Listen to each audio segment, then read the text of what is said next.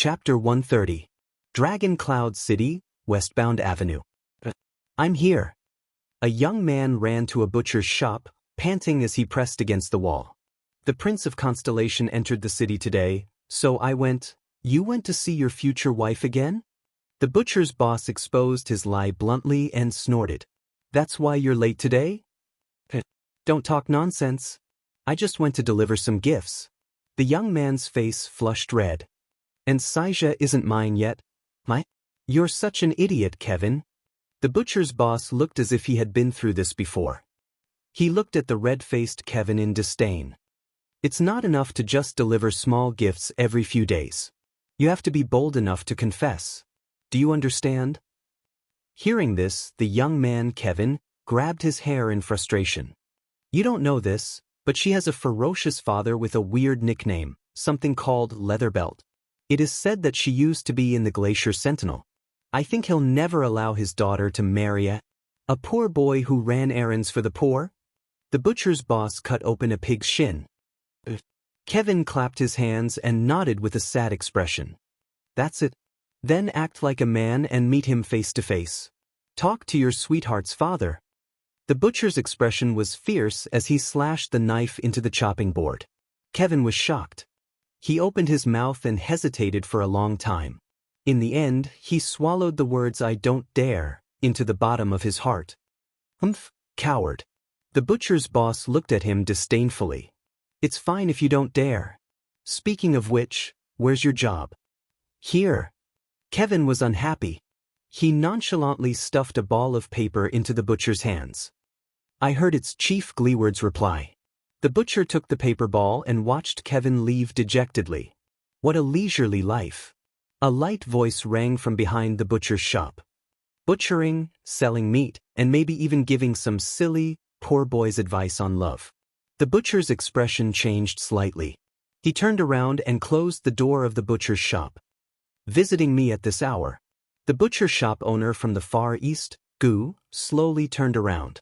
Speaking in the lingua franca with a Northland accent, he whispered to the dark corner behind him, Aren't you afraid of being discovered by Black Sword, who might return? After all, it was your idea to keep him here with fake news. The young man in white, Raphael Lindbergh, peeked out from a dark corner and smiled. Gu lowered his eyelids, raising his guard like a wolf on the grassland. Since he appeared so confidently, it seemed like he really did have a way to avoid being discovered by Black Sword. Even Black Sword's senses, which were so terrifying that they could be said to be inhuman, could be hidden from him? He could sense everything that was happening within a few hundred meters, and there was nowhere for him to hide? Gu narrowed his eyes. Raphael did not answer Gu. Instead, he said sarcastically, Why? Were you a dating consultant before you betrayed the Raven Guard? Are you experienced in this field? Gu heard those 3 words. Even with his many years of training and habits, his control over his body's reactions had become extremely precise and perfect. He couldn't help but feel his heart skip a beat and his blood flow slightly. Gu looked up and met Raphael's gaze quietly. Both men's gazes were as calm as still water, but only they themselves knew the dangerous undercurrent hidden beneath their words. Never in a hurry to show off and kill. Instead, they search for the enemy's weakness through endless probing. They strike from the side, go with the flow, and add fuel to the fire. This is the usual style of the kingdom's secret intelligence department, inherited from the secret army. Ever since Main Nox and Constellation formed an alliance, we have fought against the secret intelligence department countless times in the dark. We know their unique style and methods very well. But the problem is, how do we defend against them? His master's words echoed in Gu's ears, making him even more vigilant. It's interesting to see these people's ordinary lives and experiences. Gu turned around and swept his gaze across the empty shop with a relaxed expression. Most of the people had gone to watch the bustle of the Prince of Constellation entering the city. He tidied up the table as if there was no one else around him. You know, after staying in despair and darkness for a long time, I always want to breathe in some hope and find some sunlight. I thought with your experience, you'd be used to interesting things. The corners of Raphael's lips curled up. Used to it? That boy Kevin, is a real pauper. Gu sneered faintly. With a ruminating expression, he said, wealth, family background, power, status, he has nothing. But he has his sweetheart. In his heart, he imagines her to be the most beautiful thing in the world. He thinks of her with a smile, with joy, and with hope.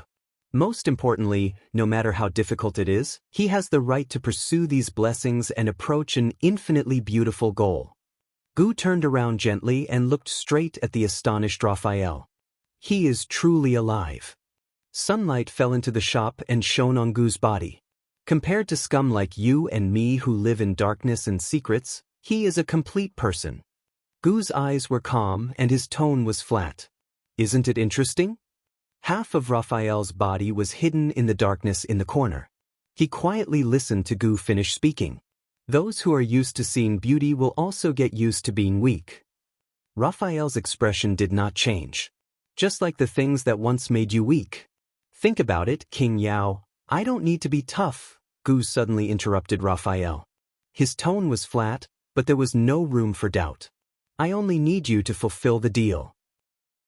Compared to your senior brother who hides his sword in its sheath, and your senior sister who wields her long sleeves, you are like a dagger in the dark. You never see the light of day and no one knows about it. Only when you deliver it will you show your power. Therefore, you must avoid any unnecessary battles and confrontations. Focus on nurturing your final, most crucial and most fatal strike. His master's words echoed in his ears again, causing his expression to turn gloomy. A dagger in the dark. Never see the light of day. Waiting for the moment you deliver it. What a pity. Gu took a deep breath.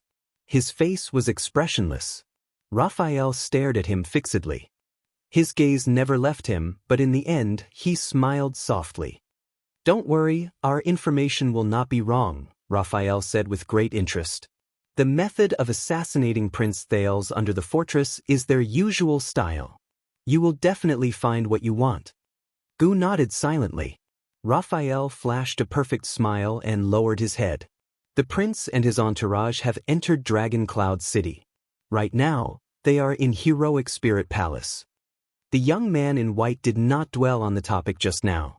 What about your information? Gu stared at him, then slowly unfolded the ball of paper Kevin gave him and scanned it. According to the information from the local gang, we have basically confirmed the monster's resting place. Gu put down the ball of paper and muttered, although I don't know what you are planning to do. Raphael chuckled and nodded. Don't worry, he said righteously in a strange tone. We are on the side of justice, aren't we? As the purgers of calamities, we contribute to the safety of mankind. Gu snorted coldly and turned to leave. Bullsh *T. Raphael shook his head and chuckled nonchalantly. He turned his head and looked out of the window at Heroic Spirit Palace on the mountain. For a moment he was lost in thought. Raphael could not help but think of what Gu had said about the young man earlier. He has his own sweetheart. In his heart, he would imagine her to be the most perfect person in the world. He would think of her with a smile, with pleasure, and with hope. The young man's gaze became increasingly gloomy, until he gently closed his eyes. Drenched in cold sweat, Thales stared at the crossguard sword on the ground. What's going on? Slit my own throat? Nicholas and Shile's faces flashed before his eyes. But in Thales' eyes, their expressions were extremely sarcastic. For the mutual benefit of your highness and King Nuven, he invites you to join him in his revenge. The hunter has sharpened his sword. The trap and the trap are in place. The prey cannot escape. The prince raised his head and stared in disbelief at the old man who was supposed to be his ally. King Nuven's cold and threatening gaze was fixed on him. Who is the prey, and who is the hunter? The scene of him confidently explaining the alliance of two kings to Gilbert in Mindy's hall seemed to be still vivid in his mind. Now it seemed so ridiculous. Go on, Nuven VII urged him with his old and hollow voice. Show your courage and courage as a descendant of the Jade Star family, an eye for an eye. Thales' gaze was fixated on the sword. His breathing unconsciously quickened, and his brain spun wildly. He raised his head and glanced at King Nuven, But the coldness and hatred in the other man's eyes did not change. What should I do? There was no time left for him to be bewildered and make deductions. Faced with such a predicament, Thales could not help but frown. What should I do? King Nuven is really trying to kill me. Thales shut his eyes tightly and clenched his fists. What should I do? What? An unfamiliar voice came from among the 5 archdukes. As a Jade Star, as a descendant of the Oathkeeper, you don't even have the courage to atone for your sins with death? Then what are you doing here? To have fun? The person who spoke leaned forward, finally allowing Thales to see the face of the first Archduke clearly. The man sitting on Nuven VII's left was a bearded man in his prime. He was in his 40s and had a rough appearance. His attire was simple and unadorned, and he wore a triangular and circular brooch on his chest. He stared at Thales with disdain and disgust, revealing his undisguised hostility. If you don't dare, then kneel down and beg for mercy? Constellation's little bastard, the bearded man said fiercely. Thales clenched his teeth. Damn it. Damn Northlanders. Another archduke turned his head to the side as well. The firelight illuminated his bowl cut, which was at the same level as his ears. This was a tall Northlander in his 40s. He had a sharp face and a protruding chin. He was slightly younger than the bearded man, and his clothes were embroidered with the pattern of a shining sword blade. The man with the bowl cut spoke coldly and agreed with the bearded man's words. Perhaps these noble people of the Empire think that sending a 7-year-old brat to a northern countryside like ours is the greatest charity and grace to us barbaric and backward Northlanders. Perhaps that Kessel might even think that it's just killing one of your princes. What's the big deal? The bowl-cut man sneered and organized his words with ulterior motives. Look, my son is here to give you candy, foolish Northlanders. The atmosphere in the hall became even more tense. Thales' breathing became faster and faster. He raised his head and stared at the archdukes with a sharp and terrifying gaze. Oh, are you angry? The third archduke revealed his face from the firelight. He was a rather old suzerain in his 50s or 60s. He had a bitter look on his face, and his bald head was only left with a circle around his ears. He had a bronze headband around his forehead, and there was a chain embroidered on his robes. I say, do you dare to touch that sword? The bald suzerain's tone was flat, but there was a hidden meaning in his words. Whether it's to commit suicide with it or to charge at us, both are much more effective than using your gaze, right? Thales took a deep breath and swept his gaze across the bearded man, the bowl-cut man, and the bald suzerain. Nuven VII was indifferent. At that moment, the 6 men sitting in the stone hall stared coldly at the boy in front of them, and the sword in front of him. Enduring their gazes, Thales felt a surge of anger in his heart. Is this what they want? The shock of being betrayed and plotted against slowly turned into anger and resentment. What should I do? Think of something quick. Blood debt. Revenge. The king. The archduke. A vague thought flashed across Thales' mind. He raised his head abruptly. Very well. Thales' breathing became heavier, and his words were filled with indignation, dissatisfaction, and injustice. Blood for blood, it's quite fair. Under everyone's contemplative, contemptuous, or indifferent gazes, Thales slowly bent down. He grabbed the sword on the ground. This scene again. This choice again. I've had enough of this. These rotten people. His gaze gradually became determined. But I won't die here. No? Thales exerted force in his hand and lifted the hilt. With the sword. He was startled. Why is it so heavy? Unprepared, Thales did not pay attention, and the hilt slipped from his hand. Asterisk clang. Asterisk the crossguard's sword fell to the ground again, and the sound lingered. Looking at this scene, the 5 archdukes burst into laughter. It was as if they were watching a monkey show on the street. Relax, child, the bald suzerain said meaningfully. Take a good look at this. This is the weight of Northland. Thales closed his eyes and panted. It's really heavy.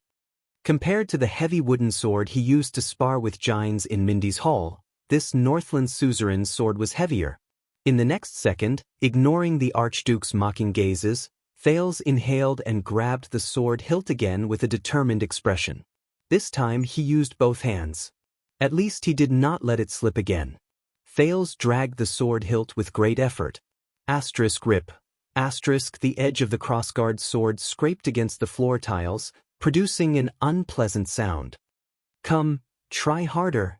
The man with the bowl cut sneered at Thales. You'll soon reach your neck. The Archduke's mocking laughter became louder. King Nuven's expression was still cold and numb. He seemed to be waiting for Thales. The prince gritted his teeth and pulled the sword hilt forcefully with both hands. Only then did he manage to drag the sword in front of him. Panting, he held the heavy sword in his hand and raised his head to look at the 5 suzerains. Remember this, boy. Never use the situation behind you to threaten a Northlander. The bearded man spat fiercely. We are fearless. This is the way of Northland. We are not afraid of your cowardly father and the weak country behind you at all. Thales held the sword. His eyebrows furrowed and he gradually tightened his grip. Don't worry, your highness. Before you slit your own throat, the man with the bowl cut who had been mocking him said in a fuss, we will definitely stop you.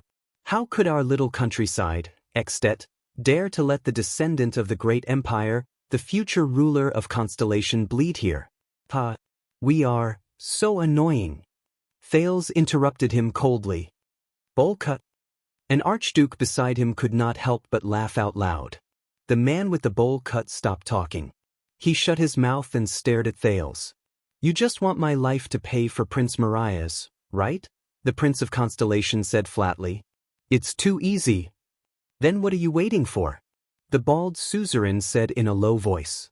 Are you waiting for us to dissuade you? Die like this. Thales endured the strange gazes from the crowd and spat. That's too cowardly and cowardly. There's no dignity to speak of. I heard that the knights in ancient times had to swear an oath to their lord to abide by the creed, protect their honor, and defend their dignity.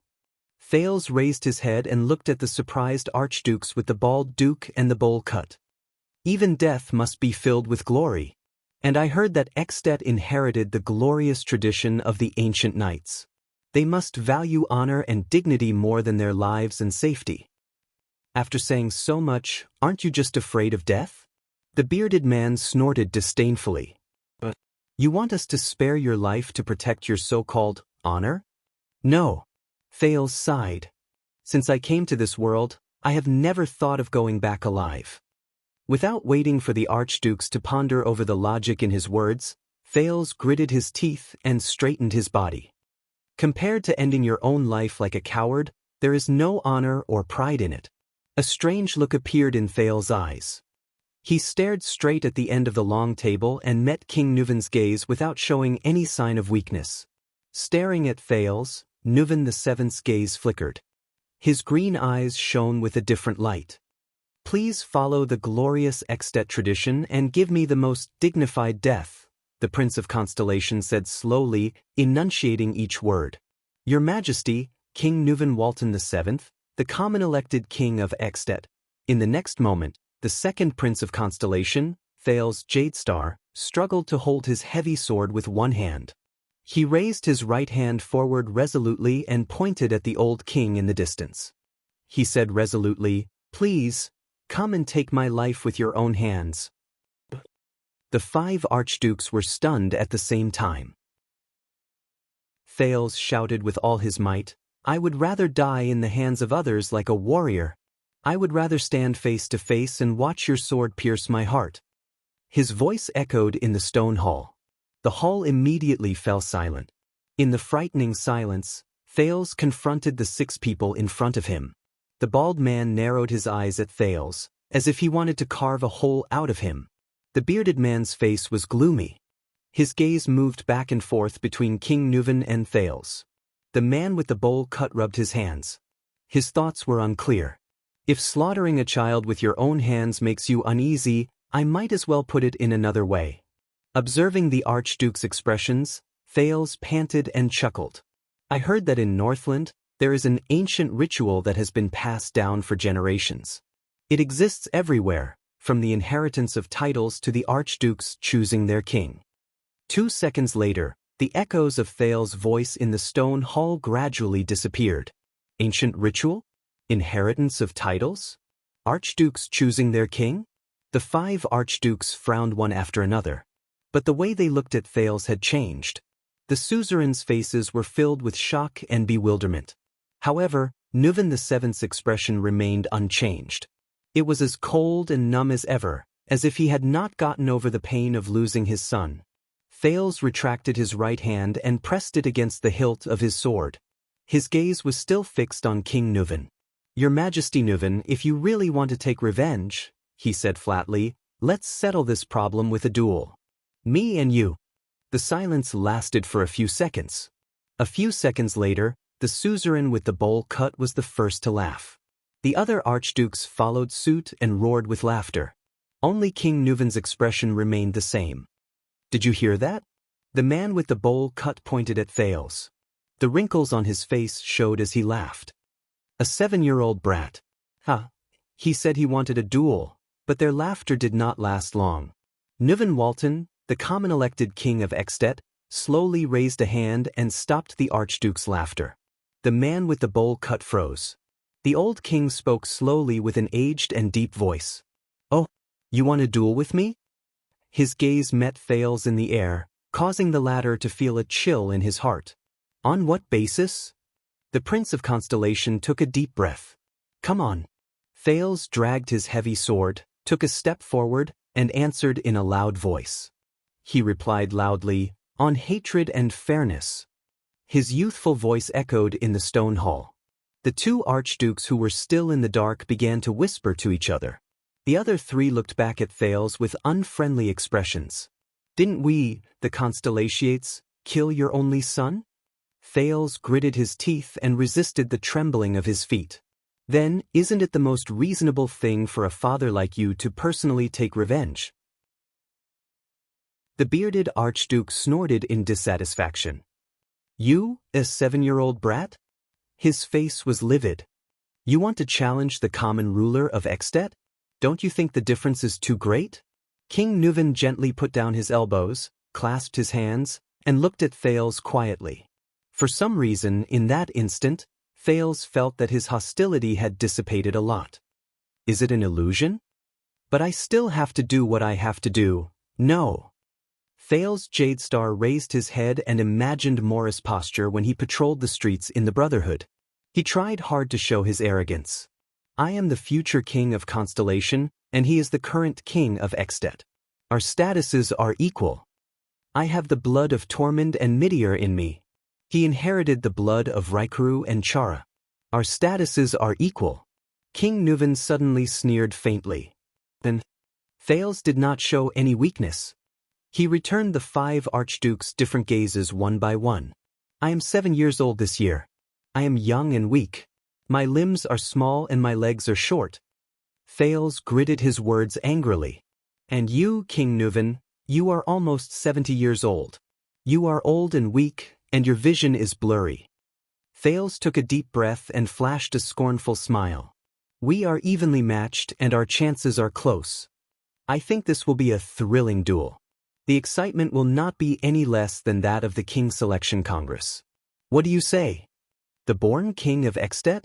As soon as he said that, some of the 5 archdukes frowned, while others clicked their tongues. Their expressions were all different.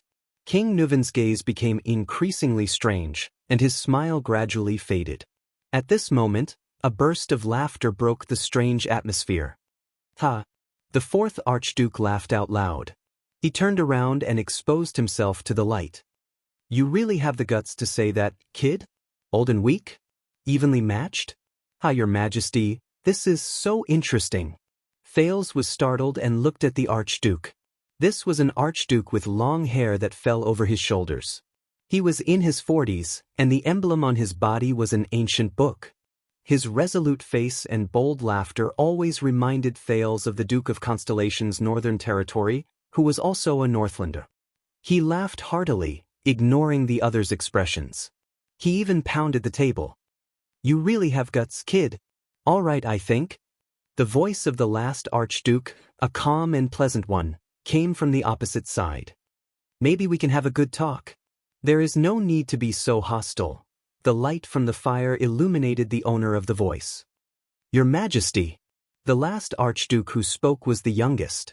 He was about 30 years old, and he was a clean-looking, brown-haired young man. There was a blood-stained horseshoe embroidered on his shoulder. He continued to speak in his gentle voice. I advise you to reconsider, Concret Poffret. But King Nuven's expression did not change. He only turned his head slowly and shot his gaze at the young Archduke. Do I look like I'm joking? The brown-haired young man, Archduke Concret Poffret, suddenly stopped talking. The remaining 4 archdukes exchanged glances as they adjusted their sitting positions. They were a little surprised by the current situation and waited for the king's decision. Only Nuven VII, who was sitting in the main seat, turned his gaze again and stared at Thales for a full 5 to 6 seconds. Thales' feet finally stopped trembling. At that moment, old Caslin's final evaluation of Nuven VII emerged in his mind. Nuven is also human. He will grow old, and there will come a day when he will be bewitched by flattery and beauty, and be controlled by desires and impulses. Thales chuckled in his heart. Of course, Your Majesty, Thales said softly, attracting the attention of the 6 archdukes again. I respect that you are about the same age as my grandfather. It does seem a little inappropriate to ask you to duel with me. The archdukes were puzzled at the same time. After all this time, is it just a bluff? The bearded man said scornfully, so you still don't dare? No. Thales interrupted him. The duel still has to go on. But if today really ends like this? Thales turned his gaze and swept his gaze over the 5 archdukes one by one. The bearded man, the bowl-cut man, the bald man, the long-haired man, and the brown-haired young man. He then said in an unquestionable tone, I believe that the 5 archdukes present are all loyal people. One of them will definitely fight on your Majesty's behalf. The moment he said this, the long-haired man was the first to clench his fists. The other archdukes immediately held their breaths. How about it? Do you dare to fight for your king? Archdukes? I don't know which one of you wants to duel with me and obtain that glory. Thales gritted his teeth and raised his voice to the maximum. The glory of personally stabbing my heart with the blade of revenge. As an archduke, I will personally kill the Prince of Constellation and avenge Extet. After Thales said this, he could not stop panting. A second later, the second prince raised his head. Chapter 131. The place you're going to investigate isn't far, but Dragon Cloud City hasn't been very peaceful lately. Big Leatherbelt pouted and shook his head at Cohen and Miranda. You know, Prince Mariah disappeared for a month, and then there was news of his death in Constellation. Then there were all kinds of rumors. The men were all gearing up for battle, waiting to be called up to fight the Empire in the south. Then there was news that the war was over. And today, just now, the Prince of Constellation came to Dragon Cloud City to apologize.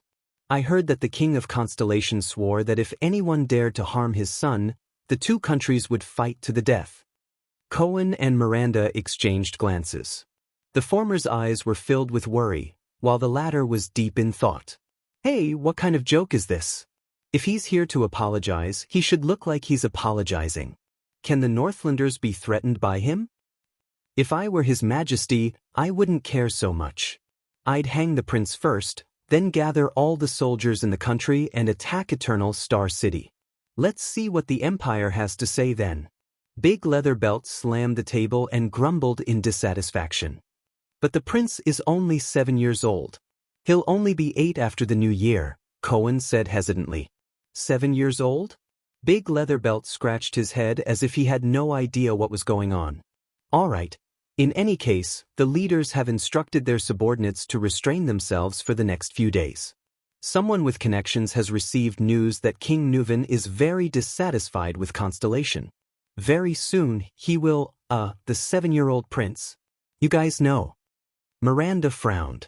Who's spreading these rumors? Is it to deliberately harm the prince? Or is it to provoke discord between King Nuven and the second prince? Besides, His Majesty has lost his only heir. Even a fool would know how he's feeling right now. Big Leatherbelt sighed. Let's not talk about the next Archduke of Dragoncloud City and the next king selection. Who knows, King Nuven might get angry first. Sigh, did you just say bosses? Are they the local gangs? Cohen asked curiously. I heard from Caslin that he has connections with all the major forces in the city? Yes, Caslin has a lot of influence. Back then, he had the guts to contradict King Nuven in front of all the courtiers and was expelled from the White Blade Guards. Big Leatherbelt chuckled. But from the administrators in Heroic Spirit Palace to the big shots in Dragoncloud City who make a living with their underlings, they all respect Caslin a lot. Not to mention the many old subordinates he took care of and guided. Regardless of whether they were promoted or retired, they all owed him a favor. That's why Caslin asked you to come to me. Big Leatherbelt nodded. I have a lot of contact with the local forces, so I should be able to help you. Before we depart, please tell us about the forces in Dragoncloud City. Cohen's expression was solemn. This is very important. Big Leatherbelt looked at Miranda, who nodded slightly. Therefore, Big Leatherbelt spread his hands. All right, let's split into sections. First, the section we're in, Shield District and Hammer District, are inhabited by the natives of Dragoncloud City. They may be poor, but this is Gleeward and his brother's territory. You don't want to provoke them. Gleeward, is he the leader of the gang? He controls these two districts? Cohen followed his professional etiquette and asked, even the officials and guards can't interfere? No, it's different. I mean, he's not a suzerain nor a bureaucrat, so he doesn't have the right to interfere. Gleeward wouldn't purposely provoke the dignity of the nobles or officials, Big Leatherbelt explained while waving his hand. But Gleeward was a famous veteran before he retired, so he has a high reputation here. Whenever something happens, being cheated by foreigners, fighting among the locals, some nobleman taking a fancy to someone's daughter, or someone's family having a hard time this winter, his people will always be there to solve all kinds of problems. Because he's willing to stand up for the poor, many people in Shield District and Hammer District are willing to believe in him. The disciplinary officers have publicly said that Gleeward's existence is to help stabilize the two poorest districts, so they give him face. Although I think it's because of Gleeward's military service. He used to be a heavy swordsman, and many of his old colleagues are now working there, even in the inner city and Heroic Spirit Palace. Gleeward doesn't have a specific gang or subordinates, but if he were to stand on the street one morning and say, I need some help, I'm willing to bet that at least a dozen good men would put down their work to help, and another dozen would rush over from outside the city an hour later. If he waited until the afternoon, his men would be able to form a brigade. Half of these people have served in Dragoncloud City's army before. They're strong, can eat, and can fight. Miranda frowned, while Cohen, who had experience as a police officer, nodded. He was digesting the completely different gang organization here and in Eternal Star City. As for Sword District, Bow District, and Armor District, there are many merchants, a lot of goods, a lot of residents, and a lot of profits, so it's a little complicated. The market in Sword District is filled with civilians from outside the city or even further away. There are even Constellation's merchant groups hawking their goods there. The person who has the most authority there is called Vlad. He has an official identity as the disciplinary officer in charge of Dragoncloud City's market. At the same time, he also has subordinates in the dark, but not as many as Gleeward, nor as strong. Big Leatherbelt shook his head. Rumor has it that he has dealings with Constellation's Blackstreet Brotherhood. They do some gray business and rely on the embargo between the two countries to earn some profits. He doesn't show up often, but everyone is quite afraid of him. Blackstreet Brotherhood? Cohen's interest was piqued by the name. Their business has already expanded to Extet? Yeah, I've never heard of this name a few years ago. At that time, we had to look for the Blood Bottle Gang to handle matters in the south. Big Leatherbelt shrugged helplessly. But one day, the Brotherhood suddenly popped out of the ground and swaggered into Dragoncloud City. They sat down to negotiate with Vlad and Gleeward. At that time, we all thought that these outsiders, Southerners, and people from the Empire were coming in to fight for territory. But in the end, the two big shots didn't say anything. The Brotherhood didn't settle down in Dragon Cloud City either. They just started to have more channels in the local businesses. If you ask me, their businesses are expanding quickly by doing this, but they are not stable enough. Neither Vlad nor Gleeward trust them. Just like this time, when there were rumors of war between the two countries, Vlad shut down his smuggling channels. Be it the Brotherhood or the merchants and businesses they protected, all of them disappeared. Expanding so quickly, Cohen narrowed his eyes. Maybe their goal isn't stable development, or even to do business or fight for territory. Heh, that's impossible. Big Leatherbelt smiled in disbelief. If they don't fight for territory, profit, or business, can they still be called a gang?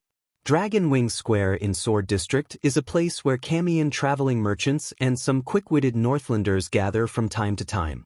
From noble suzerains to desperados, these people have a way to get in touch with them. Plus, their goods are very popular among the locals, so the rhythm of these places revolves around them. There are also many unique shops and locations. You know, Big Leatherbelt put on a wretched smile that all men would know. He stretched his hands horizontally and grabbed the air as if he was grabbing an apple. Soft and wet, Cohen lowered his head and smirked, while Miranda snorted coldly. Anyway, some Camian and Northlander merchant guilds have taken root in Dragon Wing Square. Bao District, especially along West Express Avenue, is a little more peculiar. To put it simply, Bao District has what other districts have: crude workshops, small shops, and so on.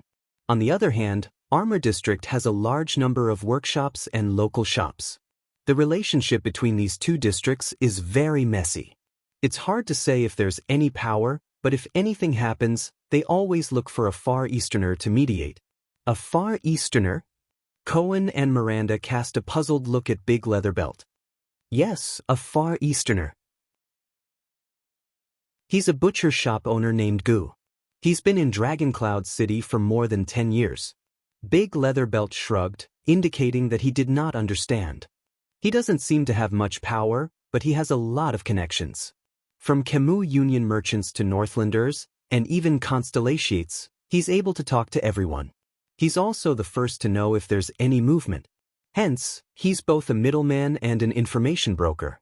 As for places like Arrow District, Spear District, and Axe District, you'll have to walk a few steps up. Those who can live there are all powerful and influential people.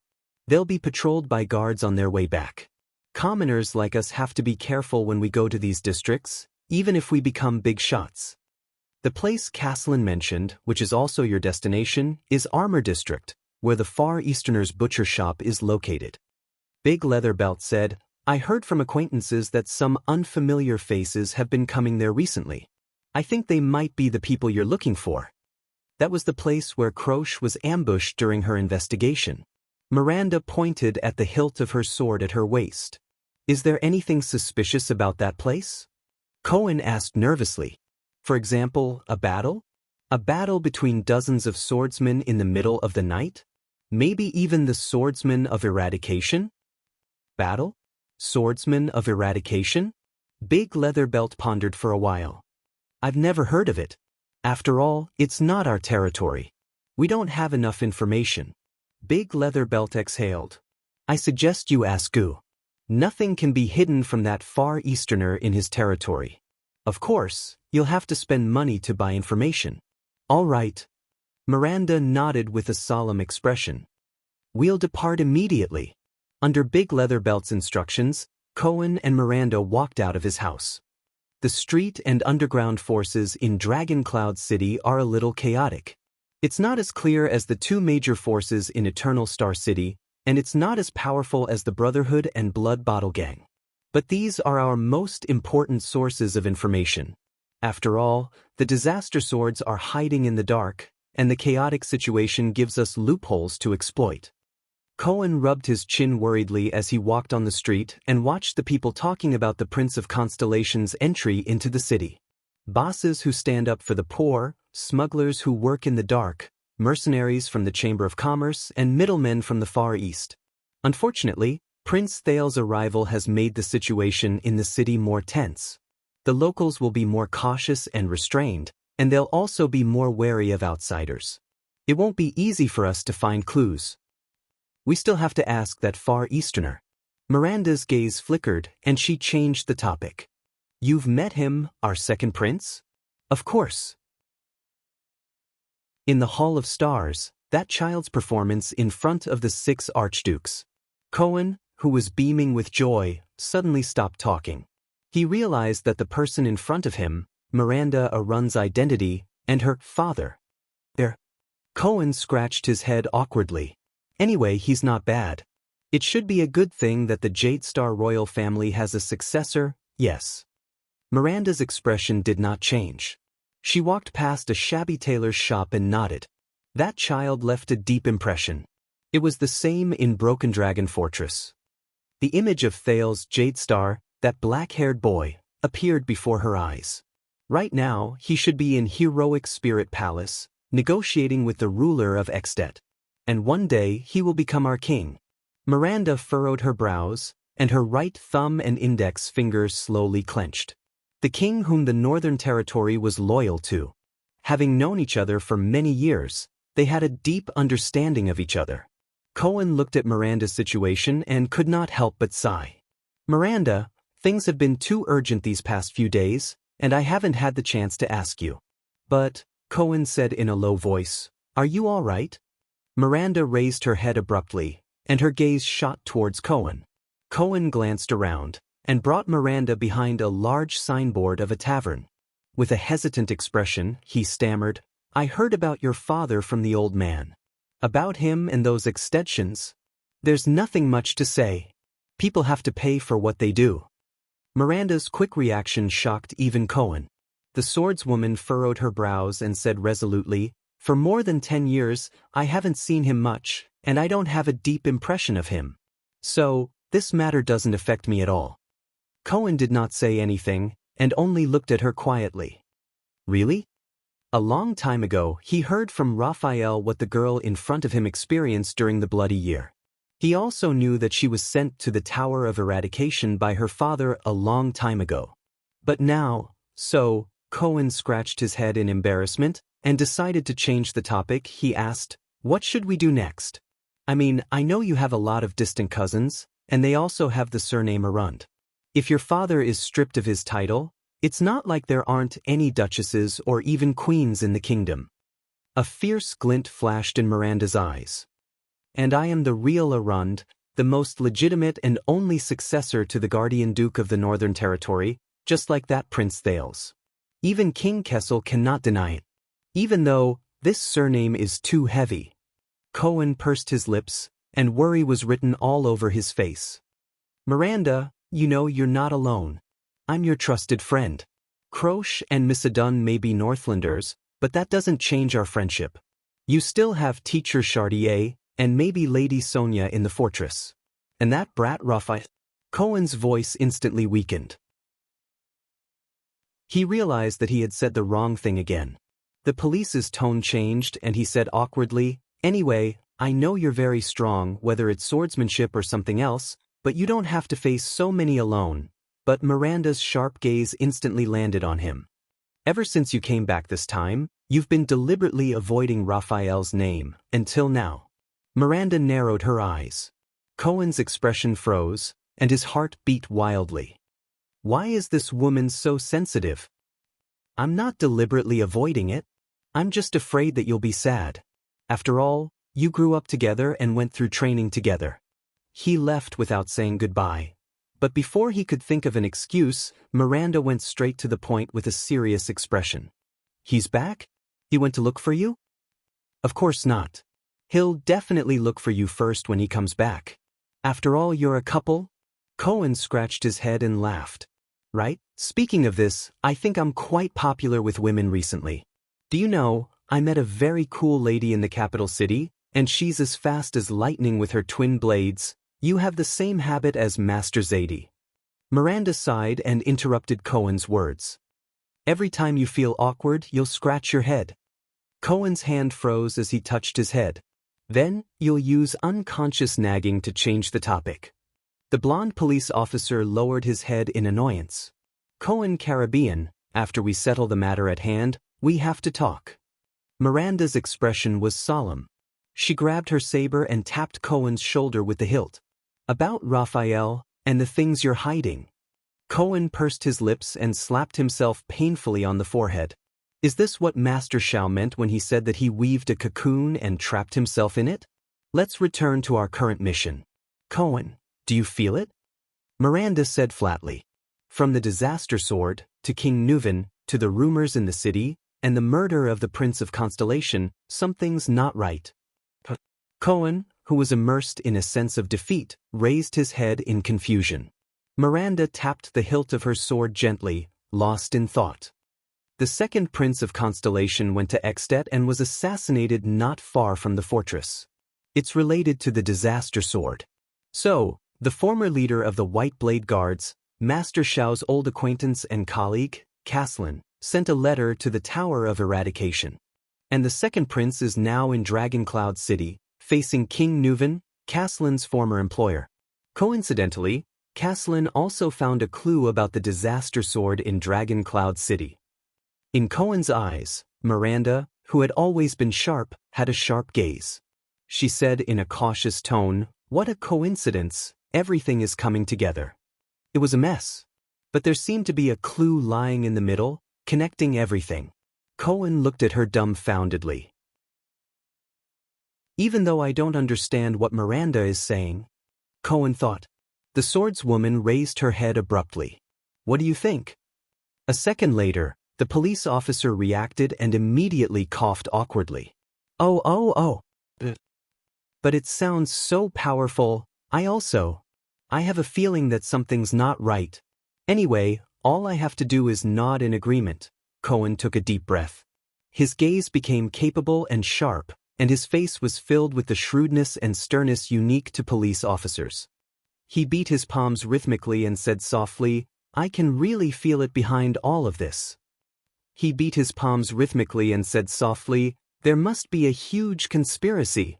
Looking at Cohen, Miranda sighed helplessly. She closed her eyes and shook her head. No, this idiot. It would be weird if he could feel it. The bearded man gritted his teeth and looked at Thales in disbelief. The man with the bowl cut looked at King Nuven in surprise, then at Thales. The bald man and the long-haired man looked at each other and realized that they were both frowning. The brown-haired young man stared at Thales with a strange expression. He wanted to say something but stopped. I made the right bet. Thales breathed a sigh of relief. He did not know what the current situation was. He was not sure if Nuven's attitude towards him had changed.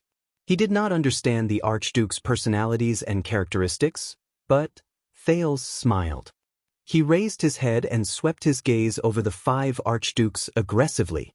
None of them dared to bear the blood debt of killing the Prince of Constellation alone. The shield that Kessel forged for him with the oath of the throne was still solid. Previously, when King Nuven said that he wanted him to commit suicide, the Archdukes looked like they were watching a good show. But if this honor fell on their heads, for example, if a class of people wanted to do something bad and wanted to avoid bearing the consequences, they would either do it secretly or openly cause a commotion. But no one would dare to do it alone. Jade Star's little brat. The bearded man's gaze was fierce, as if the hatred between him and Thales could no longer be resolved. We have long heard of your story. Treacherous, cunning, and scheming beyond that of a child. It seems that we were right. Enough. Let's stop testing a 7-year-old child. The man with the bowl cut had a playful expression. I dare to bet the 6 counties in Reformation Tower's territory that this brat will become a great threat to us in the future. Testing. Thales frowned. But the man with the bowl cut was immediately interrupted. What an interesting idea. Under the astonished gazes of all the archdukes, King Nuven broke the silence. His eyes glinted coldly. Where did you hear this from? Thales slowly regained the sense of stability in his heart. He steadied his breathing and said to King Nuven, your King Selection Congress and the duel for the succession of Black Sand Region. Black Sand Region? Nuven VII did not hide the hatred on his face. Lampard, that bastard, even asked me to provide a station and supplies for the team that escorted you here from Black Sand Region. The archdukes quickly exchanged a few glances. This reminded Thales of the Archduke of Black Sand's collaborator. Hypocritical and ridiculous fellow, King Nuvan said gloomily. Doesn't he know that half of my blood debt lies with him? The expressions of the 5 archdukes did not change. King Nuvan's expression was solemn. He slammed his palm on the table and the ring on his finger made a sharp sound. Asterisk thud. Asterisk everyone was taken aback by his words. The duel. Why not? Then, under the archduke's extremely interesting expressions, King Nuvan turned to them. Who among you is willing to fight on my behalf to prove your loyalty to the king? If you are stained with his blood, you should be able to let go of your scruples and stand together with Dragon Cloud City, right? Thales clenched his teeth. But he seemed to have gradually grasped Nuvan's rhythm. The archduke's expressions became extremely strange. But King Nuvan did not give them a chance to reply. Rabian Alcius, my loyal Archduke of Prestige Orchid. King Nuvan turned to the bearded man who had always been filled with malice towards Thales and said casually, Go, bring me victory and revenge in the duel. Prestige Orchid. Thales remembered him in his heart. The location of the Battle of Dawn 300 years ago. Archduke Alcius glanced at King Nuvan, then at Thales. The prince watched as his expression changed again and again. I thought you were just testing him just now. Nuvan. Archduke Alcius furrowed his brows deeply. Our previous discussion was already very clear. Everyone is willing to eat Constellation's flesh, but no one wants to see an all-out war to the death. Don't tell me you really want to kill this prince here? Thales felt relieved. Testing, it's really a test. My life seems to be saved. But then he was stunned again. Based on these words, these 6 people have been discussing the matter of sending troops to war? Isn't that good? I even sent Nicholas ahead of time to tie him up and parade him through the streets of Dragon Cloud City. Nuvan flashed a frightening and crazy smile. Since they have lost their legitimate heir, the Walton family is destined to decline. Isn't it good to do one last thing for Extet? The 5 archdukes' expressions became increasingly unpleasant. Thales tried to put himself in the archduke's shoes and understand their feelings. Constellation, which had no heir previously, faced almost the same situation. A king whose behavior is unpredictable. Alcius, after all, the sword in his hand is your sword, King Nuvan continued to say faintly. Besides, more than 600 years ago, wasn't it Tormund Jadestar who led his army and chased your family, Alcius, from the ancient chauvinistic land they had ruled for generations to the north, and built Eternal Star City on your family's old land? Killing him will bring glory to your family, won't it? Alcius chuckled sheepishly. If you raise your troops to war, Prestige Orchid region is willing to advance and retreat with Dragon Cloud City and be loyal to the flag of the Dragon Spear, your majesty. Alcius slowly stroked his beard and shook his head. But not in this way. You can't force me to carry this blood for you. My dear Archduke Alcius, you don't want to carry this blood. Thales sneered and replied to his words. After saying so much, aren't you just afraid of death? Alcius paused and looked at Thales with an increasingly hostile expression. King Nuvan sneered and turned to the merciless bowl cut. What about you, Archduke of Reformation Tower, Porpheus Trinidad? Kill him and we will stand together from now on. Reformation Tower. Thales suddenly recalled Lampard's story. I refuse. The bowl-cut Archduke Trentida reacted quickly. You can't ask me to do this. He shook his head warily and said, there is only one reason why Trentida supports the war against Constellation. Reformation Tower can reap the most benefits from the war. But if I kill this brat with my own hands and am forced to bear the enemy's hatred, it will obviously not be worth it. In the war caused by this, the one who benefits the most is definitely Lampard, and the murderer will always bear the blood debt. Trentida raised his hand and laughed. We will only send our troops when there are benefits and no risks. Otherwise, why would we want to get involved in this mess? You are really the most honest person I have ever met, Trentida. The bald Archduke sighed. Without waiting for King Nuvan to speak, he replied, your words are selfish and shameless, but also reasonable and true. Therefore I can't refute you. For the same reason, I, Rogers, let go from Defense City. The bald Archduke let go said flatly.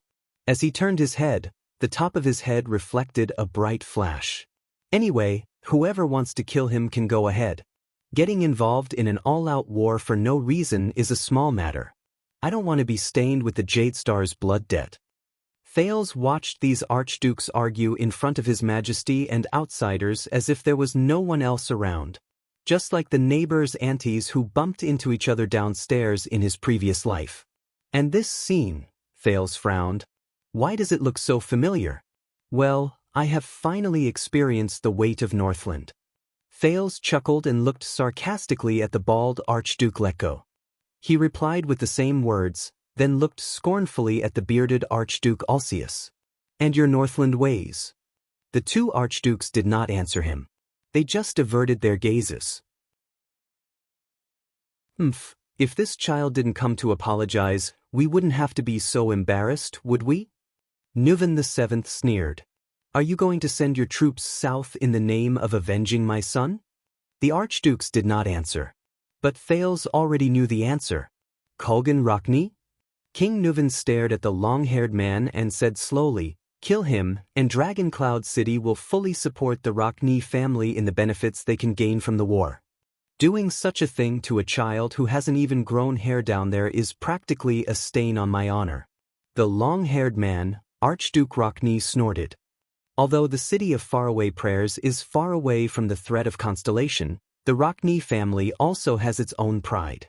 The more Thales listened, the more obvious his feeling became. The way the archdukes speak to the king, through direct and indirect contact, he quickly realized that the relationship between king and vassal in Extat and Constellation was fundamentally different. The archdukes and the common elected king were almost on equal footing. Those who were familiar with each other and had power would not even be polite to the king. Compared to Constellation, Thales recalled the time in the Hall of Stars when the vassals of the 6 great clans and the 13 distinguished families knelt down and kissed Kessel's ring. It seems that the archdukes of Extat have really formed their own country. The power in their hands is far beyond our expectations. Thales remembered Putre's comment. It's probably the same in terms of power. Enough. The last brown-haired young man sighed. I am the suzerain of Beacon Illumination City, Concre Pofrit, Your Highness of Constellation. I am sorry that you had to see this. The brown-haired young man turned his head and smiled apologetically at Thales. Then, he said worriedly to King Nuven, Your Majesty, I understand your anger, but please consider the future of the kingdom. The Prince of Constellation is already here. We have lost a legitimate reason to send troops. Killing him will only make things worse. Nuven did not answer.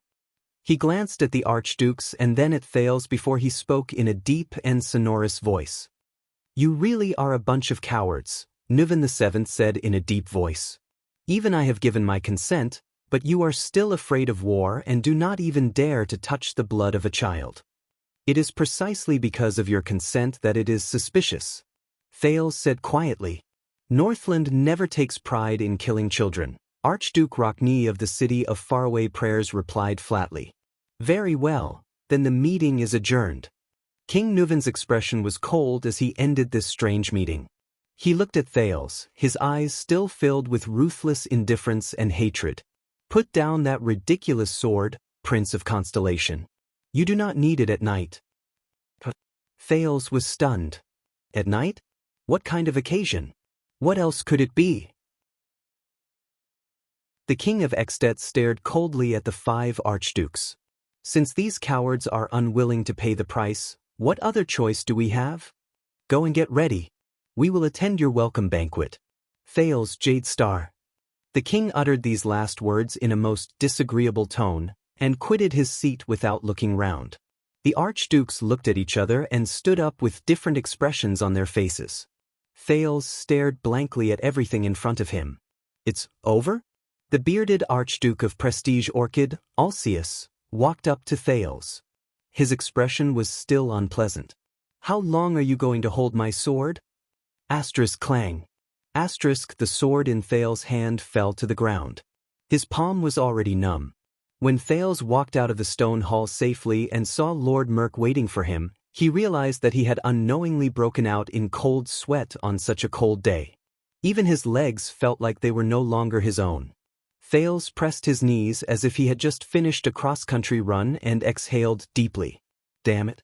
Northlanders. Please follow me, Your Highness," Lord Merk said expressionlessly. "I will take you to your room and prepare for the banquet tonight. Your entourage will also be at the banquet." Thales suddenly raised his hand and stopped Merk. "Before that, can you take me to Lord Nicholas and Marquis Shiles?" Under Merk's meaningful gaze, Thales revealed a strange smile. "They took care of me a lot on the way to Dragon Cloud City." Merk said softly, expressing his puzzlement. Thales' expression became very unpleasant. He raised his head and said firmly, "For the sake of their great kindness, I must sincerely, solemnly, carefully, and energetically thank them in person." Chapter 132. Thales followed Merk and took many turns in the grand but monotonous heroic spirit palace. While avoiding the 5 archdukes' eyes and ears, Thales finally saw the 2 people he hated so much in front of an open-air observation deck. "This calm demeanor. Looks like you've adapted quite well, young prince."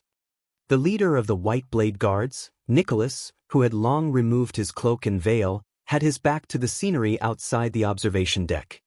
He looked at the Prince of Constellation, who looked like he was going to condemn him, with a calm expression. "If you mean that I was almost forced to commit suicide by cutting my neck in front of 6 old men with a sword that I couldn't even lift."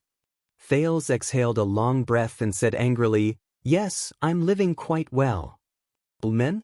I remember that Archduke Pofrit of Beacon Illumination City is still very young, not old."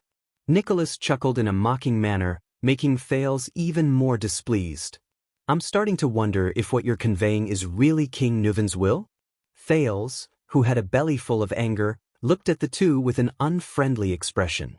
"Or is it that my life is not within his consideration at all?" Marquis Shiles of Camus Union put on an embarrassed expression. "About this? I've reminded you before that King Nuven's attitude might be a little forceful and rough." Thales turned his head abruptly and stared at him. "All right, from the looks of it, His Majesty might not only be tough, but he is also a little, Under Thales' angry glare, Shiles rubbed his staff and smiled awkwardly. After thinking for a while, he finally found 2 more appropriate words and blinked. "Wild and uninhibited?" Thales took a deep breath and resisted the urge to curse. "Next time you encounter something like this, such as before you push me into a trap that will definitely kill me, please inform me using the standard human common language, which does not carry a Northland or Western accent, and which is in line with your rhetoric habits." Thales' gaze was cold. He stared at the 2 of them and enunciated each word clearly. "Is this how you treat your collaborators and allies? Also, forcing a 7-year-old child to commit suicide. Is there any honor in it?" Nicholas and Shiles looked at each other. The former's expression did not change, while the latter leaned on his staff and bowed slightly politely. "Force? Honor? I think you have misunderstood." Marquis Shiles sighed and his expression became solemn. "The archdukes, from the beginning to the end, what they were talking about was killing you, as well as the benefits and consequences that would be brought about. As for the method of killing you, and whether or not it goes against the honor, it's just a way for the chef to serve the dishes. It doesn't matter much." Thales furrowed his eyebrows tightly. "So, you actually knew what kind of situation I would face from the beginning?" Nicholas shrugged. "And something like a 7-year-old and a child," Shiles said solemnly, "I think perhaps you should experience it now. Because of your reputation and performance, no one dares to treat you as a normal 7-year-old child. Not only that, in Extet, you are a symbol. In the eyes of many people, you are the heir of Constellation." The Marquis of Camus Union took a deep breath and stared at the floor tiles of Heroic Spirit Palace in a daze. "It is far more important than your age, your quality, your reputation, and even more important than yourself. No one cares if you are a child or not." With complicated emotions, Thales' face twitched. and he could not help but laugh. Damn it. These politicians. Don't act like a wronged girl, young prince. Nicholas hugged his arms tightly and snorted coldly. Courage and courage are the qualities that Northlanders admire the most. If you can't even pass the first test, you know, not everyone is qualified to be His Majesty's ally. Thales clenched his teeth. The second prince sneered.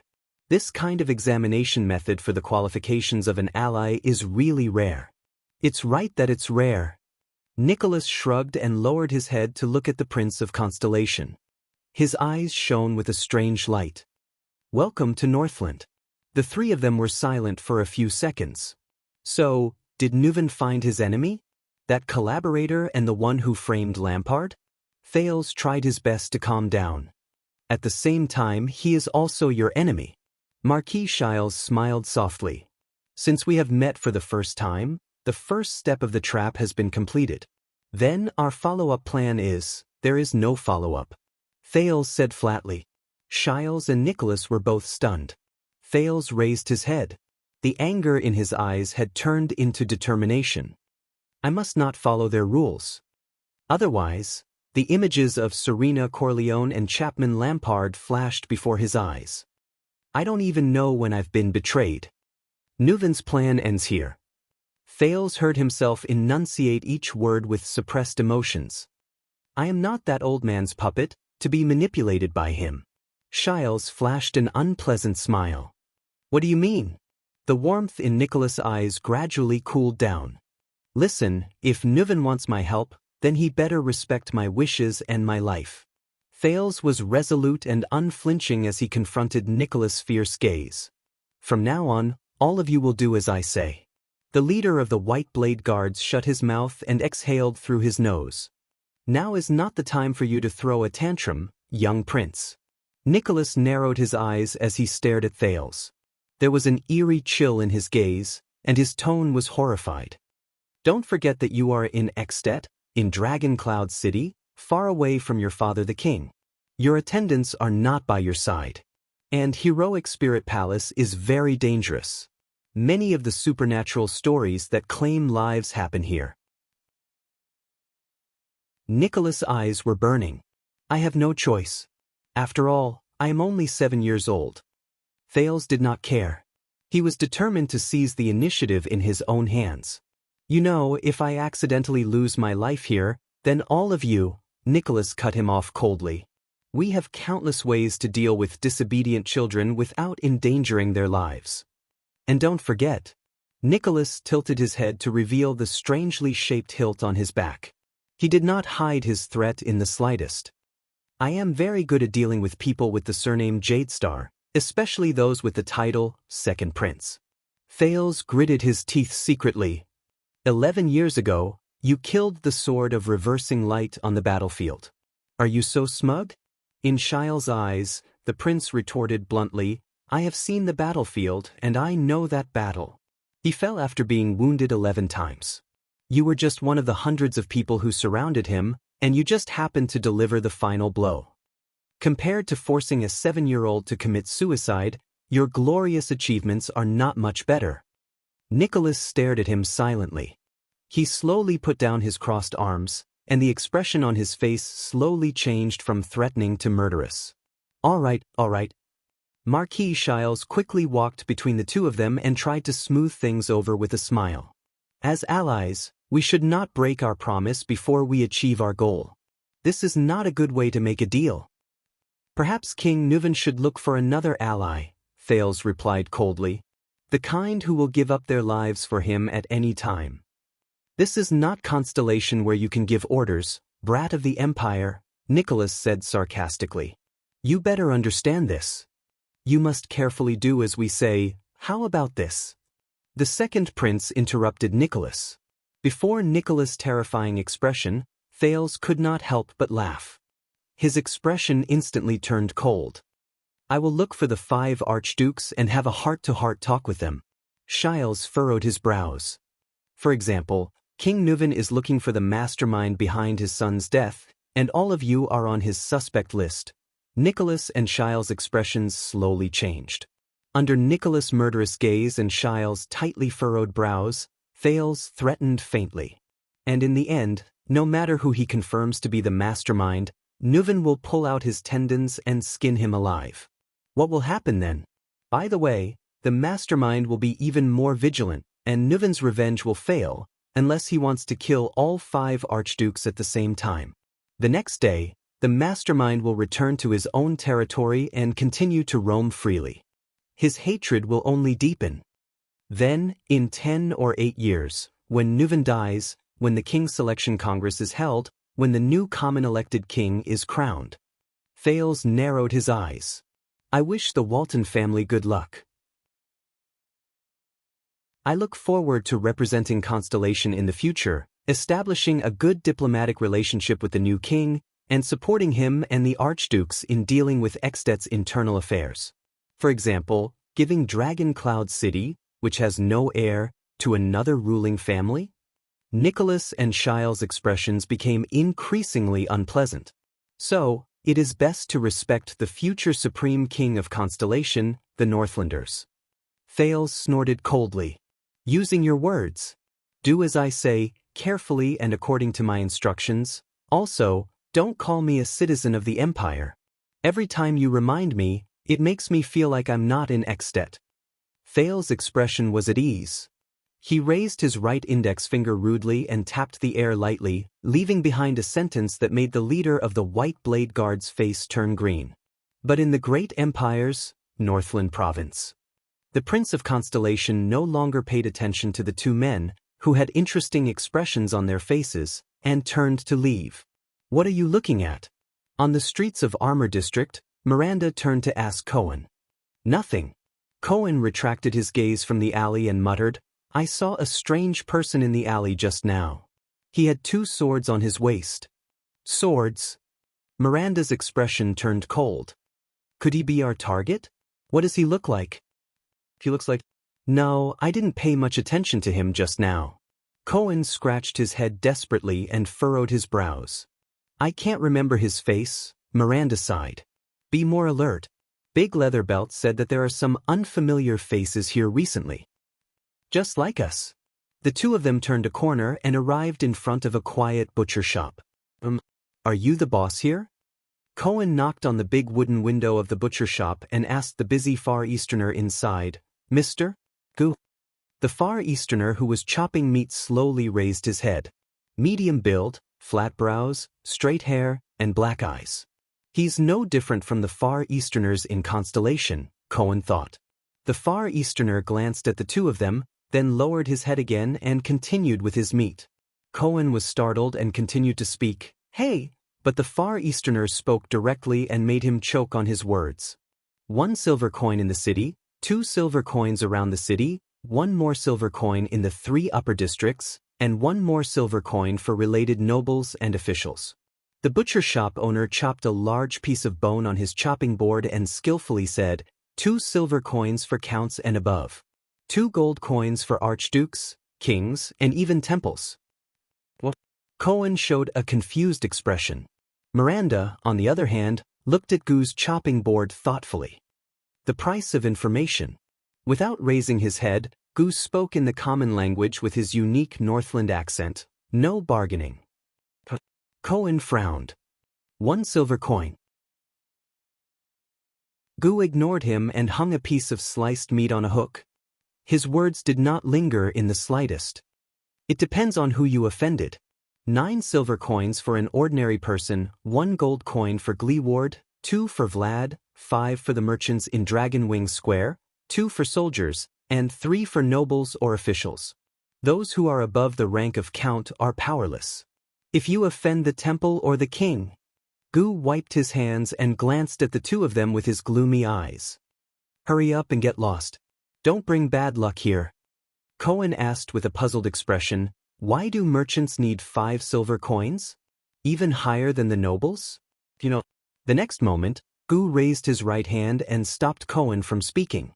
Then, the butcher shop owner quietly extended his left hand and spread it horizontally upwards. Cohen was stunned again. But before Cohen could respond, Miranda reached out and took the money pouch from Cohen's waist. We want to ask about what happened in this district recently. Two groups of swordsmen once fought here. Under Cohen's resentful gaze, Miranda happily took out a Northland gold coin, a small metal disc with Riku's head and a dragon carved on it. That's the money I asked Caslin for. Cohen rolled his eyes. Miranda calmly released 2 fingers and the gold coin fell into Gu's hand. Looks like a generous foreign customer. Gu narrowed his eyes and raised the gold coin in his hand. He flicked the edge of the coin and whistled. If it's just information, I don't have change. Take the extra as a tip. Miranda's tone did not change, but her gaze was sharp. As long as it's worth it. Tip. Cohen stared at the gold coin, then at Miranda. His eyes were filled with disbelief. Do you know how to count, my young mistress? Gu chuckled, but his next words stunned both of them. Miranda furrowed her brows. What do you mean? The information you asked about swordsmen fighting, I've never heard of it. Gu shook his head. For the sake of the gold coin, you can change your question. Miranda turned her head and pondered. Are there any new, strange swordsmen around? Cohen recalled what he saw and muttered, Right, I think I saw a swordsman with 2 swords. Gu's gaze froze. 2 swords. Strange swordsman. He sighed in his heart. Could it be you? Gu calmly put away the gold coin and lowered his head to continue his work. All right, the quota is used. You may leave. Both of them were stunned. The police officer and the young mistress looked at each other, baffled. Miranda's eyes were filled with anger, while Cohen spread his hands. Equivalent exchange. This principle doesn't work everywhere. Miranda was about to speak, but Cohen stopped her. The blonde police officer exhaled and laughed. In the next second, Cohen punched the window frame. Asterisk thud. Asterisk Gu raised his head and looked at him with an unfriendly expression. I know that there's a rule in places where the situation is tense, such as on the battlefield, whether it's a bar or a shop. Cohen curled his lips and looked at the indifferent Gu with sincerity. It's called first lesson, right? Gu did not speak and only looked at him quietly. Newcomers and outsiders will be fooled the first time. They'll lose some money and learn a lesson. Cohen tapped the window frame lightly. At the same time, they'll test the newcomer's strength. Those who are strong and have a strong backing will come and make peace. Those who are weak, Cohen closed his eyes and nodded, suffer losses, and they'll be more polite next time. Cohen tilted his head and leaned against the window, revealing a smile. He mimicked Gu and whistled. So, as a boss, you need to have a good eye. Don't look for the wrong person. Miranda looked at Cohen's ruffian face and smiled in her heart. This idiot. I've learned a lot in the Western front line.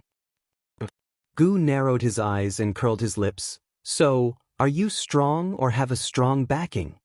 Maybe it's both? Cohen exhaled helplessly and flashed the sword at his waist. Since you've already taken the money, Gu sneered and shook his head. I've already given you an answer.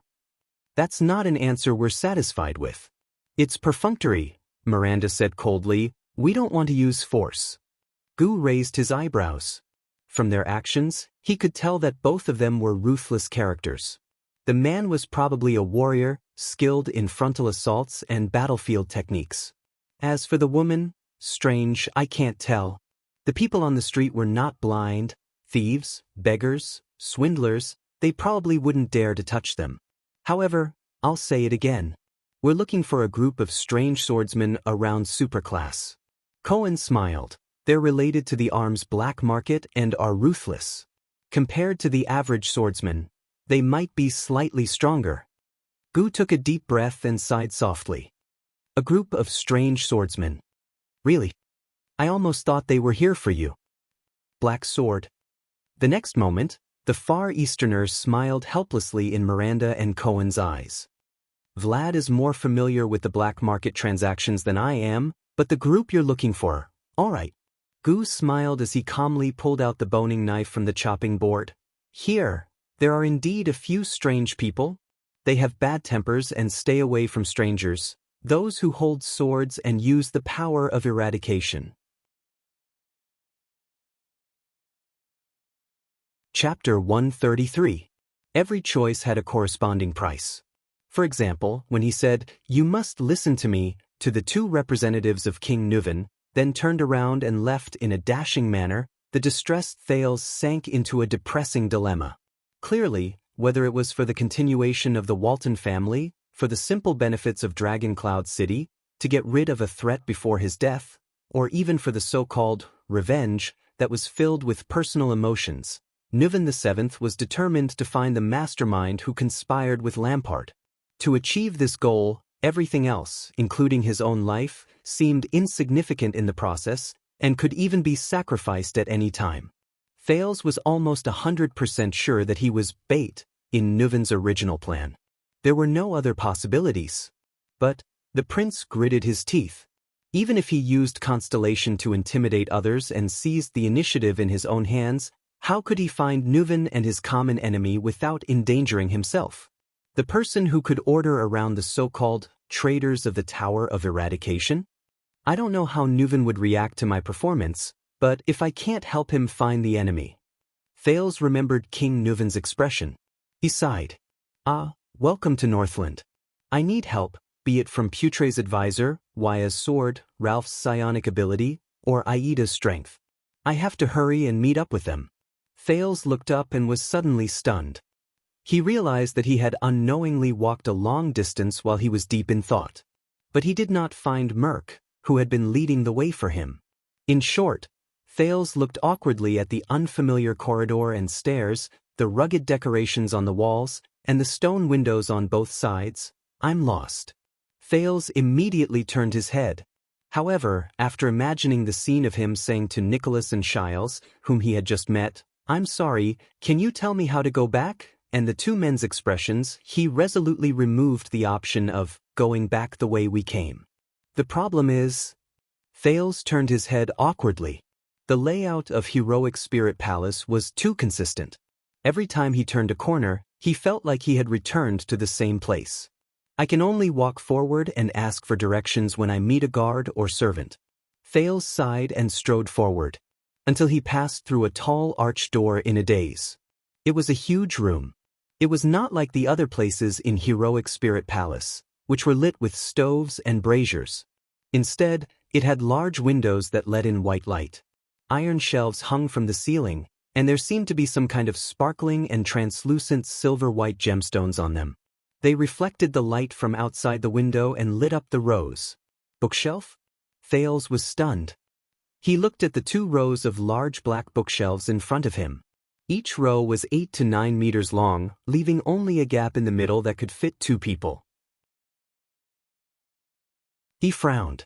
He seemed to have stumbled into a library? No wonder there was no brazier. Thales looked around. Strangely, he did not see anyone. He took a step forward and poked his head between 2 rows of bookshelves, trying to see the other end of the room, but in vain. Firstly, the room seemed to be extremely large. Secondly, he noticed that the black bookshelves seemed to be arranged in an arc instead of a straight line. At least, he could not see the other end of the room. In his field of vision between the 2 rows of bookshelves, there were still countless bookshelves extending to the end of his sight. He sighed. If it's a library, there should be someone guarding it, right? Thales cautiously opened his mouth and shouted, "Is there anyone here? How do I get to the Hall of Heroes?" There was no response. Thales shook his head. These bookshelves blocked the transmission of sound to a great extent. He had no choice but to walk between 2 rows of bookshelves and walk past rows of black wooden bookshelves. There were about 10 layers of these bookshelves, and each layer was separated by thick black wooden boards. From the soles of his feet to the ceiling, they were at least 7 to 8 meters tall. There were, of course, books on the bookshelves, thin sidebound books, heavy classics with hardcover covers, and even scrolls placed vertically. Many of the books were heavy and unadorned. Some were even ancient books made of parchment. They had a long history, but were well preserved. The ancient empire's language was engraved on the side of each bookshelf, clearly marking the categories of each row: poetry, literature, history, politics, music scores, personal monographs, and even the king's decrees. Many of them were old books that could not be found in Mindy's Hall. My God! Thales leaned against a row of bookshelves and stood on tiptoe to look at a thick book with a brown cover. He was in a daze. Collection of Imperial Edicts of the Empire, Year 1, Year 200. This is Year 600 of the Calendar of Eradication, Year 1500 of the Empire Calendar. A book from nearly 2,000 years ago? No, it's a copy. Thales immediately realized how old it was from its age. But a thought flashed through Thales' mind. If it's a book from before the Battle of Eradication, then, be it the history of wizards, magic towers, or magic, it will definitely leave behind some clues. At least it will be mentioned briefly. For example, the book he found in Mindy's Hall, War of Eradication, The World's Fall, did it not mention the Alchemy Tower? Thales' eyes brightened. He had never believed that the prohibition of magic by humans could be so thorough that it was invulnerable. Otherwise, how could there be an existence like Ramon? He continued to walk forward. From time to time, he pulled out a few books that he could still hold, flipped open the first few pages, and glanced at them. There were many similar books. From the common language to the language of the ancient empire, there were even books written in rare languages that he had never seen before. Fortunately, the special training Gilbert gave him was effective. With Thales' level of proficiency in the common language, it should not be a problem for him to understand the cover and the general contents. As for the language of the ancient empire, which he was not very familiar with, its grammar and spelling were much more complicated than the common language, but many of the roots and affixes were similar. Gilbert told him that after the collapse of the ancient empire, the language of the ancient empire used by the nobles and officials slowly became a ceremonial language for rhetoric and literature. The common language of the commoners was only gradually formed at this time. Thales held his breath and suppressed the excitement in his heart. It was as if he had returned to the past in his memories. Over there, he was also walking between rows of bookshelves. Edict of Bright God. This was a history book that recorded the deeds of the once Orthodox Church of the Empire, the Church of Bright God. War of Thorns. Looking at the title page, it seemed to be a rather large expedition during the era of the ancient empire. Its target was the land of Thorns in the southwest of the Western Peninsula. Chronicles of Conquest by Great Emperor Camelot. Chronicles of the Ancient Empire's first emperor and the history of the establishment of the empire. Kings XXX Politics XXX. I can't understand the words in the language of the ancient empire alone. My God, this is probably related to the Age of Kings before the era of the ancient empire. Origins of the Ancient Orcs. This is easy to understand, even though the entire book is written in the language of the ancient empire. The Disaster of Theron Carlin. There was another row of titles on the cover. It was written in a language that was neither the common language nor the language of the ancient empire. I don't know what book it is. Records of the Temple, the complete collection of knights. It seems to be about the history of the glorious era of knights, from the Age of Kings all the way to the Age of the Empire. The Tale of the Great Dragon. I don't know if it's a literary work or a serious record. XXX, The Iron Blood King and Medi. Another title that I don't understand. The list of the 10 knights of the past dynasties of the empire. From this bookshelf onward, the number of books written in the common language increased. Dragon Kiss Academy Year 612 Commemorative Volume. Full of things that I don't understand. Men and women. Ah, this actually has illustrations. I better put it back. Chronicles of the Dragon Spear.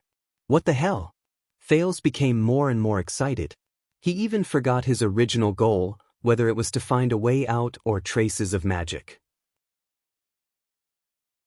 It was as if he had returned to the previous life in his fragmented memories and found a large number of high-quality documents in a database.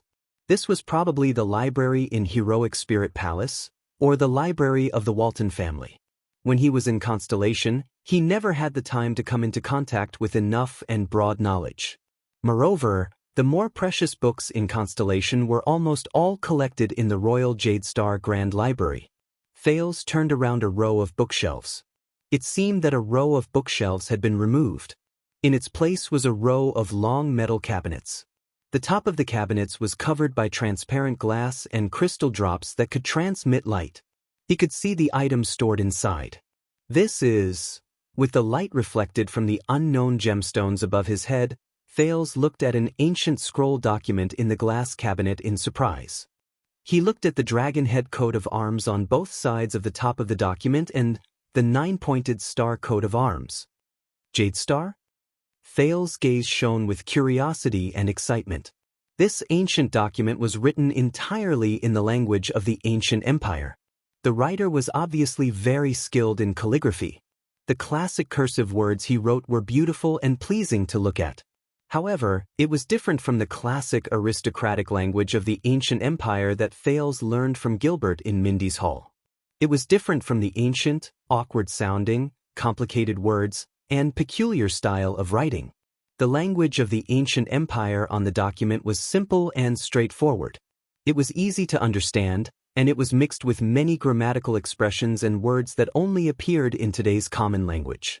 Even with Thales cramming for a month in the language of the ancient empire, he could still somewhat understand it. Obviously, this was a document left behind after the collapse of the ancient empire. The lingua franca gradually influenced, permeated, and even replaced the language of the ancient empire. Thales pressed his face against the glass cabinet. He could barely make out the contents of the yellowed scroll.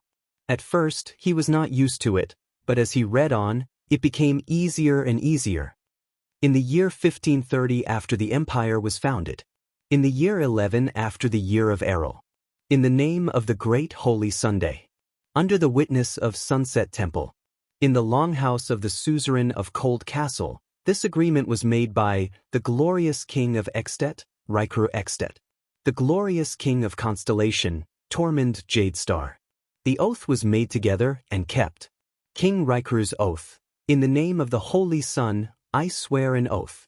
I, and all Northlanders who are loyal and follow me, regardless of whether they are men, women, elderly, children, nobles, commoners, suzerains, or soldiers. I will not interfere with King Tormund and his followers' battles in the ancient chauvinistic lands and the Great Desert. I will not hold King Tormund and his followers accountable for their previous actions. I will acknowledge King Tormund and his followers' rightful rule and rights in the lands they have already obtained in the ancient chauvinistic lands, the lands of South Coast and Greenheart Hills. I will acknowledge the corresponding actions they took to obtain living conditions, defend the people and protect their territories in the south, west, and other places, including but not limited to military actions. I will make Cold Castle the place of separation from King Tormund and his followers' territories. The south will belong to them, and the north will belong to us. I will show King Tormund and his followers tolerance and sincerity instead of hatred and suspicion. I will ensure that King Tormund and his followers will find the greatest degree of justice and equality in the land where the Northlanders live. These words and this oath will be effective from the day it is made, until the end of my and King Tormund's lives. Separation, King Tormund's oath. In the name of the Holy Sun, I swear an oath. I, and all the loyal people of the empire who follow me, regardless of whether they are men, women, elderly, children, nobles, commoners, suzerains, or soldiers. I will give up my claim and pursuit of the lands around the northern plains and the pine forest. I will treat the remaining nobles in the empire's former chauvinistic lands leniently and retain their rights. I will not pursue the Alcius family who sought refuge in the empire's former Northland province. King Rikru and his followers will have the corresponding rule and rights over the lands they have already obtained in the empire's former Northland province and empire's former West Billow province. On this basis, we will respect their rights to further acquire territory, people, and property in the former empire's territories that do not go against our will and interests. Cold Castle in the empire's former Northland province will serve as the boundary between the two sides. We will acknowledge that King Rikru and his followers will have the corresponding right to dispose of the former empire's lands, people, and property in the north. We will treat every Northlander and Redalians in our territories with kindness. We will treat them as citizens of the empire. We will respect and acknowledge the existence and authority of King Rikru and his followers in their territories, and they will be equal to the nobles of the former empire. These words and this oath will be effective from the day it is fulfilled, until the end of my and King Raikuru's lives. Separation. Here, as witnessed by those present, Head Ritual Master Kongda, Vice Ritual Master Rogs, Queen Chlorisis Nirmandala Dosar, Soul Tower Advisor Bran Tabark, Suzerain Lessa Trent Ida, Suzerain Scott Stustel, Count Leinster Covendier, Count Cooper Cullen, Writer, Viscount Halva Caribbean, Holy Day, Year 11 of the Calendar of Eradication, January 29th, noon. The appendices related to this treaty are as follows. Oh my God. Thales was engrossed in it, but he was extremely shocked. This is King of Renaissance Tormund Jadestar and King of Dragon Riders Raikuru Extet. The treaty, signed more than 600 years ago? Thales chewed on the main body of the treaty and began to confirm it in his heart. This is a truce treaty between Constellation and Extet, and an alliance treaty of non-interference. At this moment, his footsteps moved between the second and third glass cabinets. The light dimmed. From the corner of his eye, he saw the empty space between the two glass cabinets. There seemed to be something black moving there. Thales turned his head. In his line of sight, on the ground one step away from him, a person suddenly appeared. A person! Ugh! Thales was so shocked that he fell backwards against the glass cabinet. Asterisk bang!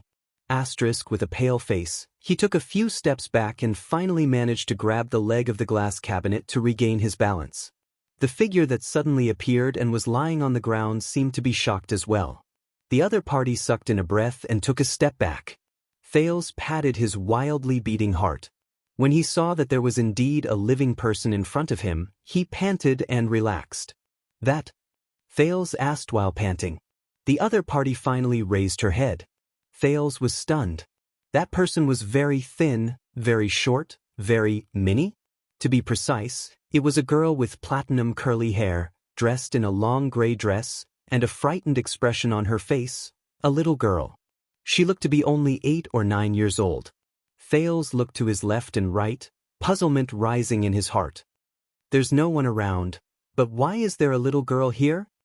And why is it a little girl again? Thales first thought of the little girl he met by accident next to a coffin, and then he thought of Nicholas, supernatural legend of heroic spirit palace. He felt a little creeped out. He swallowed a mouthful of saliva and took a closer look. The other party's gray dress was covered in dust. She was lying on a thick book that was at least a meter wide. Her elbows were propped against the pages on both sides, and her face was almost pressed against the book. She's actually reading a book? The little girl raised her head. Her small face was covered in dust and dirt. Her platinum hair was stuck to her forehead, and there was a hint of confusion on her frightened face. In the next second, she looked in Thales' direction with a dazed expression. Her eyes narrowed into thin lines. Her expression was full of suspicion and wariness. Like an amphibian, she looked in Thales' direction. She turned her neck. But her eyes were lifeless, and her pupils were numb, but they were not focused on Thales. Under such bright light, she actually didn't see Thales? Didn't see him. The other party sniffed the air fiercely. It seemed like she was sniffing something. Thales' heart skipped a beat. Could it be? Strange fragments of memories surged into his mind. I haven't finished running my model. What did you drag me here to watch today? Don't worry, you won't be afraid of this. It's a story about a few people doing scientific exploration underground. Scientific exploration? What's the name? The opening title is the _descent? Descent? Oh, it's really an adventure film. But why are there a few girls? An adventure as a psychological treatment? That's right, why would I harm you? You'll know when you keep watching. Why did you turn off the lights at this time? Don't tell me you want me to see your fluorescent watch. Damn it, what the hell is this? Let me go. I don't want to see it. Thales gulped again. As if he wanted to see this place more clearly, he saw a strange girl with squinting eyes. Slit-eyed people are all monsters. This was a memory that he did not know when it entered his mind. He saw this little girl with squinting eyes, slowly stretching her neck, slowly extending her hand, slowly moving her feet, slowly, it crawled towards Thale's direction. 1 step, 2 steps. The strange little girl stopped crawling. Facing his direction, she turned her neck again and scrutinized him for a full 3 seconds. Thale's heart skipped a beat. In an ancient room full of dust. In the antique exhibition hall. A little girl who could not see. Squinting her eyes on all fours. Crawling over like an amphibian, Thales felt his skin crawl. He could not help but mutter in his heart, "No way? What a 100-year-old girl who crawled out of a coffin. Once is enough." He suddenly remembered that he was in Dragon Cloud City, next to the ancient Raikuru Treaty Cabinet, which was empty and uninhabited. As he thought of this, his legs went limp, and he bumped into the glass cabinet. The little girl with squinting eyes immediately noticed it.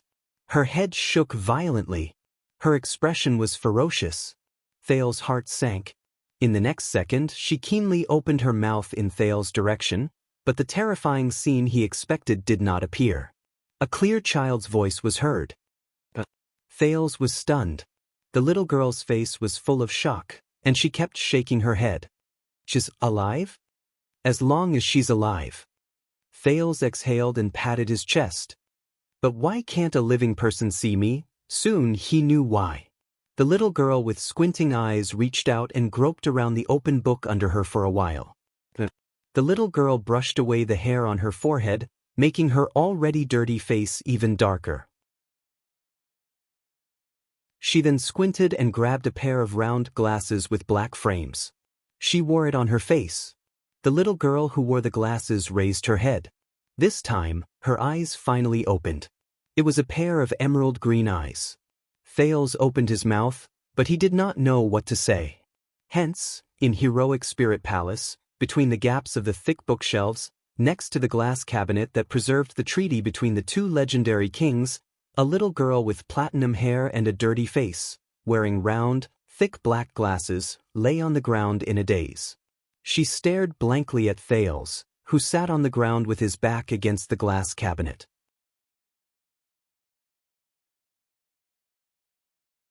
Chapter 134.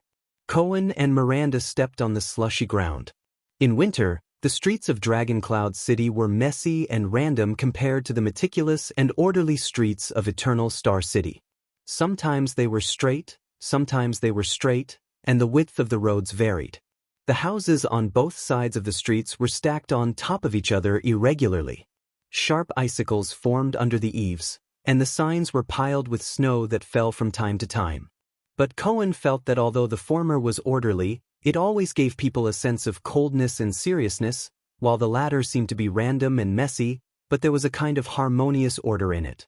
This feeling was especially obvious when he saw the Northlanders walking through the streets and alleys skillfully, working and living in the twisting and turning areas. The Armor District was one of them. Loud voices with Northland accents could be heard from afar in the cold weather, accompanied by hearty laughter and curses from time to time. The Northland men, wrapped in thick winter clothes and carrying loads of goods, hurried back and forth. The women carried or hugged baskets and stopped from time to talk to the people on both sides of the street. They were as fierce and shrewd as the men when they bargained. The children on the street ran happily in groups. This seemingly chaotic yet unique Northland characteristic made Cohen feel as if he had returned to the Great Desert, to the Western front lines, to Blade Fang's Dune Camp.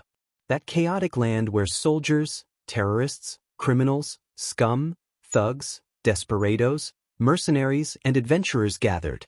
It was just as chaotic and messy, but it did not have the darkness, violence, and brutality of the latter. Instead, it was bright, secure, and peaceful amidst the chaos. Miranda Arund, the Northlander, could only frown slightly. As someone who was used to the sternness of the Tower of Eradication and the tidiness of Constellation, the lifestyle of her fellow Northlanders made her feel particularly uncomfortable. A group of Dragon Cloud City soldiers walked toward them on the street. The leader of the group greeted the civilians around him from time to time. "It's the disciplinary officer," Cohen said in a low voice. "There aren't many outsiders in the Armor District. We're already very conspicuous. Let's find a place to hide." Miranda nodded slightly and turned on her heel. She and Cohen naturally and skillfully turned into an alley between two houses. They cut into the narrow area and continued to search for their target. His short career as a police officer had given the workaholic Cohen rich experience in patrolling and searching the city. He skillfully moved along the outer walls of the houses, occasionally looking for possible hiding spots. Miranda looked at the empty alley in front of her and listened to the still, noisy street. She frowned and asked, "Where is the place that Gu mentioned?" "It should be nearby," Cohen muttered as he searched. "What we need to do is to confirm which of these houses has." Right at this moment, both of them were stunned. Then they all turned their heads. In the alley they were in, a person with light footsteps appeared. He slowly walked toward the two of them. Cohen looked puzzled, and Miranda's pupils shrank. It was a young Northland man with a gloomy face and slightly dark skin. He was dressed in a dirty and tattered robe. He was just an ordinary poor man in Dragon Cloud City. The young man seemed to have encountered some kind of setback and sadness. He lowered his head and walked towards them, as if he didn't see them. In the alley, Cohen and Miranda looked at each other and moved aside to make way for the young poor man in tattered clothes. The latter passed between them. The moment he passed the two of them, "Hey you!" Under Cohen's questioning gaze, Miranda suddenly turned around and called out to the man. The young poor man was stunned and turned around in confusion. "Are you going to assassinate someone in secret?" Miranda said slowly with narrowed eyes. "What? Assassinate what?" The young man looked even more puzzled. Cohen furrowed his brows. Miranda would never do something without a reason. Miranda's eyes flashed. She gestured with her chin and raised her eyebrows. "If it's not to assassinate someone in secret, then why are you so careful to hide the sword at your waist under your clothes, and you're still pretending to be walking normally?" The young man's expression froze. Cohen's breath instantly stopped. He looked at the man's waist, but he couldn't find any protrusion that proved that this person had a weapon under his robe. "I don't understand, what does my sword have to do with you?" the young man complained with a confused and dissatisfied expression. But he was quickly interrupted by Miranda. "Stop pretending." Miranda slowly placed her hand on the hilt of the sword at her waist, and her expression became serious.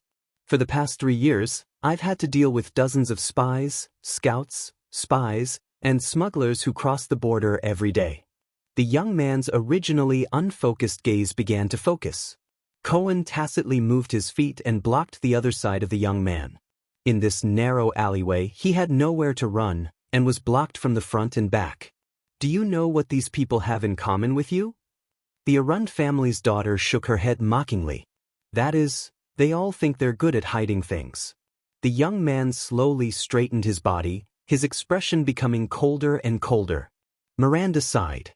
"And I thought that as long as their eyes were calm and their expressions were calm, no one would be able to discover their intentions." Cohen chuckled. "My God, Miranda's observational skills. She's definitely more suitable for the police than I am. With a little more effort, it's not like I can't join the kingdom's secret intelligence department." When he thought of the secret intelligence department and Raphael, who was in the secret intelligence department, Cohen's heart sank again. "Don't be impulsive, sir." Cohen, who was in a bad mood, placed his hand on the hilt of his sword and said in a low voice, "We just want to confirm something. This alley is not suitable for drawing a sword." "What a pity." The young man also sighed regretfully. "If only I had another second to walk to the most appropriate position." In the next moment, the battle began. The young man's right elbow shot backward like an arrow released from a bow. With a whistling sound, it instantly attacked Cohen's head. Cohen's pupils twitched. Instead of retreating, he calmly moved forward. Raising his left hand, he used the side of his arm to parry his opponent's elbow. Asterisk thud. Asterisk it was the dull sound of elbows colliding. Both of them trembled at the same time as they felt the bones in their hands shake violently. The blonde police officer's expression did not change. He extended his right hand, ready to catch the back of his opponent's elbow. But in the next second, the young man swung his right hand and pressed it against the side of Cohen's left arm. With a forceful push, he borrowed the momentum from Cohen's forward charge to turn around and rush out. The elbow just now was a feint. Cohen's gaze sharpened. His opponent's target is Miranda. The young man's figure shot toward Miranda. At the same time, he kicked out with his right leg and attacked the black-haired swordswoman. With a cold expression, Miranda turned her body in an instant. Her back was pressed against the wall. She avoided her opponent's fierce attack. But her left leg was already suspended in midair. She lifted it up. In the next moment, Miranda seemed to move casually with the tip of her foot. His kick landed perfectly on the side of the enemy's right leg, which was whizzing towards him. The young man's expression was astonished. He instantly lost his balance. He quickly pressed his left hand against the wall to stabilize his body. But the sound of wind came from the back of his head. Cohen's heavy fist was already against his back. The young man's muscles trembled. He gritted his teeth and turned around. Asterisk bang. Asterisk Cohen's heavy fist and the young man's right palm collided in midair. But Cohen was the one who took the initiative. It was obvious that he had the upper hand. The young man who hastily received the punch trembled and took a step back.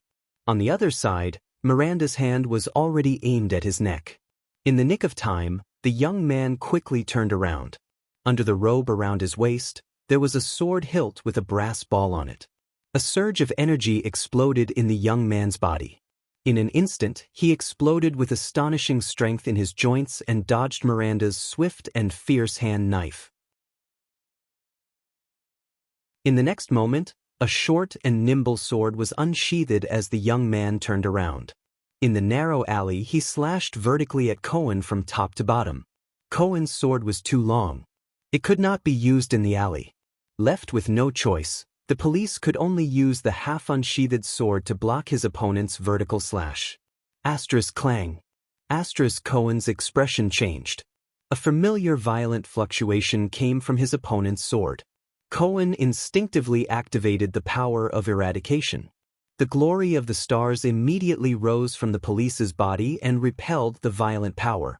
At the same time, the strength of Cohen's arm muscles increased rapidly. His long sword trembled violently and shook off his opponent's sword. The enemy seemed to be surprised by Cohen's calmness and decisiveness in the face of his power. However, he did not hesitate when he missed his attack.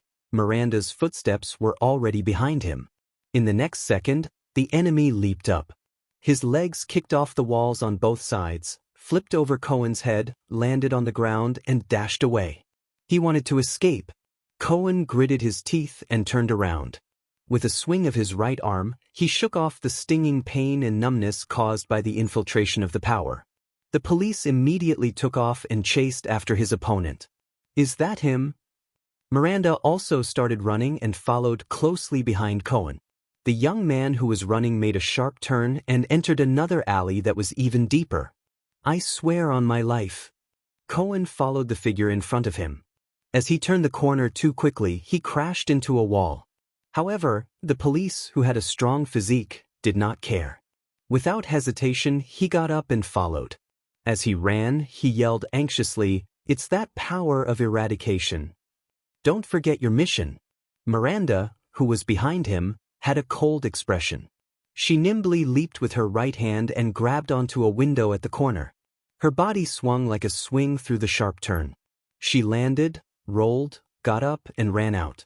Her movements were smooth as she reminded her companions. "Investigate, not fight. The disciplinary officer is still patrolling." In the narrow alley, a wall of earth that was as tall as two people appeared in front of the young man who was running. However, he seemed to have anticipated the terrain. When he was still a distance away, he quickly leaped up, first stepping on the left wall, then the right wall. As he kicked back and forth, the young man flipped over the wall like a spider. Although Cohen was tall, his speed was comparable to that of an elite scout. As he followed behind the young man, he leaped up with all his might and grabbed onto the wall with his upper arm. Cohen, whose face was flushed red, exerted strength in his upper arm muscles. Like a terrifying black-headed ape, he pulled himself over the wall and landed on the ground before giving chase again. "Be careful. It's a trap." Miranda, who was following closely behind, turned to the right side of the narrow alley. A rhythmic force rose from her body. He's waiting for us there on purpose. Unlike the young man who borrowed strength from the left and right sides, the lithe Miranda took 6 steps on one side of the wall. Her body tilted, but her speed did not decrease. Instead, she climbed higher and higher until she flipped over the wall as if she was walking on flat ground. Even if it's a trap, we have to chase after it. Cohen, who was chasing at high speed, furrowed his brows and gritted his teeth. He was a man of few words. As long as we can stop him in advance. Hit the back of his head. Safe, low profile, and efficient. The young man crouched down and dashed up 3 steps. After passing by 2 stunned Northlanders, he quickly turned into an empty alley. Cohen hurried over and climbed 3 steps in 1 step. While apologizing, he rudely pushed aside 2 Northland residents and squeezed into the alley. Damn it! How can this brat run so well? I'll follow him. Cohen felt his strength draining away and shouted, "You go intercept him." Miranda, who had a tacit understanding with Cohen, did not reply, nor did she follow him into the alley. After she stepped on 3 steps, the power of eradication known as Pegasus music erupted from her body again, and she leaped up from the ground. It's time to take a shortcut. Under the astonished gazes of the 2 Northlanders, Miranda leaped into the air and agilely grabbed onto a protruding clothesline pole. She swung forward agilely, reached out her hand, and grabbed the edge of a window that was 3 stories high. With the help of her legs, she quickly flipped onto the roof. Then, without stopping, she dashed towards the 2 people who were chasing each other in the alley, taking a shortcut on the roof. The young man quickly dashed out of the alley and entered an empty space between 3 houses. Cohen gritted his teeth and sprinted after him. At this moment, Miranda's figure leaped into the air. Miranda gripped the hilt of her sword with a determined expression. She knew that she would land on the empty space, 2 meters in front of the young man. A perfect intercept. But an accident happened. At the moment when she leaped off the roof, Miranda's entire body exploded with a chill. An extremely ominous premonition of danger instantly enveloped her heart. Without thinking, Miranda unsheathed her sword in an instant. She turned around and thrust her hand fiercely downwards. The blade of the sword pierced the roof platform that she had just leaped off from, forcefully stopping Miranda's momentum. In the next second, the figures of the young man and Cohen both disappeared into another alley. Miranda hung on the hilt of her sword with one hand. Her lower body swung with inertia. When her foot swung to the highest point, a piercingly cold sword light slashed out from the side. It barely grazed past Miranda's boots. Miranda broke out in a cold sweat. Fortunately, she managed to stop her momentum in time. Otherwise, she watched the piercingly cold sword light land on the empty space with its master after it missed its target. The master of the sword light, a middle-aged man with short hair, slowly stood up on the empty space. Miranda pressed one hand on the roof, pulled out her sword, and landed on the ground. She looked at the middle-aged man in front of her with a grave expression. An elite above superclass. She judged the strength of the enemy in front of her. Disaster sword. Miranda stood up. She adjusted her breathing and said calmly, "We finally meet." The middle-aged man did not answer. He only stared at Miranda as if he was looking at a dead person. "Is this a trap that you specially set up?" Miranda carefully observed her opponent, trying to find any useful information and intelligence. "But why are there only 2 of you? Are you that confident?" The middle-aged man shook his head slowly. "Disaster sword? Although it's not the first time I've heard of it, to be called that is really ironic." He turned to the side and flashed the strange sword in his hand. It was supposed to be an ordinary long sword, but the spine of the sword was hollowed out, and a hollow groove appeared out of nowhere. The groove extended from the middle of the sword to the tip of the sword, taking up about 1/3 of the length of the sword. Miranda narrowed her eyes. It was common to have a groove on a sword. The groove on a sword was not for the purpose of bleeding, but to reduce the weight. Hence, the groove would start from the base of the sword and end at the center of the sword. However, there were 2 things different about the middle-aged man's sword. First, his sword had a hollow groove. This would undoubtedly greatly reduce the weight of the sword, but it would also cause the quality of the sword to decrease. Second, the groove started from the tip of the sword and ended at the center of the sword. This meant that it was very likely that the groove was forged for the function of bleeding. To achieve these two things, the swordsmiths had to have extremely high forging skills. Miranda was certain that she could only find such excellent swordsmiths in the Tower of Eradication, elves, and dwarves. "You're very good." The middle-aged man's expression was indifferent. He spoke in a hoarse voice. "You actually managed to find your way here from Constellation. It seems that the Tower of Eradication has also improved." "They know that we're Constellations?" Miranda was acutely aware that something was wrong. "How did we get exposed? Is it really like what Caslin said? In the eyes of experts, there's no way for us to hide our origins? So, why did you become the lackeys of a certain Archduke of Ekstedt?" Miranda was not in a hurry to draw her sword. Instead, she tried to continue gathering information. This was what the fortress flower had told her, the most important principle as a commander: know yourself and know your enemy. "You actually assassinated the Prince of Constellation for them? What benefits does this bring to you?" Miranda continued to probe. "Other than entering the Tower of Eradication, what is your goal? The throne of Ekstedt? The throne of Constellation? Or a war between the two of them?" "Our goal?" The middle-aged man's expression was still indifferent and calm. "The throne war?" There was disdain and coldness in his words. "Such short-sighted goals are not qualified to enter our sights. Even entering the Tower of Eradication is just a small effort that we took advantage of the situation." Miranda frowned fiercely. "If it's not for the throne and not for war, then why did they hide in Black Sand region and use the mystic guns to assassinate the Prince of Constellation? It can't be for justice. It seems that you've been entrenched here for a long time." Miranda's heart sank. She decided to change her approach. "You've even infiltrated Dragoncloud City's arms black market and Black Sand region's mystic gun unit. Since you've already been exposed, why didn't you use a few units to deal with us?" "Mystic guns?" The middle-aged man raised his sword gently and paid no attention to Miranda's words. "As a swordsman, you'd better focus on your own sword, no matter how powerful those weapons are." Miranda let out a long breath. "Damn it. Watertight. Draw your sword. We come from the same source, but we're destined to be enemies," the middle-aged man said flatly. "Before the disciplinary officer and the soldiers arrive, we have 5 minutes to settle the battle. It seems like I won't be able to get anything out of him." Miranda took a deep breath, turned her wrist, crouched down, and seriously made a starting gesture. "Unless, capture him alive. Or, kill him." The two of them approached each other slowly. Miranda let go of her senses, and the Pegasus music rose slowly. To feel the rhythm of the other party's battle.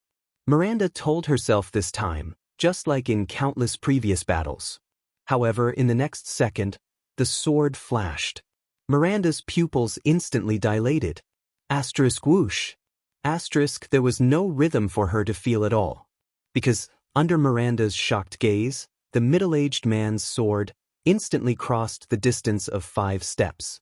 Before she could react, it pierced her left chest. Cohen, who was in hot pursuit, turned a corner, only to find that the young man had stopped in the alley in front of him. He was no longer running. The police officer stomped on the ground and stopped abruptly after taking 3 steps. Cohen held the hilt of his sword and adjusted his breathing. It seems that the swordsmen of the Tower of Eradication aren't that great after all. A smile appeared on the young man's face. Miranda did not follow. Cohen's heart skipped a beat. Was she intercepted? Cohen took a deep breath and quickly calmed himself down. They've been separated into 2 battlefields. "So," Cohen looked at the calm young man with a solemn gaze, "you knew we were coming? A genuine super-class fighter. So young." "Of course." The young man chuckled and shook his head in satisfaction. "Otherwise, do you think you could find us on your own? We wanted to be found by you, that's all." Cohen furrowed his brow. He touched the hilt of his sword at his waist. "Goo, Did that Far Easterner betray us? H*T, this damn alley is too narrow. I'm at a disadvantage when I draw my sword. Not really. We paid him enough money. The young man slowly pulled out the half-sword that was nimble in the alley. We agreed that if anyone comes to inquire about our existence, the young man shrugged and revealed an expression that said, "You know what I mean." Cohen's gaze did not leave the young man's shoulders and legs. His tone was calm and his words were calm. We also paid him. Is that so? That must be the tip you gave. The young man grinned and took a step forward. He raised the half-sword horizontally. Not enough. Cohen sneered and got into a stance as well. The terrain is too narrow. Horizontal slashes and diagonal slashes will be at a disadvantage. Looks like I'll have to relive the swordsmanship taught by one of the Scions, Collator, a long time ago. I hope I haven't forgotten everything. So, we're the first contact between the Scions inside and outside the tower in the past 40 years. The young man snorted and drew closer to him. The Tower of Eradication and the Disaster Sword? Of course not. Cohen carefully recalled the previous battle and remembered the red and black swordsman in Red Street Market. He calmly replied, 1 or 2 months ago, I met one of your companions in Constellation. He and I are the ones who received this honor. The young man's gaze turned serious. His smile disappeared and he stopped moving. So, you're the one who killed Groudon, he said flatly. Not all of it. Cohen carefully moved his feet. I only took half of the credit, maybe less than half. Their gazes collided in the air. Did you know? The young man took a step to the left and said meaningfully, the Tower of Eradication is the legitimate successor of the Temple of Knights. In the Battle of Eradication, other than a few heroes, they were the most dazzling and noble existence. They fought for the survival of mankind. After the war, in order to prevent the mystics from making a comeback, they worked even harder to maintain the inheritance and development of the power of eradication for hundreds of years. You want to tell me about the history of the Tower of Eradication? Cohen sneered. Just because of you traitors of the Tower of Eradication? Traitors? The young man shook his head and sneered. Do you know how we defeated the mystics back then? His gaze on Cohen became sharper and sharper. Those legendary existences that can't die, grow old, weaken, or perish? They are immortal, but they have their biggest weakness. With this weakness, the mystics can't even withstand a light blow. Cohen gradually found the best place to attack. And the warriors with the legendary anti-mystic equipment opened a path with the power of eradication that could resist mystic energy. They carried the will to die. Cohen's expression was calm and unwavering. The commoners may not know, but we in the Tower of Eradication know very well. The legendary anti-mystic equipment? The power of eradication that can resist mystic energy? Ha! The young man laughed. Suddenly, his expression turned cold. No, you don't know. You live in the shameless lies of the Tower of Eradication.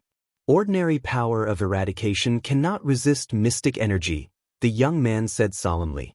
And the legendary anti-mystic equipment? Before it was invented, what did you think we relied on to resist and survive in the face of such an immortal existence? Cohen's gaze became sharper. He did not care about the young man's words at all. Instead, he actively locked onto his enemy's every flaw. The last disaster sword I met didn't talk as much as you.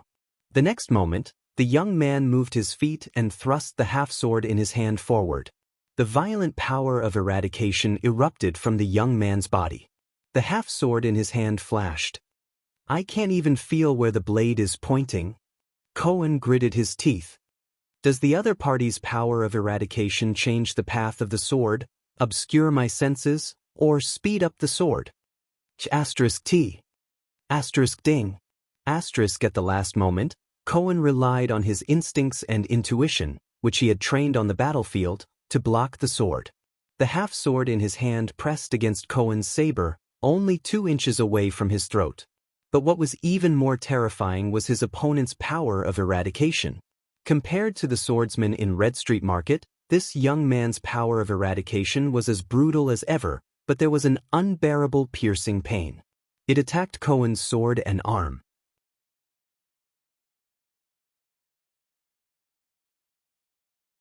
Chapter 135. Who are you? Thales sat on the ground in a daze and stared at the girl with a dirty cat face. I just want to find someone to ask for directions out of the Hall of Heroes. I am. Thales paused for a second and decided to stuff his identity information back down his throat. He forced a smile. I just arrived at Heroic Spirit Palace today. Oh. The girl on the ground shrank back a little and said timidly. She adjusted her dusty round black glasses to make them straighter. I thought no one would come here. The thick, black glasses were obviously a little too big. They barely covered the girl's ears. Coupled with her dirty little face, she looked especially comical. Then, may I ask who you are? Thales stood up, patted the dust off his body, and flashed a friendly smile. I am helping someone work here. The little girl stuttered with doubt and hesitation. She glanced at Thales cautiously, as if she was a little afraid. She looked like a little squirrel that had encountered a falcon and was hiding in a tree hole, shivering. She said in a weak voice, I heard from the people in the kitchen that a lot of people will come to Heroic Spirit Palace recently. Thales frowned. Helping someone work? I heard from the kitchen? Could it be? A thought popped up in his mind. According to the routine described by a girl with terminal Chinibu syndrome, if a Shoda or Loli popped out of nowhere in an unfamiliar palace and walked freely in the unguarded area, then no matter how sloppily he or she dressed or how strange his or her behavior was, Thales cast a glance at the platinum-haired girl's attire with deep suspicion. There could only be one identity. Are you the daughter of a noble family? Thales narrowed his eyes and looked at the petite girl who struggled to get up from the ground. The little girl froze for a moment. As expected. Thales nodded secretly. A routine is a routine. However, in the next moment, the girl lowered her head timidly and shook her head forcefully. Thales patted the dust off his arms and frowned. The prince wandered around Heroic Spirit Palace, got lost, met the princess of another country, and then did something vulgar, and then engaged in all sorts of flirting. Shouldn't the routine be like this? No, this girl. Thales glanced at the book on the ground, then at the girl's glasses. She can read, and she even knows the language of the ancient empire. If he wasn't a noble, he wouldn't have had the opportunity to learn all of this. Also will not have the opportunity to high myopia. And in Heroic Spirit Palace. Thales immediately smiled. Your surname is Walton? Is she King Nuven's granddaughter or grandniece? But to his surprise, the little girl waved her hands and shook her head desperately as if she had been frightened. No, I'm just a servant. I was ordered to look for something here. Thales frowned again. No. As the little girl shook her head, her large black glasses slid down the bridge of her nose, falling to the ground. The platinum-haired girl was clearly shocked. She squinted her eyes and tried to grab her glasses in midair, fluttering about in a flurry. Perhaps it was due to her poor eyesight or something else, but in her panic, her hand, which she had stretched out recklessly, sent her glasses flying. The wind blew. Thales was shocked. He subconsciously reached out and caught the strange object that flew into his arms, the girl's glasses. Oh. Thales curled his lips. Looks like my reflexes have improved. Glasses. The little girl crouched down, narrowed her eyes, and searched the ground in panic. My glasses. Don't be nervous, they're here with me. Thales comforted her while he curiously raised the round black-rimmed glasses in his hand. The frames of the glasses seemed to be made of metal. No wonder they were so heavy. Unfortunately, a lot of them had been damaged. The lenses were not thin, and they were covered in dust. There were even cracks. He wondered if this world had accurate optometry technology and glasses manufacturing technology. Moreover, the black-rimmed glasses were not as round as they looked from afar. Instead, they were slightly rectangular, like the glasses worn by some important person, prophet. Thales chased away some boring memories. Excuse me. The little girl seemed to be very pessimistic about her eyesight after losing her glasses. She crouched on the ground, her eyes lifeless, and nervously groped in Thales' direction. "Don't move." Thales slowly walked in front of the girl. He looked at the pitiful little fellow who was squinting her eyes and trying her best to see clearly. He sighed. He crouched down in front of the girl. In her panic, the girl's hand touched Thales' knee. She was so frightened that she quickly withdrew her hand. "Don't be afraid." Thales tried to make his voice sound friendly and gentle. "It's okay." Thales extended his hand and brushed aside the little girl's platinum shoulder-length hair, revealing her equally dirty left ear. His hand trembled slightly from the touch of the other party. The little girl crouched on the ground, and her breathing became heavier. The boy opened the glasses and carefully put the frame on the girl's ear. Then he pressed the frame on the bridge of her little nose. Thales let go of his hand and smiled as he saw the little girl's eyes slowly widen behind the glasses. She opened her mouth wide and stared at the unfamiliar boy in front of her in a daze. Through the dirty lenses, Thales noticed that the little girl's green eyes were crystal clear when he looked at them from a close distance. "Be careful," Thales said with a smile. "You'd better get a new pair of glasses. These are too big." The little girl suddenly reacted. She quickly got up from the ground and raised her hands to adjust the glasses on her nose. Then she raised her head and stared at Thales in a daze. But she was finally no longer trembling in fear. The animal-like hostility she felt just now had lessened by a lot. "So, you're really just a servant?" Thales raised his eyebrows and shrugged helplessly. He decided not to ask further. The little girl shut her mouth and nodded gently. Thales looked at the helpless little girl in front of him and sighed. "Then, can you please tell me the way to the Hall of Heroes?" The little girl raised her hand timidly. "Go out, go straight, turn right, turn left, go downstairs, turn right." Her incoherent narration made Thales feel as if his head was about to explode. "Stop." Thales helplessly stopped her and sighed. "Forget it, I'd better find it myself." The little girl lowered her head, feeling wronged. "I'm sorry. No, it's not your fault. I have no sense of direction." Wait. Thales was about to turn and leave when his gaze shifted to the little girl's lower body. "You're reading." Thales' expression became solemn. "What book is it?" But he had already seen the page that the little girl had turned. The prince's heart sank. "Ah, this?" The little girl pulled the large book out from under her body in a flurry. With a tense face, she lifted the cover with great difficulty and faced it towards Thales. Thales quickly extended his hand to help her. "Dawn of Heroes." At that moment, the little girl's eyes behind her glasses suddenly became lively. Her words became confident and fluent. It tells the story of a few different human leaders during the Battle of Eradication. It was written by an elf named Cahill Yellowhammer. Thales watched the girls change from timidity to fanaticism in slight astonishment. This girl, wait, I should bring my thoughts back to the main topic. The Battle of Eradication. Thales took a deep breath. Many books talk about this.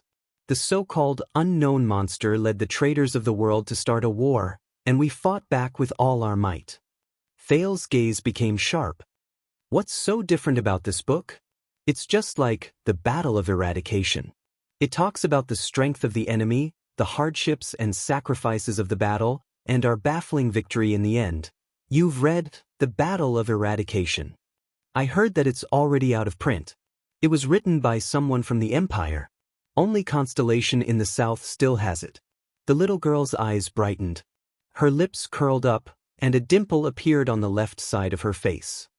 And this book talks about many, many special things. Thales revealed a look of interest. The little girl's eyes were filled with fanaticism and excitement. For example, it talks about the beginning of the war. From the east to the west, there were endless internal conflicts and frame-ups between the countries. Even the Church of Holy Sun could not suppress it, and the God of Holy Sun had to personally show his divinity to stop these internal conflicts. It also talks about how the King of Renaissance, Prince Tormund, gave an extremely controversial order during the war.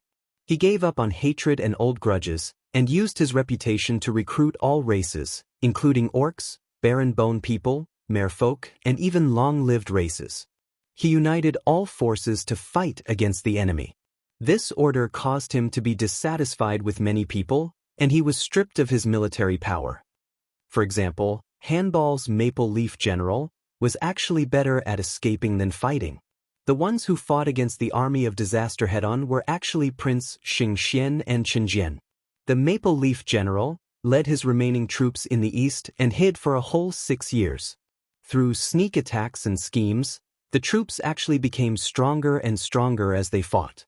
For example, Qinjian, the King of Peaks, who was later rumored to be a god, was just a captive before the war. He was imprisoned in the capital of Triumph and was about to be executed soon. On the eve of the war, a suspicious person broke into the prison cell and released Qinjian and his companions. It was said that during the most precarious time, someone opened the gates of hell and signed a contract with the 7 terrifying sovereigns. They successfully brought the demons into our alliance to fight against the calamities. Thales was bombarded by information one after another until he could barely handle it. But he still maintained his objective and calmly asked, "Then, did it mention how those powerful monsters and calamities came about?"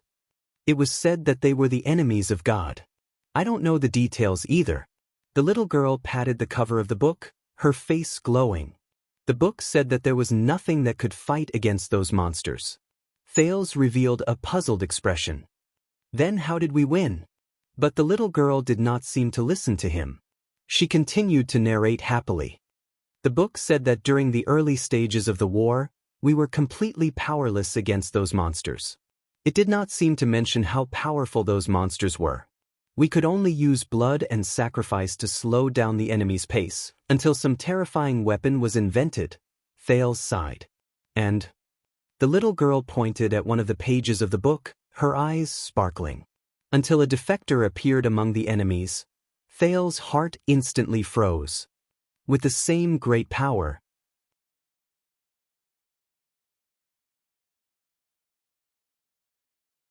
Chapter 136. Defection. Wait, with great power. Thales looked at the unkempt little girl in front of him, but his mind had already drifted back to the past. Defection from the calamities side?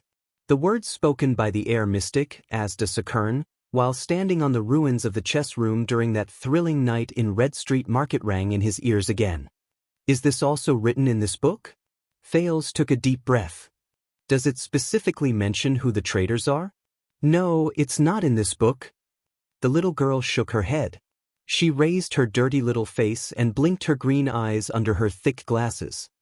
But another political book, The Founding of a Nation, The Stars and the Dragon, mentioned this, but it didn't go into detail, nor did it state who defected. Thales furrowed his brows. It was mentioned in Chapter 6, the influence of external forces in the 2 kingdoms. The little girl seemed to be a little afraid that Thales would not believe her.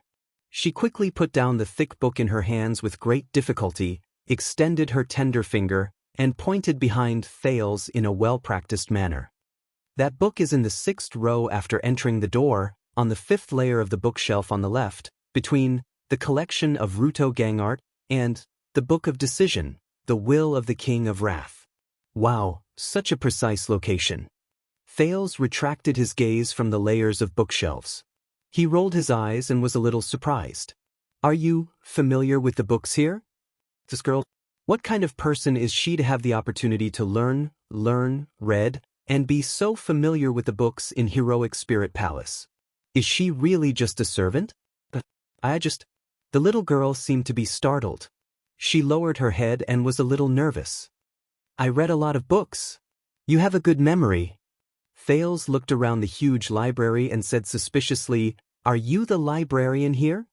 The little girl was stunned, then shook her head timidly but firmly. All right. Thales shrugged helplessly.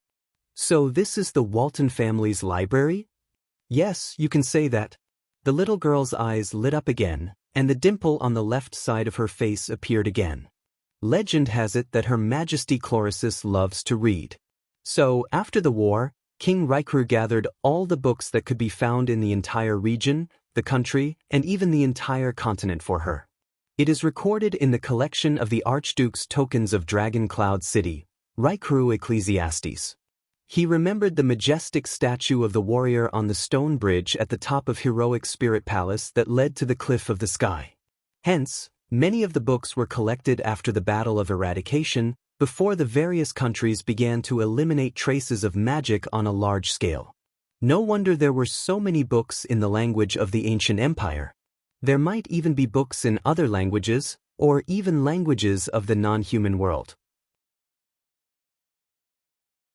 So, even though there had been a large-scale purge, there were still more clues about calamities and magic in these books than in other places. I wonder how Constellation's famous Jade Star Grand Library compares to this place? The little girl seemed especially happy when she talked about these things. She also forgot her nervousness and fear. She continued to chatter on. Until Archduke Shalon was in power, Dragon Cloud City stopped collecting books and filling up the library because no one had seen Her Majesty for many years. This place was originally a corner of heroic Spirit Palace, so it became more and more desolate. Wait a minute, Chlorosis? Thales finally reacted. He looked surprised. You mean Riker's Queen of the Sky? The female great dragon who married a human? Hearing Thales' way of addressing her, the little girl seemed to become nervous again. Do not be disrespectful to Her Majesty the First Queen. She shook her head, and her glasses looked like they were about to fall off again. The little girl was so frightened that she quickly raised her small hands to protect her cheeks and held the frame of her glasses tightly. Use the honorific Your Majesty, and call her by her first name. Thales was stunned. Don't worry. That queen can't hear you anyway. Thales looked at the funny girl who was protecting her small face with amusement. He said indifferently, "It's not too late to talk about it when I see her with my own eyes." No, if it's your first time seeing Her Majesty, it will be a different set of etiquette. The little girl shook her head and pouted. Great dragons are noble and sacred. They naturally hate rudeness and disrespect. If mortals are lucky enough to meet her, they must kneel down on one knee, bow their head, and respectfully report their full name. They can only get up after the other party agrees. Thales was amused. Or else the great dragon will hate you. The little girl with platinum hair and glasses stared straight at Thales. There was a serious expression on her small face that resembled a tabby cat. Thales burst out laughing. Under the little girl's angry and aggrieved gaze, Thales tried his best to restrain his smile. All right. If I really meet her, I will definitely follow your instructions. But Chlorosis? Queen, hasn't no one seen her for more than 600 years? How do you know if the legend of the great dragon is true? The little girl showed a displeased expression but did not say anything. Thales narrowed his eyes. But Raikuru and his queen really fought that earth-shattering battle of eradication. There should at least be some evidence. For example, what kind of enemies did she defeat? Enemies? Asda?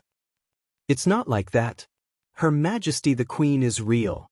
The little girl who was covering her face seemed a little angry. The evidence is behind you, in that glass cabinet. Thales turned his head and looked at the glass cabinet he had just seen, the agreement between Tormund and Raikuru. This is year 11 of the calendar of eradication, Raikuru and Tormund, Extet and Constellation's agreement on dealing with border issues.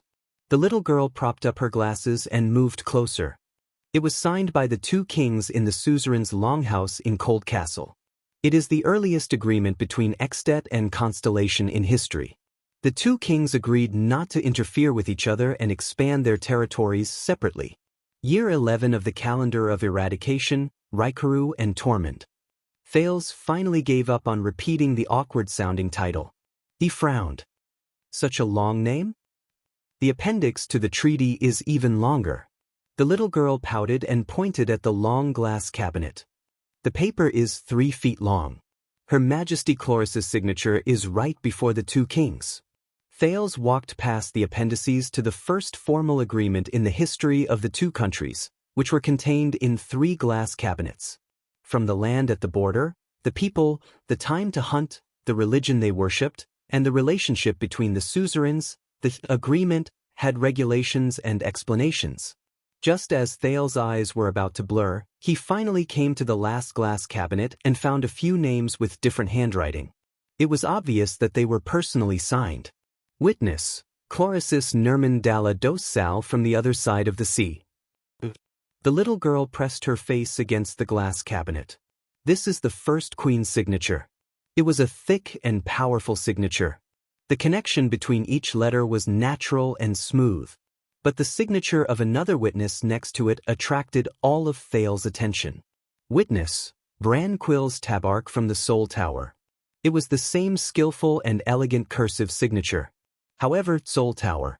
Thales remembered Ramon's words and engraved the name in his heart. Also, Tabark? One of the 6 great clans of Constellation. He ruled Blade Edge Hill in the southwest of the kingdom for generations. He had a blood moon as his family emblem, Tabark. The cold and arrogant figure in the Hall of Stars appeared before Thales's eyes. That valiant and heroic young duchess, Lyanna Tabark. Then, his gaze shifted downward again. It was the signature of the 2 kings. Signatories, the common elected king of Extet, the king supported by the Northlanders, the suzerain of Dragon Cloud City.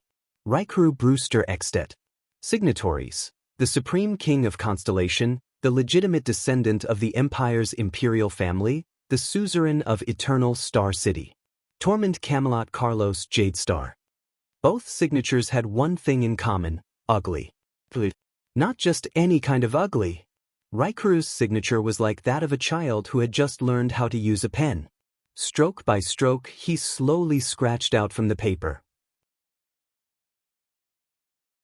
It was childish and stiff, as if he was afraid that he would make a mistake if he wrote too fast. Tormund's signature was a series of rapid handwriting. It was so sloppy that the spelling was almost indistinguishable. It was like a person who was self-aware of his own handwriting and used rapid handwriting to cover it up. Thales looked at his ancestor's sloppy signature, which was like an octopus tentacle. He suddenly felt that the handwriting he learned in a month was at least legible. King Rykru's background is mysterious, but many people think that he is a commoner, so he did not have the opportunity to receive education. His handwriting. The little girl noticed Thales's gaze and said sheepishly, "And King Tormund is just an illegitimate child of the imperial family. It is said that he was ostracized when he was young, probably." Thales could not help but laugh.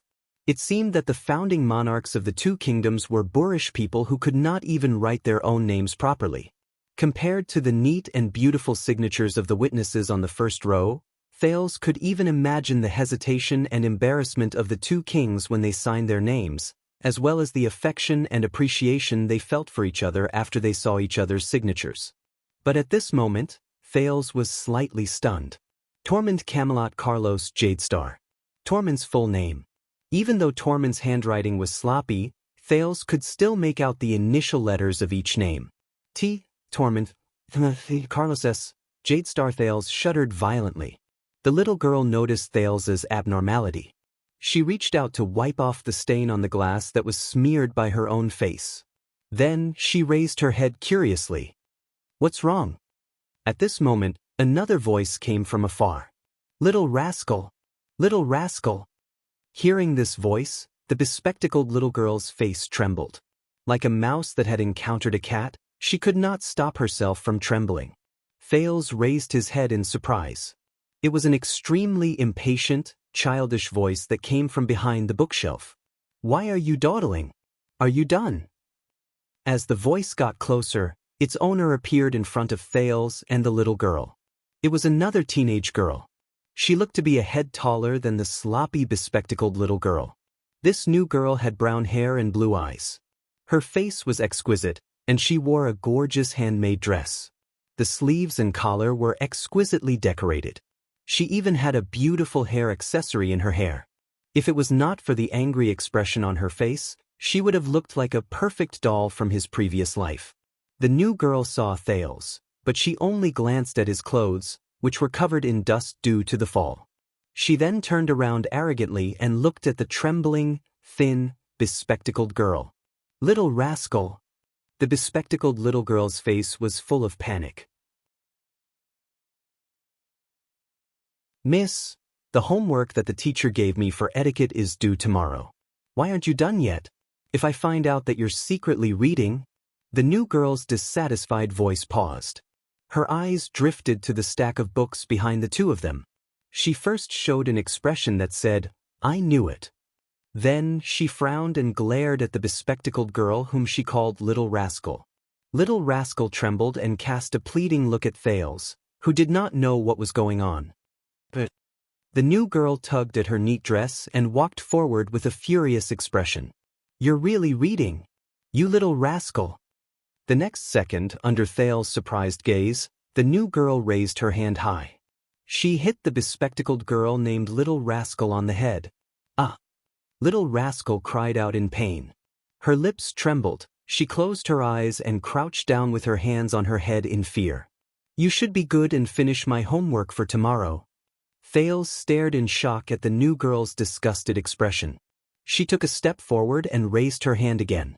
Instead of ignoring Master's homework, slacking off and reading, this time she hit Little Rascal's face. Asterisk thud. Asterisk the little girl's black glasses fell to the ground. "I didn't..." "Miss Alex." Little Rascal seemed to be used to this kind of treatment. She did not resist at all, but sniffled and cried. "I didn't have homework for etiquette class. To find the topic, you have to look up the founding of Constellation and Extet. You're still talking back." The new pretty girl pouted angrily. "You're just my maid. How dare you?" But Thales grabbed her hand tightly when she raised it again. "Wait." Thales looked displeased. "You're a noble? It's not appropriate to beat and scold a servant." The brown-haired, blue-eyed girl glanced at Thales in displeasure. "And who are you?" The black-haired boy let go of the girl's hand and looked angry. "Thales Jade Star." Poor Little Rascal crouched on the ground in fear. She squinted her eyes and trembled as she reached for her glasses. "Oh, the prince who came to beg for mercy from Grandpa." The new girl was stunned. She then looked at the boy who was a head shorter than her and smiled in disdain. "I'm giving my maid the punishment she deserves. You better stay away." "Damn it." Thales frowned and looked at the unruly young lady in front of him. "I thought I could escape from this brat after escaping from the abandoned house." At that moment, "Lady Alex." Thales and the new girl froze. The administrator of Heroic Spirit Palace, Lord Merk, who brought Thales into the Hall of Heroes, appeared before them. With a cold expression, he stopped the children from getting into a fight. "Your Highness." Lord Merk bowed to Thales and said slowly, "You've gone too far." Merk's presence seemed to have caused the girl some misgivings. She pouted and turned her head to the other side. "Your Grace." Thales nodded. He turned his head and looked worriedly at the scruffy little rascal who had just touched her glasses. "This place," Merk frowned. He looked at the brown-haired girl with concern. "This is Alex." Merk sighed and extended his hand to the little girl in the exquisite dress. "Lady Alex Walton is King Nuven's granddaughter." "Lady Alex, this is King Kessel's son from Constellation, His Highness Thales Jadestar." Following Merk's introduction and Merk's urging gaze, the little girl first raised her head arrogantly, then snorted through her nose. Then she reluctantly pulled up her skirt and bowed to Thales. Thales nodded and frowned. "Alex Walton? Sounds like a boy's name. And King Nuven's granddaughter? I've never heard of Prince Mariah having a daughter. Didn't King Nuven say that Prince Mariah is unmarried?" Then, Merk turned to Alex and tried to persuade his master's granddaughter. "My lady, what you're doing isn't appropriate, especially in front of Prince Thales of Constellation, Merk." Nuven the Seventh's granddaughter, Alex pouted in dissatisfaction. "She's my maid. My family pays for her food and lodging, and this prince is going to..." "Lady Alex." Merk showed a rare stern look. His words were laced with anger. "This is not your bedroom. This is King Rikuru's library." Alex was startled. She flinched as if afraid of Merk. "Mph." Alex tugged at her hair ornament, her eyes blazing. She pulled Little Rascal who was still squatting on the floor. Come with me, little rascal. Little rascal slid a step due to the tug. She clutched her glasses tightly, her eyes red. Let's go back to the bedroom and settle this, Alex said fiercely. She glanced at Thales and Merc, then turned to leave. Little rascal looked uneasy. She lowered her head and followed, trembling. She turned to look at Thales, her eyes filled with fear. Thales clenched his fists. Merc heaved a sigh as he watched the two girls walk away from him. He picked up the books that little rascal did not have time to tidy up and stuffed them into the bookshelf. Lady Alex is Prince Mariah's elder brother, the daughter of Prince Soria, the late king's eldest son. Since she lost her parents and King Nuvan dotes on her too much, so, Merc shook his head. Thales flashed an ugly smile. I see. The late King Nuvan's eldest son? So, with Prince Mariah's assassination, the suzerain of Dragon Cloud City, the Walton family of Cloud Dragonspear, does not have a direct male heir. How did he pass away? Thales stared at the emblem of a dragon head in the glass cabinet. He said quietly, that Prince Soria? Merc lowered his head and frowned. More than 10 years ago, during a hunting accident. In Thales' eyes, Merc's gaze was gloomy, his tone dispirited. I was still in the White Blade Guards then. I was supposed to be responsible for his safety, but I failed to protect him. Merc shook his head numbly. Thales shifted his gaze. Please follow me back to your bedroom. Merc seemed reluctant to talk more. He quickly adjusted his expression, turned around and added sternly, I believe your attendants are waiting anxiously, and you still have to attend the banquet tonight. Thales was shocked. He looked up. Right, I have to find Putre. Tell him exactly what happened here, and ask for his wisdom and help. Especially, also, His Majesty asked me to bring you a message in reply to what you said through Nicholas, Merc said flatly. Thales' gaze froze. King Nuvan? Lord Merc narrowed his eyes. His Majesty agreed to put aside his original plan for the time being. Please do as you wish, as long as His Majesty wishes.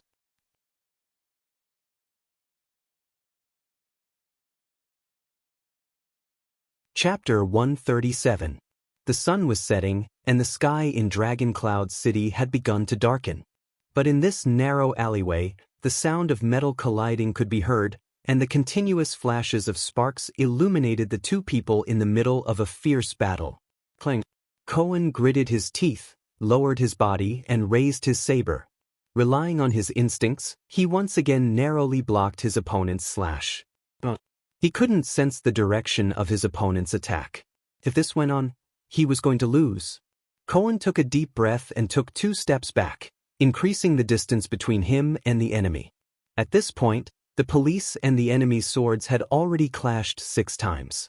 Cohen focused all his attention on his opponent's hand and sword, thinking about the effect of his opponent's power of eradication in concealing the direction of his attack. But that was not what worried him the most. The police officer's right hand could not stop trembling. The glory of the stars shone with a silver light on his skin, trying his best to neutralize the ruthless power of eradication that invaded his arm during the fierce battle. That was terrible. It was the same as the previous encounter. The power of eradication would automatically transmit itself through the force on the sword. Without warning, it invaded, infiltrated, and destroyed all human tissues that could host the power of eradication. Cohen tightened the muscles in his right arm, his face as cold as ice. It's a good sword, but it's a pity it's not suitable for this kind of terrain. The young man looked at Cohen's silver sword with a black hilt and smiled happily in the narrow alley. Does it have a name? The young man was very confident. The narrow alley restricted Cohen's saber, and his hand-and-a-half sword was nimble and unhindered. Coupled with his terrifying power of eradication, the young man gritted his teeth. In this battle, be it the environment, strategy, strength, or technique, he had the upper hand. And these are the people the Tower of Eradication sent to hunt us down?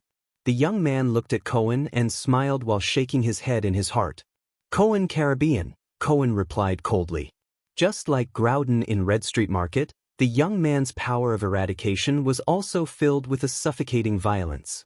Apart from that, when they exchanged blows, The police officer felt as if he was being pricked by needles. This severely affected Cohen's movements.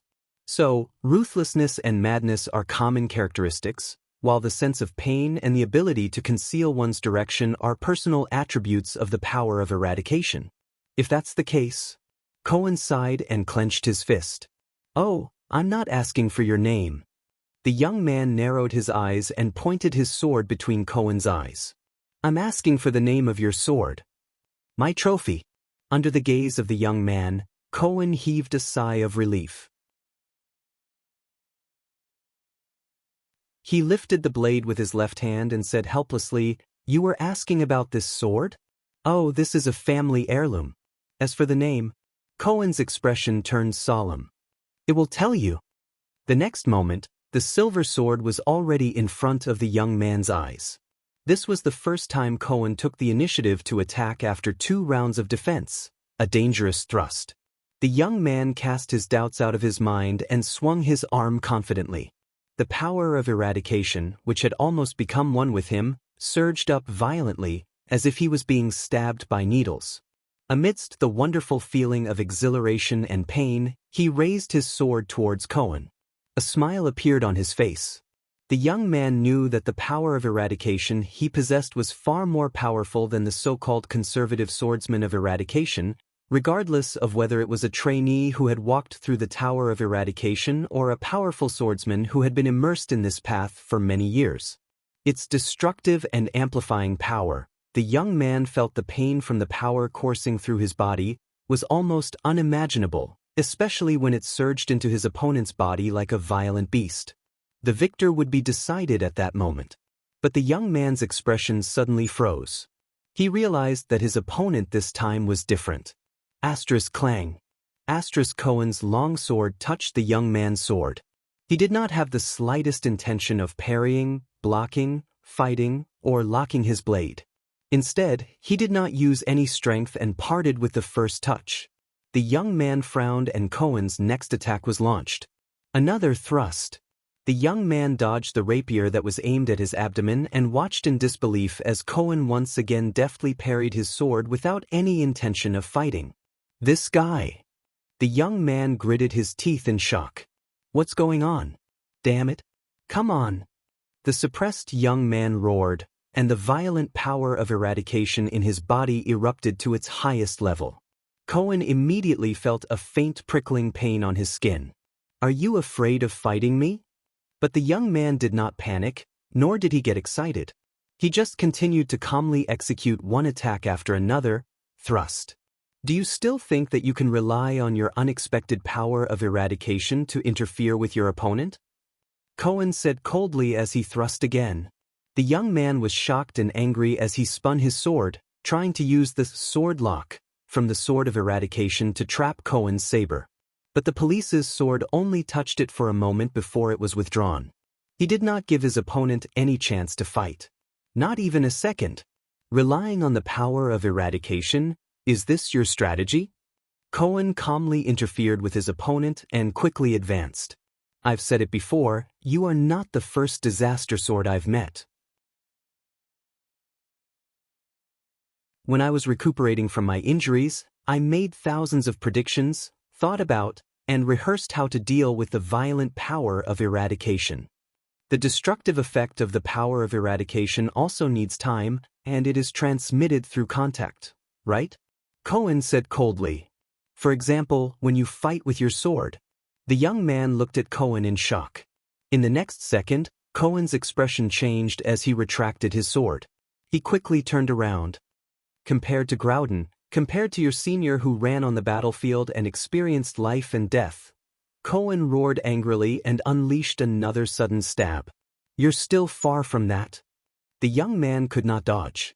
He could only take a step back and block the attack with his sword. Asterisk hiss. Asterisk the soft and short sound of metal scraping against each other rose and died down in an instant.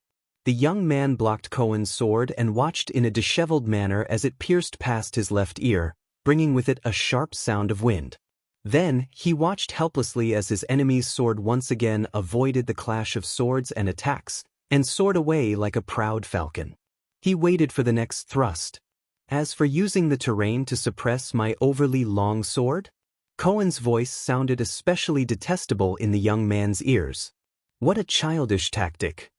One thrust and it'll be over. Simple, direct, and effective. The narrow alley might have restricted Cohen's sword and swordsmanship, but it also prevented the young man from displaying his agility. Faced with a straight thrust that could usually be easily dodged, the young man could only raise his sword again and again to block and defend. It was not that the young man had never thought of giving up on defense and going on the offensive, forcing Cohen to fight with him. The problem was that his hand-and-a-half sword was shorter than Cohen's sword. If he forced himself on Cohen, it was very likely that he would be pierced through the heart by Cohen's sword before he could execute his killing move. The hand-and-a-half sword, which was more suitable for swinging in the narrow alley, instantly became the young man's shortcoming. Damn it. The young man looked at his opponent's rapier with indignation. Actually became the passive and disadvantaged party? Cohen, who had gained the upper hand, calmly turned his body to the side. With his right foot in front of him, he quickly followed up with a twist of his wrist. His sword did not stop. It was another sudden thrust. The young man retreated pathetically as he continuously parried. How lucky! Cohen chuckled in his heart. In this narrow alley when I can't slash or slash. Master Curatal, thank goodness you didn't forget your swordsmanship. One of the 8 great inheritors of the Tower of Eradication, Stink Curatal of the Alumbia Kingdom in Thornland, specialized in the thrusting sword technique.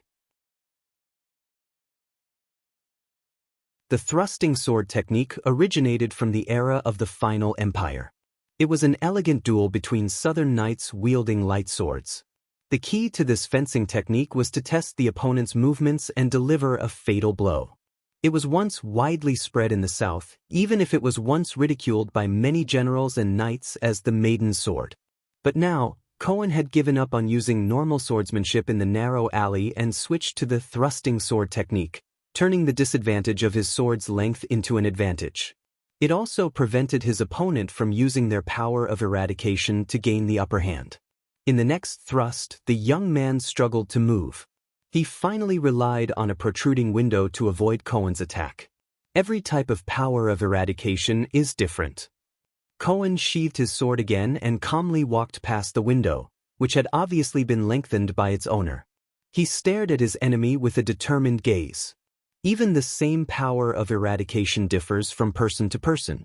Different people will have different subtle changes. The young man looked at the narrow alley on his left and right, then at the exit in the distance. He was extremely anxious. I don't know what effect your power of eradication has, to be able to conceal the direction of your sword in a fierce fight. The police officer snorted. But you must have heard of my power of eradication. Cohen grinned and gave what he thought was his most handsome smile. The glory of the stars. The young man's expression changed. The glory of the stars. The 4 primitive transcendents. No, the power of eradication? In the next moment, Cohen roared and charged forward. A faint starry blue light shone on the skin of his arm. The police officer's sword continued to thrust forward without stopping. The young man gritted his teeth and twisted his wrist as much as he could, trying to use a fan-shaped sword style to block the endless thrusts. Damn it. He must be one of the 8 seeds in the Tower of Eradication. The young man who bore the hope of the Tower of Eradication's future. Ding! Ding! Ding! The fleeting sound was like the sound of rain falling on the ground, lingering in the ears. My glory of the stars can balance the rhythm of every movement and every breath in my body. Amidst the endless thrusts, Cohen pressed forward. Even though he was clearly in the midst of a high-speed attack, his words were surprisingly coherent, as if he did not need to take a breath. Like the bright stars in the night sky, shining one after another, rising and falling one after another. Ding, ding, ding. The light of the sword danced. The thrusts and retractions were casual and coherent. The young man frowned. He could only retreat as the sword in his hand trembled. It seems to be irregular and indistinct. Cohen pressed forward. To the young man's ears, his words were as fatal as the ferryman's bell in Hell's River. In reality, It is continuous and never stops. Cohen's expression did not change. He parried the young man's sword, and under the latter's shocked gaze, he thrust the most threatening sword without stopping. Asterisk grip. Asterisk as the young man roared, his left shoulder was finally wounded. Affected, his movements became unstable, and he was instantly stabbed in the right side of his ribs. Then his left leg, right elbow, and the side of his neck. Under Cohen's relentless attacks, the young man staggered 6 steps back in pain. He tried his best to widen the distance between them. With wounds all over his body, the young man panted heavily. His face was filled with disbelief as he stared at Cohen, who was walking towards him step by step. This is my power of eradication. Compared to your despicable, violent, and meaningless power that only knows how to destroy, the glory of the stars is like another sword of mine.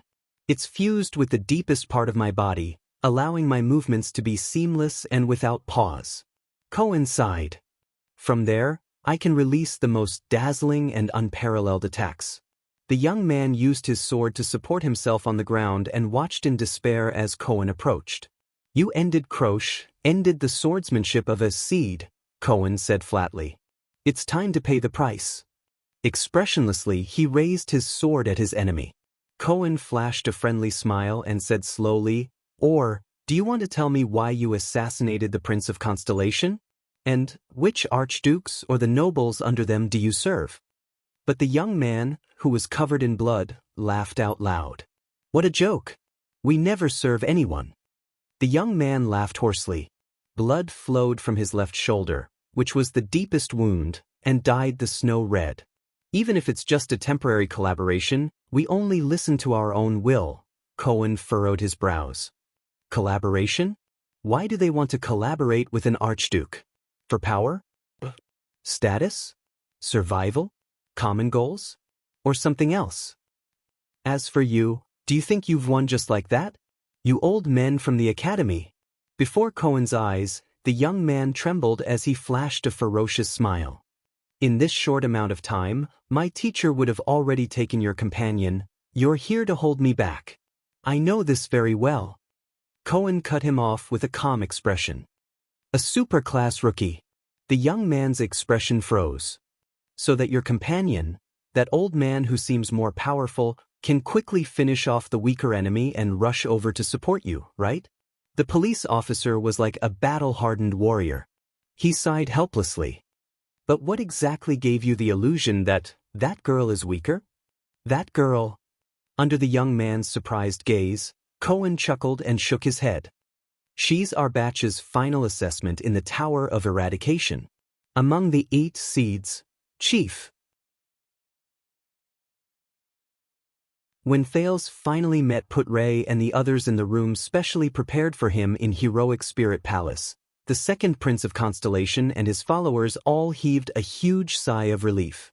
You mean, in their territory, you refused to cooperate with King Nuven without hesitation, and were prepared to use your own method to help him find the murderer? Put-Ray frowned as he stood by the window and stared at the snowy scenery outside. His thoughts raced. Should I say that I'm extremely daring, or that I don't know what's good for me? When there were no outsiders around, Put-Ray's attitude towards him had always been impolite. He did not even bother to address him as Your Highness. However, this overstepping of his authority seemed to have improved a lot after Broken Dragon Fortress. At least, the sarcasm when he used the title of Little Prince was reduced. More or less. Thales lay on the chair in an inelegant manner. He looked exhausted. What happened just now tells me that the gloomy old man with the crown won't have any good plans. For example, pushing me to the 5 archdukes and seeing if anyone wants to kill me in private. Thales leaned against the chair in an inelegant manner. In any case, I've already deeply understood the brutality and directness of the Northlanders. Thales sighed. Observing the archduke's attitudes and reactions towards killing me to find the murderer. Only he could come up with this. So, now that you're the one doing this task, what are you going to do? Put-Ray turned around steadily and walked past Ralph. The latter was adjusting the splint on his arm due to his broken bone and reinstalling a spare hidden blade on the mechanism of his wrist. Among the 5 archdukes who have a long history of inheritance, are cunning, and are more powerful than the 6 great clans of Constellation. All of them are expected to choose a king. Putre muttered. Find the conspirator who murdered Mariah and attempted to assassinate you? Good question. Thales flashed a friendly and sincere smile.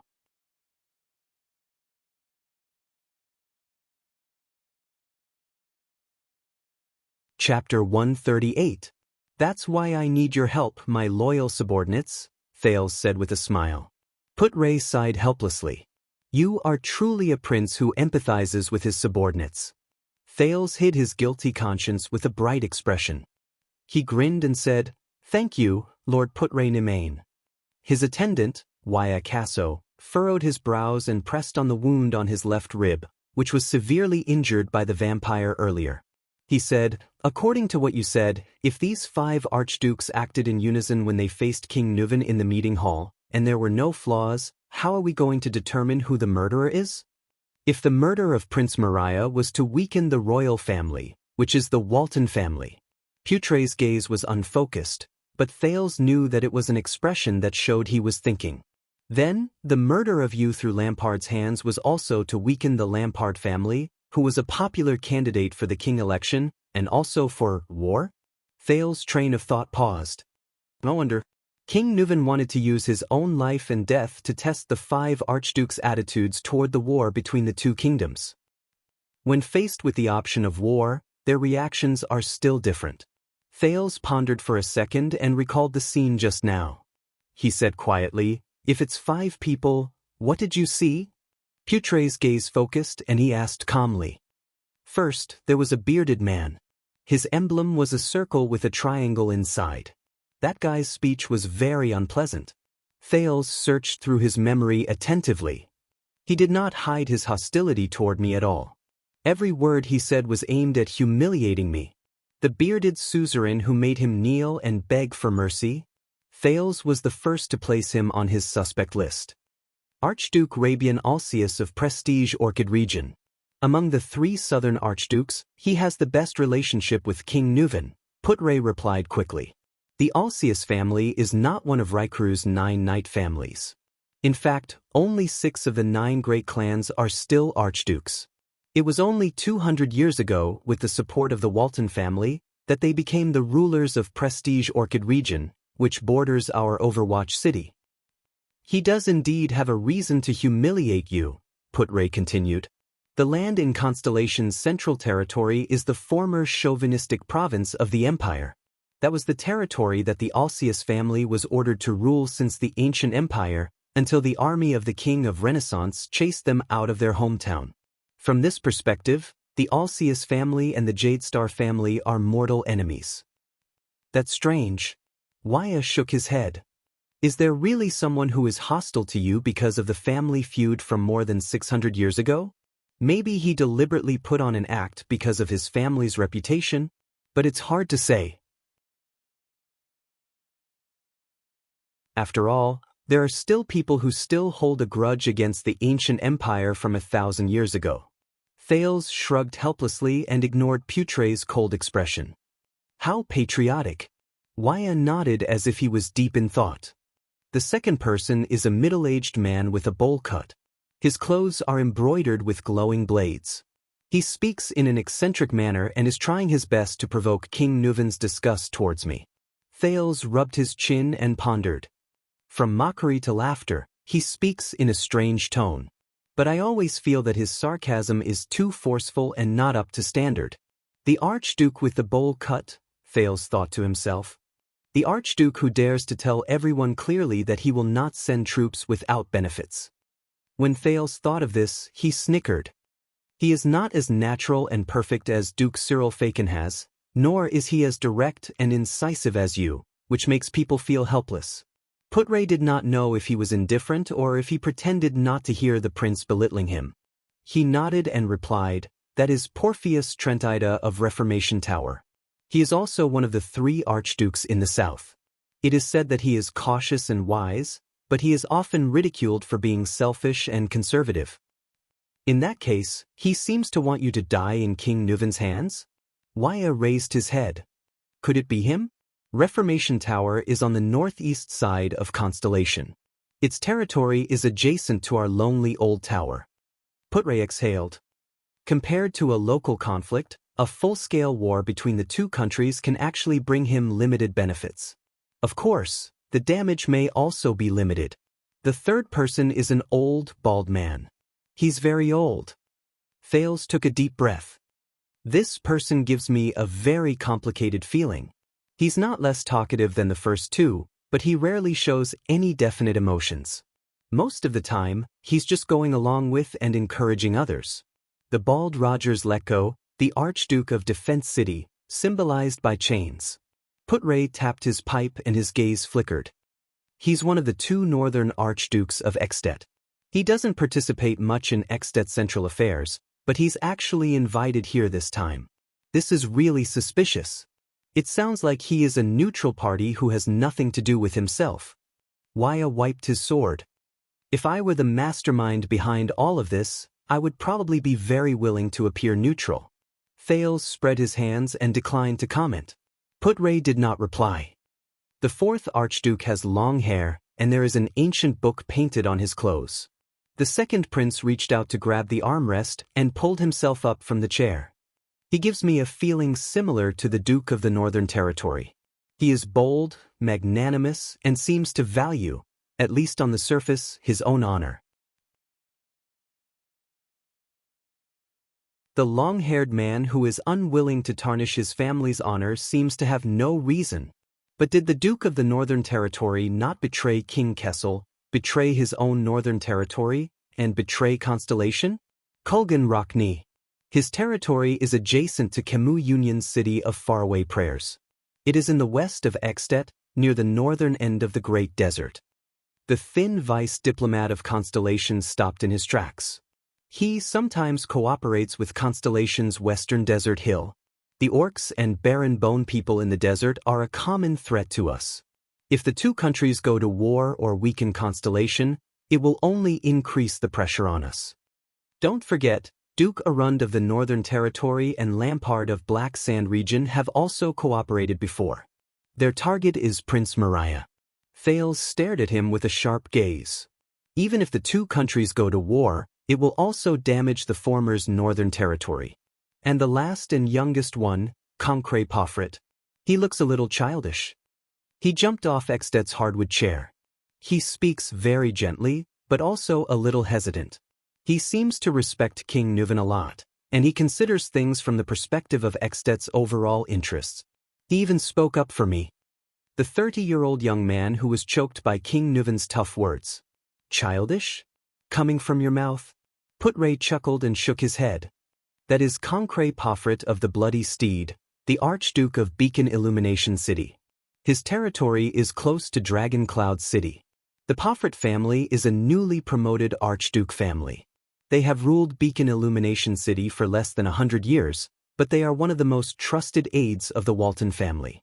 Young people are often hot-blooded and impulsive, and they are naturally resistant to conspiracies. That's not necessarily the case.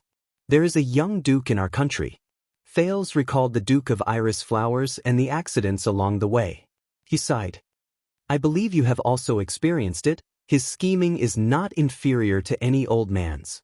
Based on what you said, all the archdukes are suspects. Waya frowned. You still can't determine who it is? Both Thales and Putre fell silent. Prestige Orchid region and Reformation Tower, like Black Sand region, are adjacent to Constellation. The relationship between the two countries has the greatest impact on them, Putre said in a low voice. The city of faraway prayers is in the west, Defense City is in the north, and Beacon Illumination City is close to Dragon Cloud City in the center.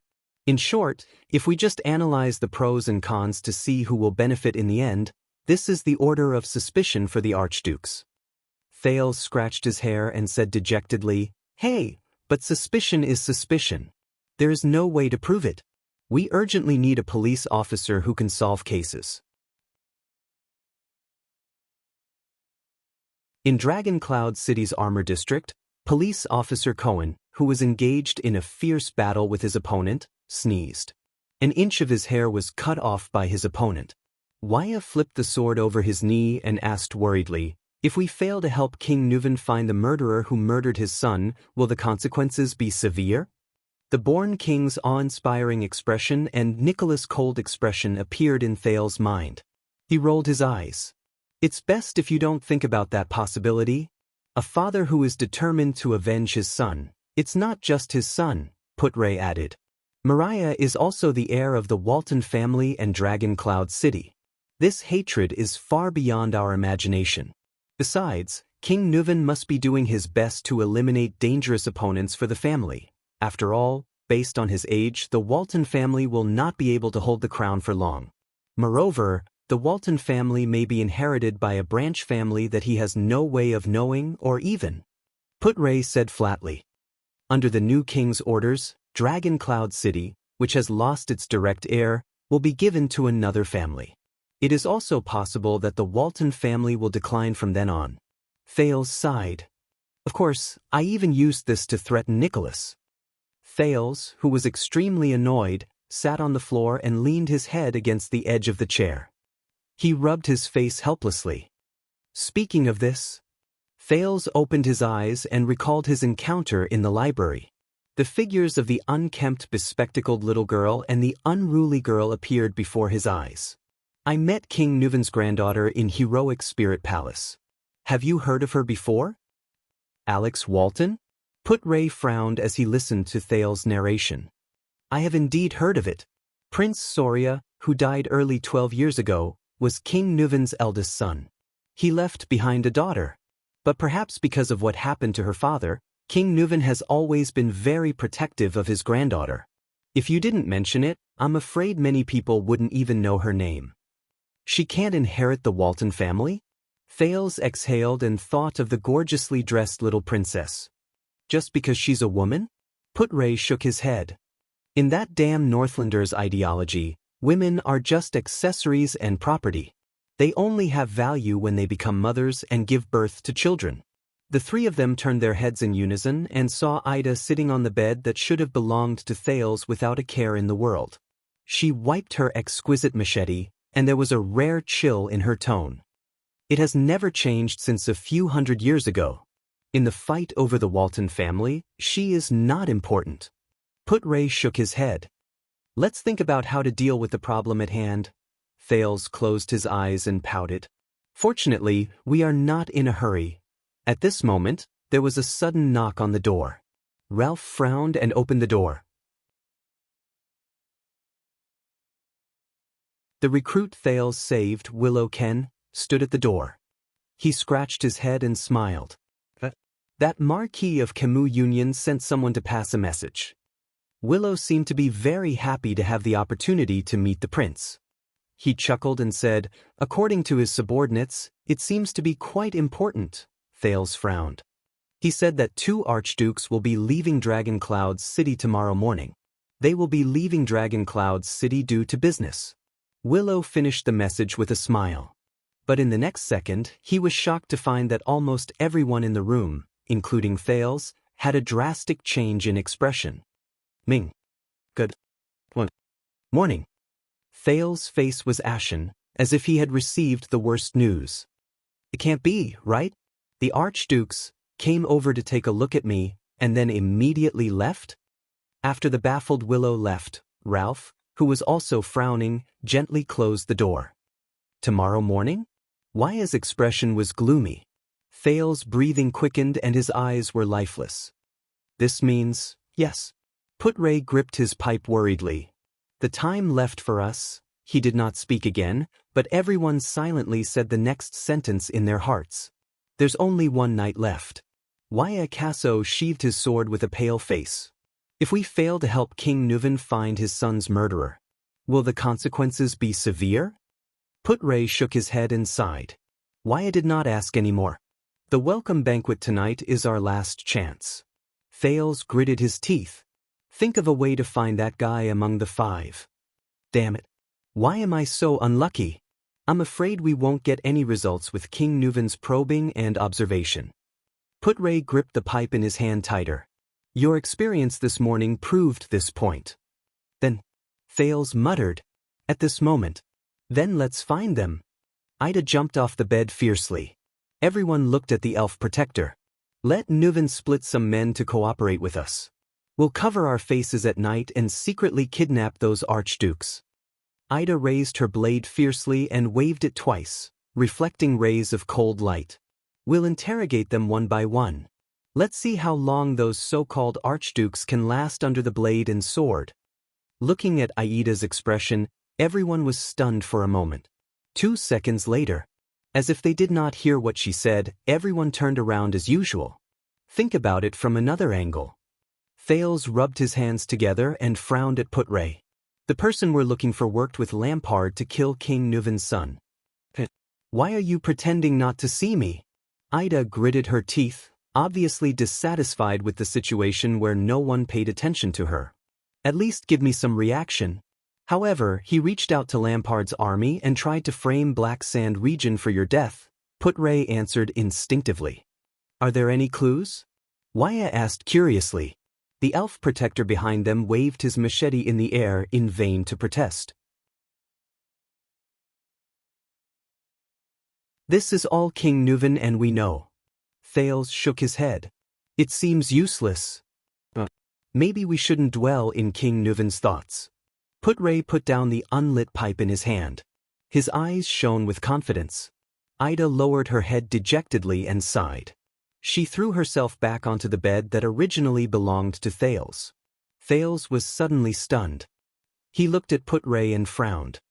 You mean, do you remember when we were besieged by Lampard's army at Broken Dragon Fortress? Putray said flatly. Of course, it left a deep impression. Countless splashes of blood and cold light flashed before Thales' eyes, as well as Araka Murch's roar. He sighed. It was a complete mess. Ida played with her machete on the bed in boredom. Then you should remember what Baron Murch said to you before he charged? Putray revealed a mysterious smile. King Nuven is not our only choice. Thales jolted. Before he charged, the figure of Araka swinging his great sword appeared in his mind. A few seconds later, he nodded. Since we can't retreat, Thales took a deep breath and said with determination, why don't we charge forward with all our might? Thales looked at his vice diplomat with a burning gaze. Does he know? The corners of Putray's mouth curled up. He nodded affirmatively. He knows. Waya and Ralph looked at the duo's riddle in confusion. So, Waya gulped with difficulty. What should we do? Thales and Putray looked at each other, and both of them laughed. Ida's right. Thales looked at the elf on the bed and nodded under Putray's gaze. Ida raised her head abruptly when her name was mentioned. She was obviously at a loss. What? Amidst Waya's surprise and Putray's laughter, Thales took a deep breath. We go look for them. Aida's mouth opened wider than it had ever been. Putray's expression became solemn. He put away his pipe. I will prepare immediately and contact the others. We may need the help of some spies. Also, Waya, Ralph, come with me. Thales nodded and sat back on the chair. He quickly thought about the feasibility of the plan. He raised his head and looked behind him. Aida's voice rang weakly.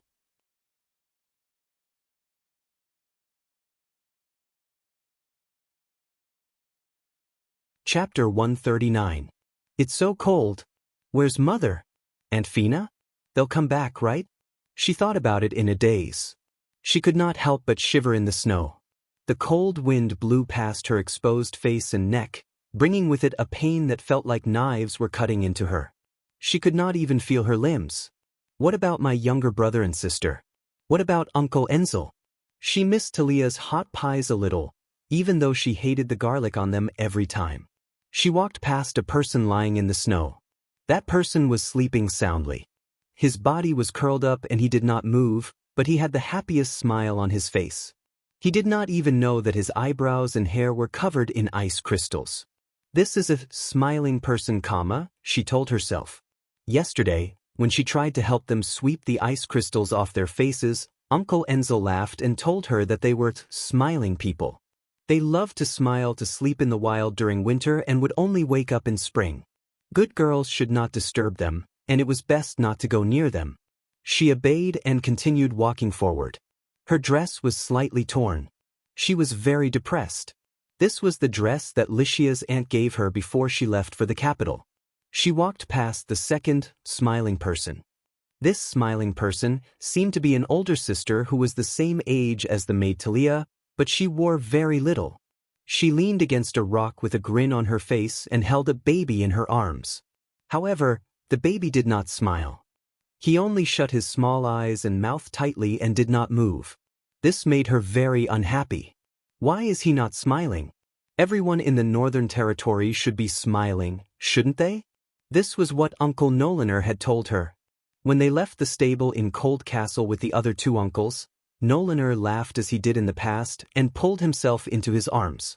Then, as she protested in dissatisfaction, he poked her face repeatedly with his stubble. All right, Noliner. Her thoughts were in a mess. She thought of her youngest uncle and could not help but curl her lips. If you appear now, I will be merciful and forgive you for your beard. She continued walking and met a third, a fourth, a fifth, a sixth person on the snow. There were so many of them that she could not even count. Smiling people. At this moment, a person who was not a smiling person finally appeared before her. She raised her head with lifeless eyes and looked at the unfamiliar boy in front of her. The ragged boy was lying next to the other laughing man, rummaging for something. The boy noticed her approach and raised his head like a wild beast. His eyes were a deep red and frightening. Scram! The boy subconsciously protected the thing in his arms tightly and glared at her fiercely. His voice was vigilant and fierce. I found this place first. Food, clothes, everything is mine. Get lost. Get lost. Go search the other bodies. She breathed in weakly, feeling pain in her face from the wind. How fierce! She pouted. But she was a little hungry. His vision blurred. The coldness poured into her lungs through her mouth, nose, and trachea, causing her heart to spasm again. She walked towards the boy. Little bitch, if you dare to take another step forward, I'll bite you to pieces. The boy, who was also shivering in the cold, opened his mouth fiercely and bared his teeth. She ignored him, but her consciousness was becoming more and more numb. Her vision became dimmer and dimmer. But she still dragged her feet forward on the snowy ground step by step, relying on her vision instead of the sense of touch under her feet to confirm the existence of the ground. She could barely feel her limbs, which had been numb for a long time. The boy crawled down and growled like a beast, as if preparing to attack. She looked at the fierce-looking boy and took a deep breath. Her lungs trembled again because of the cold air. She continued to walk forward. The wariness on the boy's face turned into hatred and murderous intent. His right hand emerged from behind him, holding a long, rusty awl. Mother said, to strangers. The boy howled angrily and threw the weak girl to the ground. To strangers. She tugged at her frozen face. The boy stared at her face and raised the awl in his hand ferociously. She looked at the boy's dark red eyes and pulled an ugly arc from the corner of her mouth. I should smile. The people of the Northern Territory should smile, shouldn't they? In the next moment, Miranda Arund, the first seed of the swordsman of eradication, opened her eyes abruptly in an alley in Dragon Cloud City. A sword with an empty groove had already pierced through half of her breastplate, stabbing into her left chest. The blade sank an inch into her flesh. It stopped in front of her beating heart. But it did not move forward even an inch. The middle-aged disaster swordsman frowned. He looked at Miranda's blade. It was stuck in the empty groove from the tip of the sword to the middle of the sword, blocking his strange sword. It prevented it from piercing the swordswoman's heart. Just now, at the critical moment, Miranda decisively thrust the blade into the empty groove of the enemy's sword. It was like a carpenter inserting a wedge into the empty groove of a piece of wood while he was working. Miranda's black-gloved hands gripped the hilt of her cross-shaped sword tightly. Cold sweat seeped out of her head due to pain and trembling. She was in a stalemate with the enemy. Such a fast sword. And that feeling of being unable to dodge, is it his power of eradication? Not bad. The middle-aged man exhaled softly and showed a look of approval. Your reaction, observation, and temperament are all rare and outstanding. It's rare that you're still so young. My student is very smart, but he lacks training and experience. He'll need at least 5 years to catch up to your level. But from the beginning, you were already on the verge of death. The middle-aged man's tone was cold. He suddenly exerted force on the sword that pierced into Miranda's chest and thrust it forward. As he exerted force, the two swords that were stuck together underwent a subtle change in shape. They let out a groan in the air, which was the unique sound of metal under stress. Pain shot up from her heart. Miranda's face contorted slightly. If the tip of the sword went in an inch more, it would reach the blood groove. The swordswoman gritted her teeth and held her breath. She tried hard to get rid of the double effects of the physical pain and the psychological worry. She listened to the enemy's rhythm and felt the rhythm of the enemy's movements. She forced herself to enter the zone. She was suppressed by the enemy's sword in the first strike.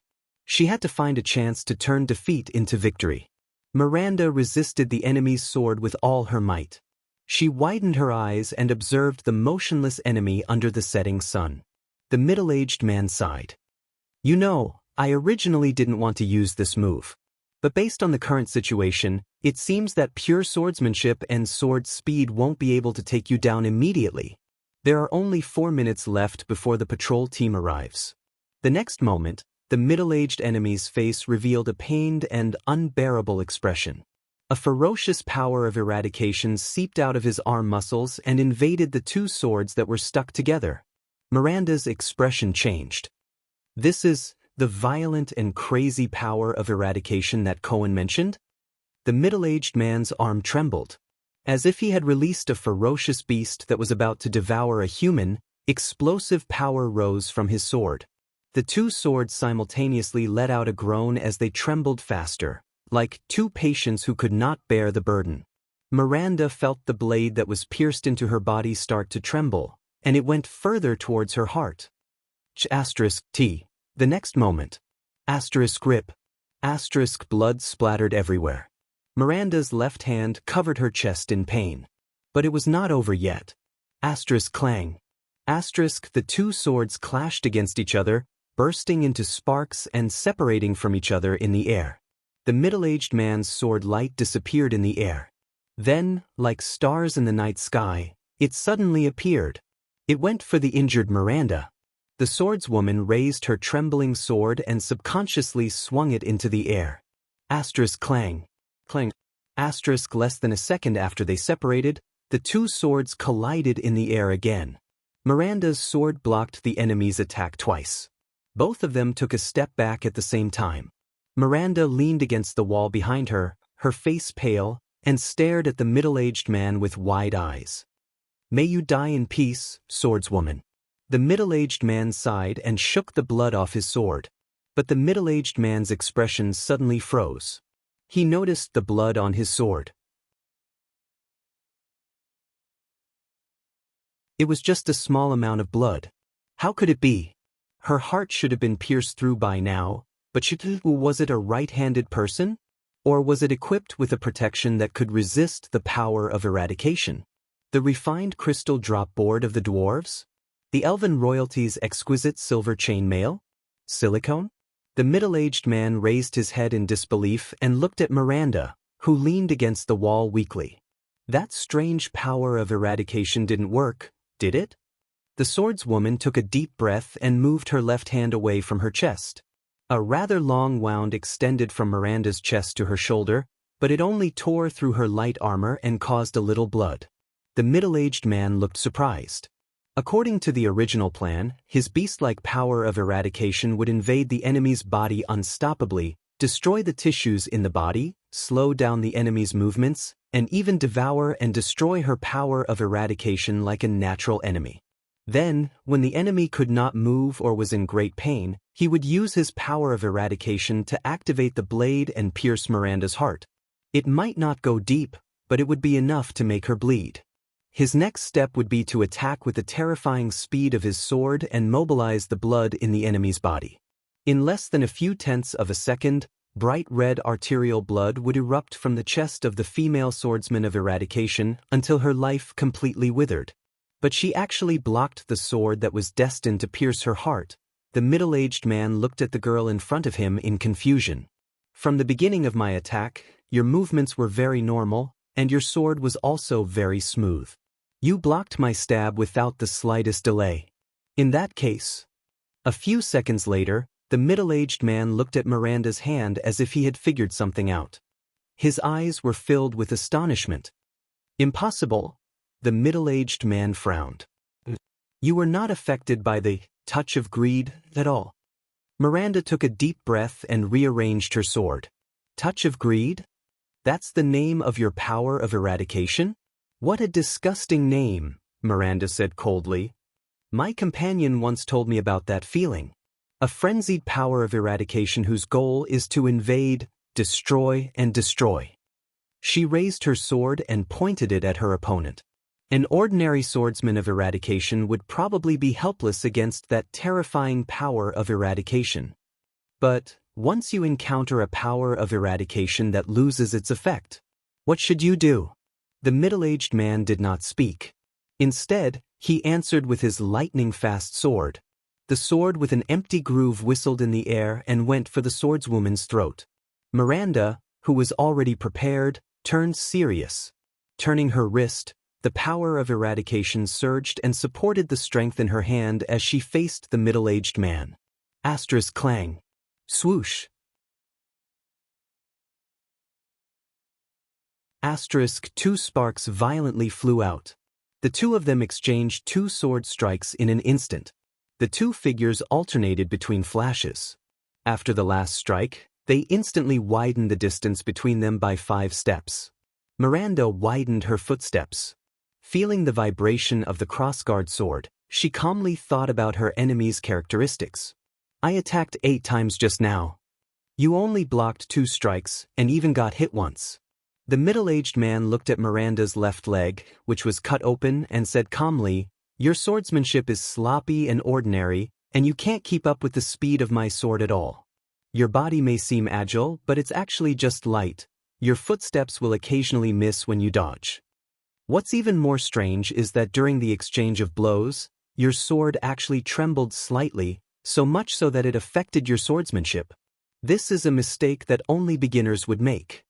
Other than that stunning interception at the beginning, your sword is completely useless. The middle-aged man shook his head. With this kind of swordsmanship habit and strength, you should have died 10,000 times already. How did you survive until now? Miranda did not say anything. She only stared at the middle-aged man carefully. In the next moment, her enemy suddenly revealed a smile. But in the 8 sword strikes just now, you were either lucky enough to dodge or just barely dodge the 5 most fatal strikes. You also counterattacked at the most subtle moment. The middle-aged man looked at his cut left upper arm, frowned and sighed. And you succeeded. Miranda finally frowned. There's only one explanation. The middle-aged man moved his feet lightly. Miranda's sword also slowly moved along with his position. What you rely on in battle is not some exquisite sword style or agile footwork, but your observation and perception. The middle-aged man's pupils shrank slightly. It is to identify the enemy's rhythm and the timing of the sword attack. No matter how crude the swordsmanship is or how simple the sword move is, as long as it appears in the right place at the right time, it can be turned into the most exquisite strike. Miranda breathed a sigh of relief in her heart. He found out. What you practice is the Pegasus music, one of the 4 great primitive powers of eradication that is famous for grasping the right timing and controlling the rhythm. The middle-aged man sighed deeply and said, It's been a long time since I received the inheritance from the tower. And the reason why you're not afraid of the touch of greed. He raised his head, his gaze aggressive. I can roughly guess. Miranda was slightly startled. The middle-aged man's gaze focused on Miranda's black-gloved hands. It's your hands, isn't it? Miranda revealed a look of disbelief. Forget about the Pegasus music, but even he discovered it? Miranda tightened her grip on her sword. Your hands were the first to touch the touch of greed. The middle-aged man narrowed his eyes and carefully observed his opponent. But there was no reaction. Is it because of that pair of gloves? Miranda was silent for a few seconds. The scene from many years ago appeared before her eyes. That kind of freezing coldness. No, it's not the gloves. Miranda exhaled softly, then raised her head and generously admitted, "It's just my hands." The middle-aged man frowned. "A long time ago, my hands were severely frostbitten." A vast expanse of white snow appeared in front of Miranda's eyes. "When I recovered, I lost most of my sense of touch and pain," Miranda said flatly, as if she was talking about something that had nothing to do with her. "I couldn't master it, and I couldn't use the most exquisite and unfathomable sword skills either. In the beginning, I couldn't even lift a teacup. No matter how terrifying the pain brought by your power was, I couldn't feel it with my hands. And what can your invasive power of eradication do against my hands, which have been numb for many years?" Miranda slowly raised her sword. Her hands trembled visibly. "What can you do against my hands, which have been numb for years?" There was silence. Soon, the middle-aged man stared at Miranda's hands. His eyes were filled with shock. Those hands that held the sword, there's no pain and they can't be touched? The middle-aged man's gaze on Miranda was already filled with pity and admiration. "A pair of hands that can't feel can actually hold a sword?" he said slowly, but his voice was filled with admiration. This young girl, in order to let a pair of hands that can't feel hold the sword hilt, she had to swing it in the air tens of thousands of times. She must have gone through a lot of pain. "So, you were taught the Pegasus music. Of course, this is also the power of eradication that suits you best." The middle-aged man nodded. His gaze was filled with affirmation and excitement. To abandon the feeling in your hands, to ignore the specific sword moves, to follow the rhythm of the battle, and to entrust the sword to your own observation, cognition, and judgment, your teacher must be a genius. Miranda did not speak. She only stared at her gloved hands in a daze. "Please forgive my previous disrespect." The middle-aged man put his sword behind his back and bowed respectfully to Miranda with the most standard ancient swordsman's salute. "You are an admirable swordsman. I am Salander Klein. As the sword of eradication that has been passed down outside the Tower of Eradication, it is my honor to spar with you." Miranda also put away her sword and returned the salute with an expressionless face. "Miranda Arund, chief seed of the 134th batch of the Tower of Eradication. In view of what you did to my friend's right hand, please forgive me for not being able to say, it is my honor to spar with you." Klein smiled faintly. "Right hand, is it?" The two of them straightened their bodies and their swords reappeared by their sides. In the next moment, the two of them approached each other again. Asterisk clang. Clang. Asterisk Klein's swift sword and Miranda's ingenious figure moved back and forth on this small piece of ground. In a dozen or so seconds, Miranda once again dodged the enemy's 4 fatal strikes and counterattacked at the most crucial moment. Blood flowed from Miranda's right waist, the side of her ear, and Klein's left forearm. What a deep impression! Klein widened the distance between the two of them and sighed. "Given time, you will definitely reach supreme class." Miranda nodded and accepted the other party's acknowledgement. "No matter how fast you are, you cannot omit the process of drawing your sword. With a process, there will be a rhythm of high and low, movement and stillness. There will be openings that can be grasped and exploited." While widening the distance between them, Miranda carefully observed the enemy and said faintly, "And I can see it too. Your so-called touch of greed, that never-ending, continuous, violent characteristic." The middle-aged Klein was slightly stunned. Miranda's gaze was firm. "It's the glory of the stars, right?" Under Klein's surprised gaze, Miranda confidently said, "Sorry, I'm really too familiar with this power of eradication." The scene in the Tower of Eradication appeared before her eyes. Cohen's figure holding his swollen arm and crying bitterly appeared in her mind. The two of them stared at each other for a moment. "I really admire your observation skills," But not entirely. Klein shook his head and chuckled. Touch of greed is not the glory of the stars. Under Miranda's strange gaze, Klein sheathed his sword at his waist. If I must say, it can be considered an enhanced version of the glory of the stars. Doubts rose in Miranda's heart. The glory of the stars, enhanced version?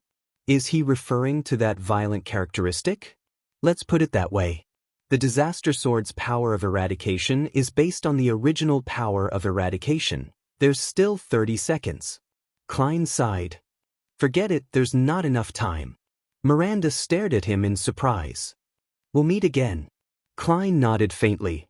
Chief with numb hands. Miranda gritted her teeth and caught up with him. Wait. Klein turned around and punched the dirt wall beside him. Asterisk bang. Asterisk amidst a cloud of dust, his figure disappeared from Miranda's sight. At this moment, the voice of a patrol came from outside the alley. It's near here. We suspect that there's a chase for no reason and an illegal fight. What was that sound just now? Miranda, who could not stop coughing because of the dust, stared in the direction where Klein had left. She punched the wall indignantly, and as the voices of the people drew closer, she sheathed her sword and left. Asterisk ding. Asterisk just as Cohen's sword was about to pierce the young man's throat, a sword flew across the air and blocked the police officer's rapier. Cohen quickly turned around and faced the newcomer, whose back was facing the setting sun. But the newcomer's sword attracted all of Cohen's attention. It was a sword of medium length, but the blade was extremely thin. There was a black counterweight ball at the hilt of the sword. There was a round hole in the handguard of the sword, just enough for the user to put in his index finger. Cohen's pupils shrank. He recognized this sword. He was too familiar with this sword. And too familiar with the owner of this sword. Why aren't you getting lost? The newcomer had a clear voice and said faintly to the young man from Disaster Sword, "Go and find your teacher." The young man, who was covered in wounds, got up in a disheveled manner and limped into the alley. But Cohen ignored him. He stared at the newcomer in disbelief with his round eyes. From the moment he saw this person, he did not want to care about anything else. "Why are you here?" Cohen swallowed with difficulty and asked in the most incredulous tone. "And you? What are you doing?" Cohen struggled to raise his eyebrows as he looked at the newcomer before him. "What am I doing?" The newcomer snorted softly, moved his feet, and approached him. "Before you bunch of idiots mess everything up," the newcomer revealed a pair of dark red eyes in the dark and said faintly, "I'm here to stop you." The newcomer walked out of the shadows of the alley. "Kill you?"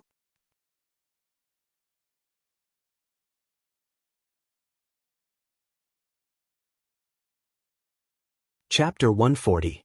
Are you sure I don't need to wear this? Madame Gines said that during the banquet. In the room, Thales frowned and held up a small embroidered vest as he asked Put-Ray. "And this is also the luggage that the diplomat group risked their lives to carry along with the flag, isn't it?" "This is Extet in Northland." Put-Ray, who was dressed neatly, looked at him in disdain. Even at banquets, they hate pretty boys and sissies the most. If you really want to put that thing on, I think you will be the strongest contender for the position of banquet clown. Thales stuck out his tongue and threw down the vest. You know. Sitting by the window, Ida snapped out of her daze and sighed with a regretful expression. A banquet without a clown is very boring. His nerves had been tense for almost a month, and Thales had no time to care about anything else. From the abandoned house to Red Street Market, from Mindy's Hall to Renaissance Palace, and then from Broken Dragon Fortress to Dragon Cloud City, the new second prince did not even have time to warm his own bed before he was hurriedly chased into a noble's carriage, put on the prince's shackles, and faced a different kind of challenge he had never experienced before.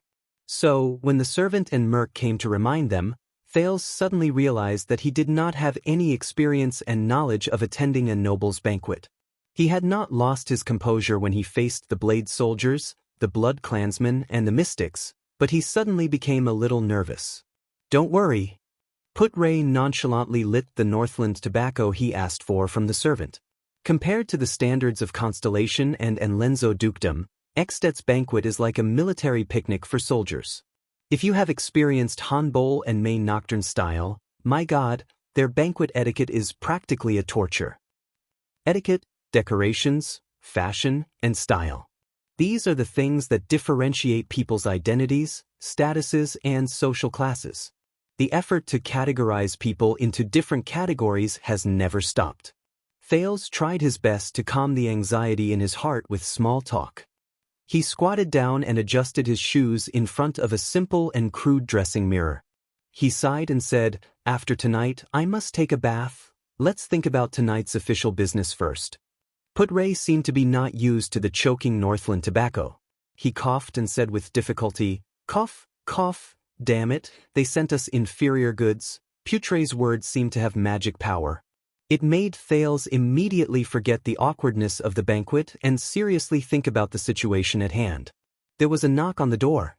Ralph stepped on the metal plate prosthesis that he was getting more and more familiar with as he walked in.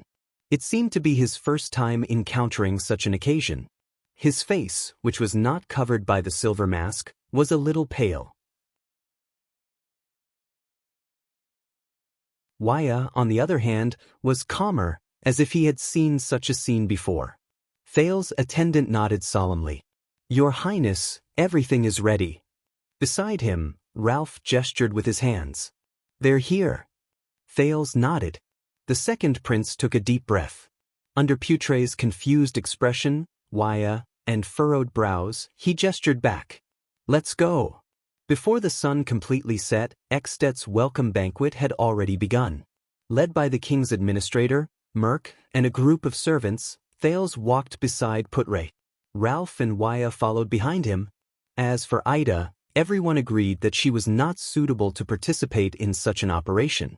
"Your Highness, I don't know how you understand Northland's banquets, but I have to remind you that Constellation's distinguished guests may not be used to our banquets," Lord Merk said expressionlessly. "And tonight is a little special." Thales responded with a friendly and understanding smile. The group of them stepped on the rough tiles of Heroic Spirit Palace and walked up the stone steps. The banquet hall is where King Raikru hosted the 9 nights. It is said that the Northland heroes' banquet lasted for 3 days and 3 nights, and they ate almost all the spoils of war. Merk introduced the place they were about to go to respectfully. It was also here, amidst the cheers from both inside and outside the castle, that Raikru Ekstedt was elected king. Thales stepped on the last stone step and arrived at the corridor on the 6th floor of Heroic Spirit Palace. Lively and noisy voices could be heard. The floor on this floor was almost 7 to 8 meters high from the ceiling. There were many braziers here, and they were propped up on racks. They were evenly arranged throughout the entire corridor, burning fiercely. After the sun set, Heroic Spirit Palace was as bright as day. Unlike the corridors on other floors, which were filled with rooms, there was only a thick wooden double door in the middle of the corridor. Servants came and went with happy faces, carrying plates or wine barrels as they went in and out. Thales took a deep breath and exchanged glances with his subordinates. Under Merk's lead, he stepped into the banquet hall of Heroic Spirit Palace. Noisy discussions, the sound of wine glasses clinking, the sound of knives cutting flesh, and even the sound of a quarrel grew louder and began to assault and torment his ears. Thales raised his head and took a good look at the hall. It was a ring-shaped hall. The triangular flag with the symbol of the cloud dragon spear hung on the wall. There were burning braziers in every corner, and several bright everlasting lamps hung from the ceiling. Thank God, Thales thought that braziers were the only source of illumination in Heroic Spirit Palace. Servants appeared from the side door and the barbecue grill from time to time, sending waves of food and wine to the hall. The banquet hall was large enough to accommodate hundreds of people, and it was now. At least 100 to 200 people sat around a dozen parallel rectangular tables. These rectangular tables were perpendicular to the direction of the door, leaving a passage in the middle of the hall that was large enough for servants and guests to pass through. Thales frowned and looked around. Due to his height, he could not see the farther parts of the hall. It was Putre who whispered into his ear. But the atmosphere in the hall was very lively. There were servants who were busy carrying plates, boorish nobles who argued loudly at the table until their faces were red, guests who had drunk until their ears were red, and lecherous nobles who used the excuse of being drunk to touch the buttocks of female servants who passed by from time to time, causing a commotion. The 5 archdukes each had different expressions on their faces. He was absent-mindedly twirling the wine-glass in his hand, surrounded by family knights or subordinate suzerains who wore the triangular emblem of a circle. Archduke Trinita, who had a pot cut, was laughing with his vassals around him, as if he was in his element in socializing. The bald Archduke Lecco and Marquis Shiles of the Camus Union sat together, listening attentively to the latter's slow speech. The long-haired Archduke Rockney still looked solemn, as if he had a cold halo around him. The long table he sat at was the most deserted. No one dared to approach him to talk to him. Only the servants and subordinates behind him served him food or wine from time to time. The young Archduke Pomfret smiled and raised his wine glass. He spoke to the various nobles who sat around him, either their vassals or their attendants. The latter nodded frequently and downed the wine in their glasses in one gulp. What a scene! It was practically a replica of the scene in Mountain Pass Village where the Northland villagers and soldiers drank and drank together. If Thales had not raised his head to see Nuvan VII, who was surrounded by the White Blade Guards and was drinking quietly among a few close vassals, sitting at a higher horizontal table at the end of the hall, he would have almost forgotten about the shadows of swords and knives hidden in the conspiracy tonight. He would also have almost forgotten that among the 5 archdukes, there was a bold conspirator who intended to murder the princes of 2 kingdoms. Thales turned his head and said helplessly, "I didn't know. The banquet has already started." "Most of the nobles have already taken their seats," Merk said calmly. "King Nuvan is waiting for your arrival." Thales narrowed his eyes. He took great effort to glance at Nuvan VII, who was standing in the distance. He noticed that the king still had a cold expression on his face. The king seemed to have noticed his gaze.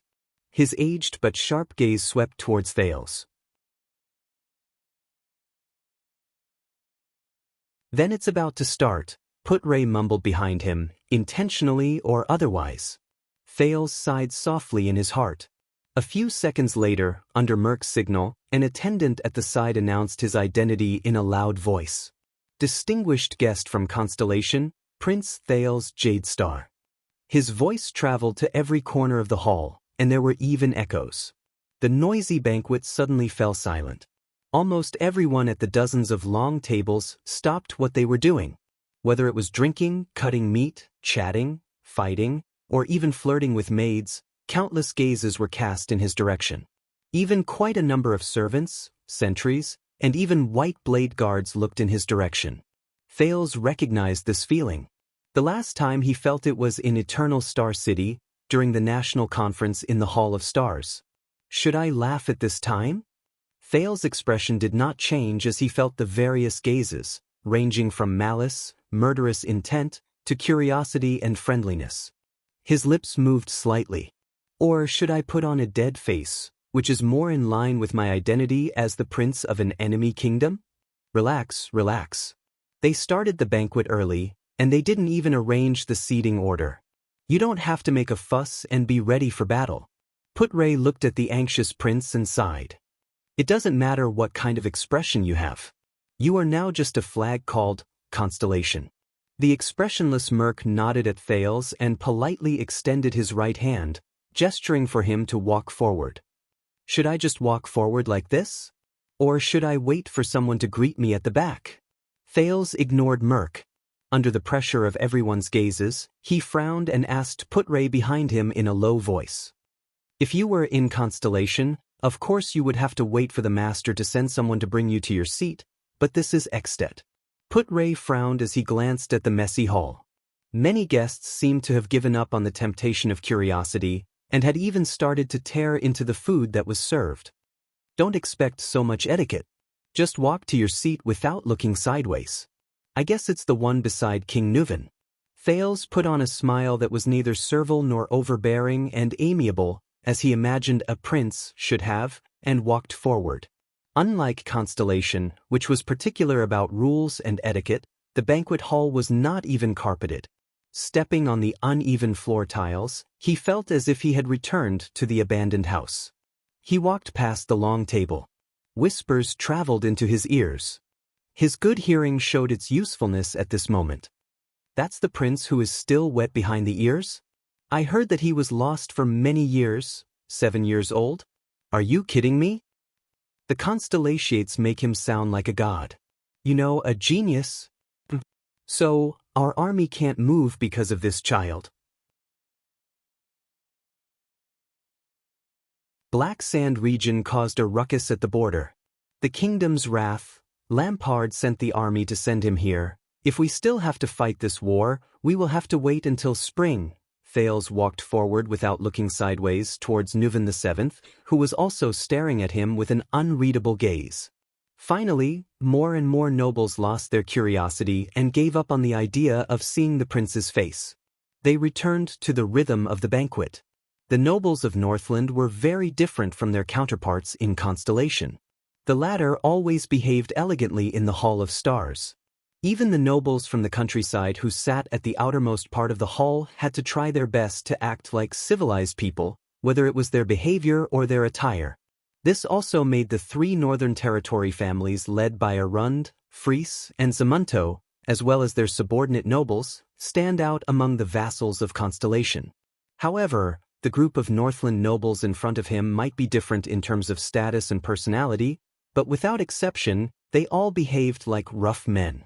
From the way they sat to the way they ate, from their appearance to their attire, even when they drank, they would purposely make a few gulps and let a few drops fall from the edge of their mouths. Then, they would slam the bottom of their glasses on the table, loudly reprimanding their opponents, or being reprimanded by their opponents. Thales silently observed the behavior of this group of nobles as he moved between the long tables on both sides. He could not help but notice that other than the maids, there were almost no women in this banquet. Those who will appear here and at the back of the banquet hall are all low-ranking nobles, suzerains, meritorious knights, specially invited bureaucrats, and so on, Putre reminded him from behind. The well-dressed one in front of you on your left is just a servant who delivers the food.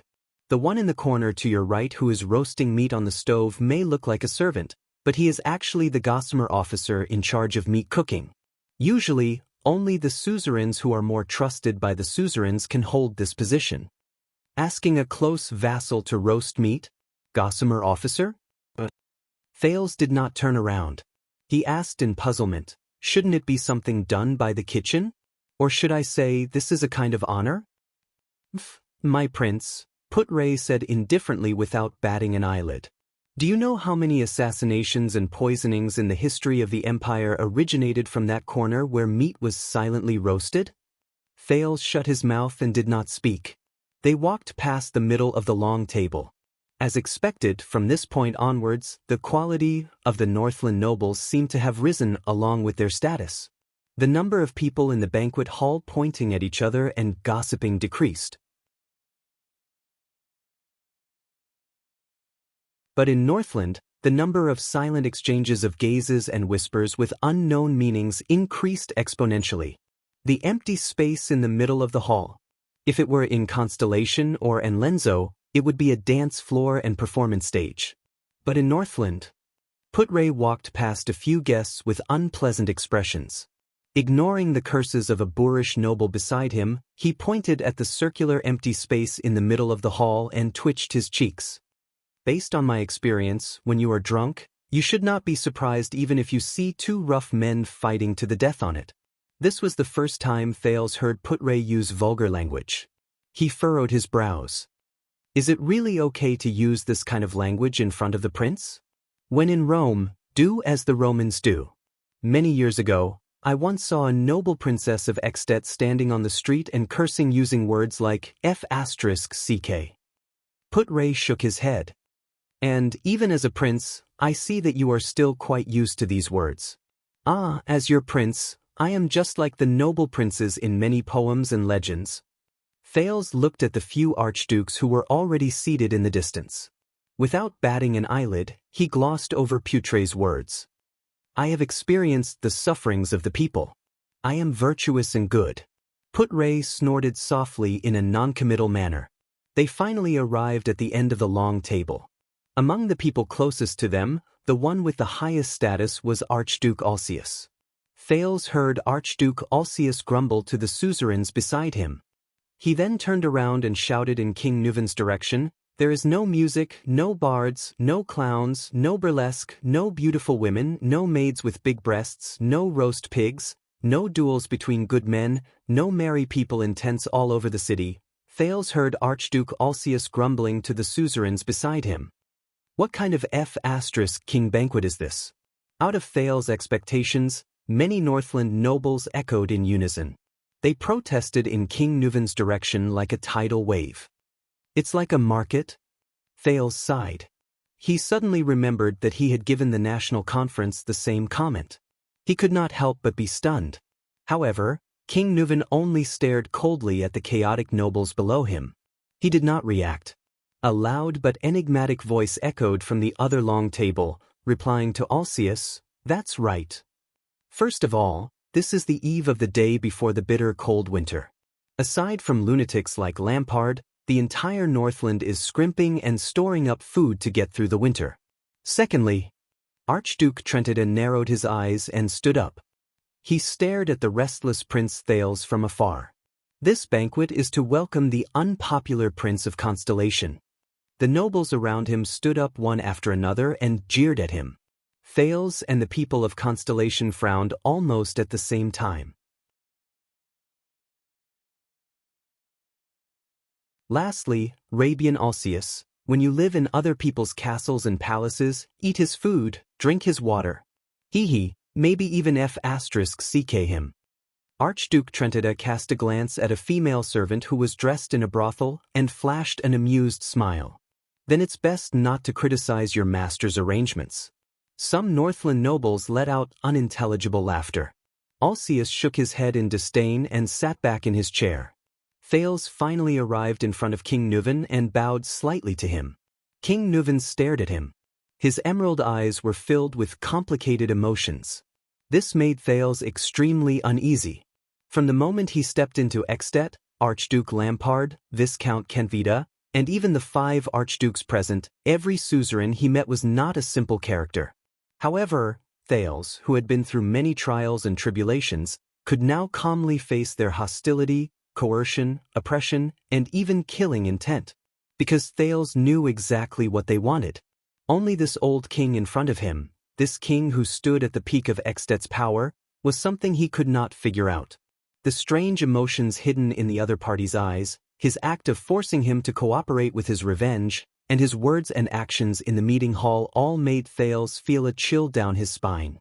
Even though they had only exchanged a few words. Unpredictable people were always scary.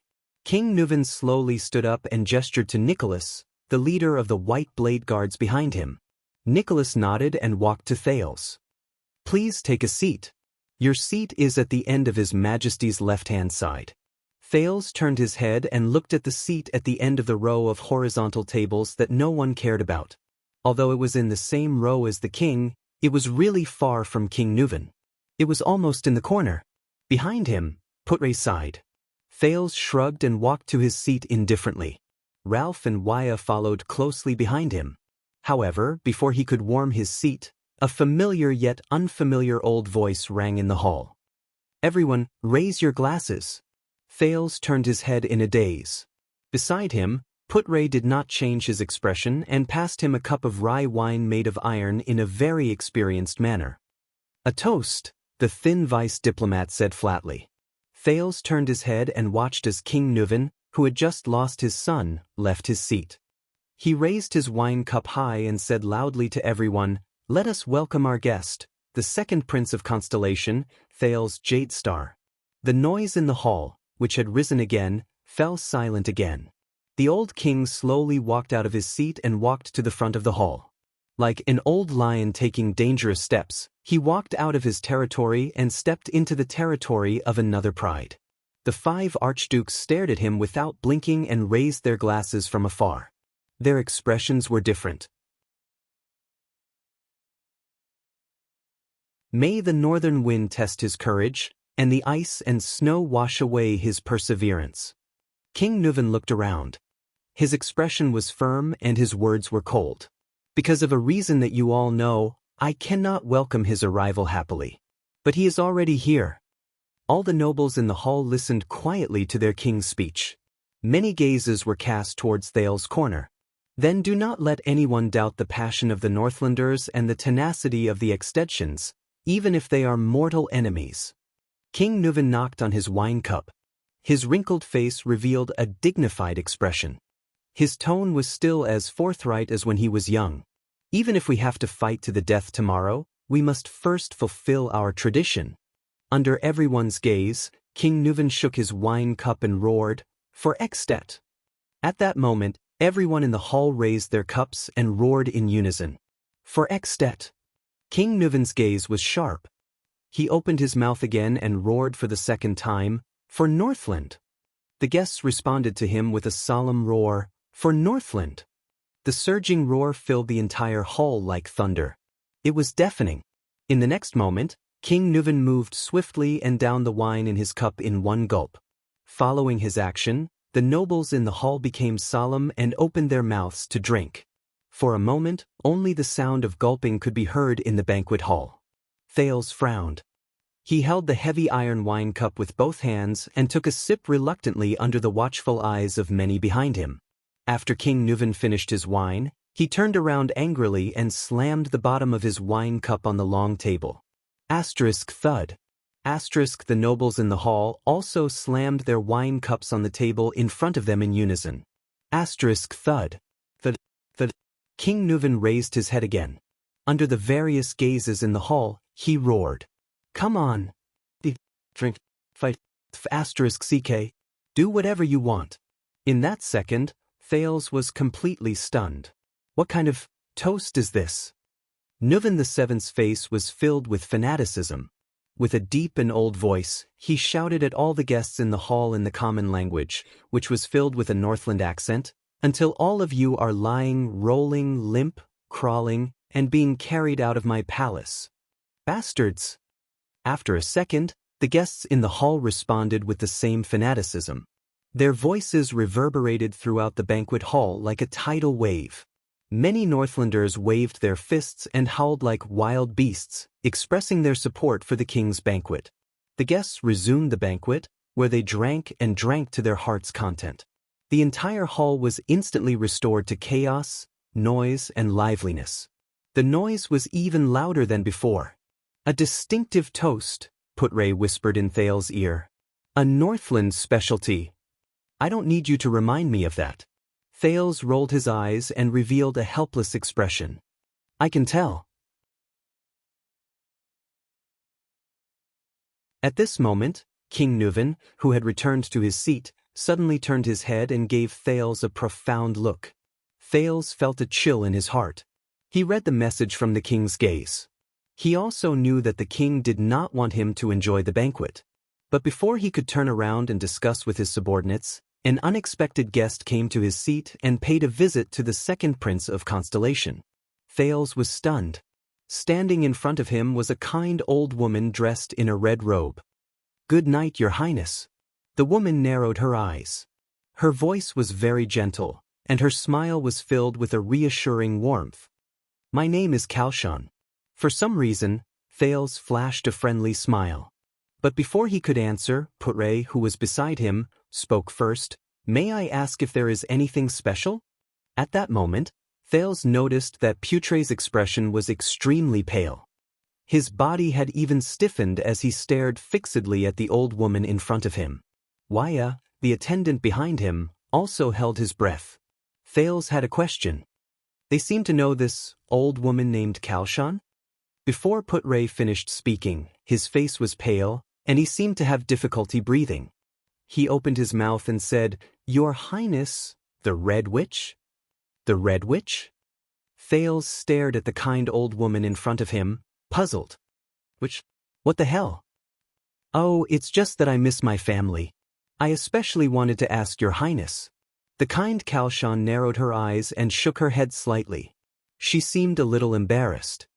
"How is my son doing in Constellation?" "Son?" Thales was startled again. The second prince responded faintly with the perfect smile he learned from a certain young duke.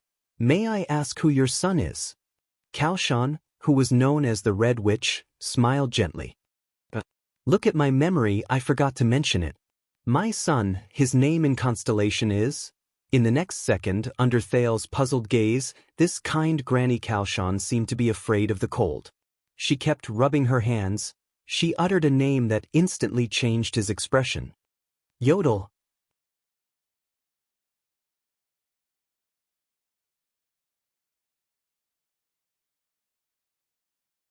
Chapter 141.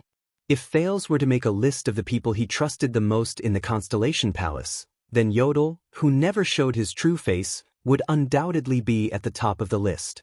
From their escape from Red Street Market to their encounter in Vine Manor, to the assassination attempt in front of Renaissance Palace, the masked protector had risked his life to save Thales many times. The most recent time, he had almost lost his life for Thales. Not only that, the masked protector was the only person in Constellation who knew his identity as a calamity and still kept it a secret for him. Thales especially cherished this. But now, when he heard Yodel's name in the kingdom of the Great Dragon, Thales realized that he knew very little about this mysterious secret protector of the royal family. He knew nothing about him, whether it was his appearance, age, background, personality, or experience. He could not help but be ashamed to admit that Yodel was more like a familiar stranger to him. Yodel had sacrificed a lot for him, but Thales had never cared about his condition. No, there is. Thales thought. Gilbert told me that Yodel and the 5 war generals of Extet have a deep grudge. For example, he stabbed the Fire Knight of Black Sand region, Tolja, in the back. This was also the reason why he could not come to Extet. And now, a roar of laughter came from the other side of the hall. It seemed like a dozen Northland nobles were playing some game. Thales then turned his attention back to the kind old woman in front of him. This old woman from Extet claimed that she was Yodel's. Thales sized up the old woman named Xianxia, trying hard to find similarities between the two of them other than the fact that they were mysterious. He hesitated and said, "Mother? Please do not doubt me. At my age, I will not joke about my son." Xianxia smiled and shook her head. Thales nodded awkwardly and looked at Put-Ray for help. What's going on? Who is this old woman? But Put-Ray still stared at the old woman with a vigilant expression. He shook his head slightly when Thales glanced at him. I haven't seen him for a long time. I miss him a lot. Xianxia did not seem to care about the exchange between Thales and Put-Ray. Her eyes were filled with nostalgia and love as she spoke. That child has been a man of few words since he was young. He has a stubborn temper and is clumsy in expressing himself. It is really worrying when he is alone outside. During the days he served the royal family, he must have brought you a lot of trouble. Thales was stunned. A few words. He had a stubborn temper. Poor expression. The silent figure of the masked guard appeared in front of him.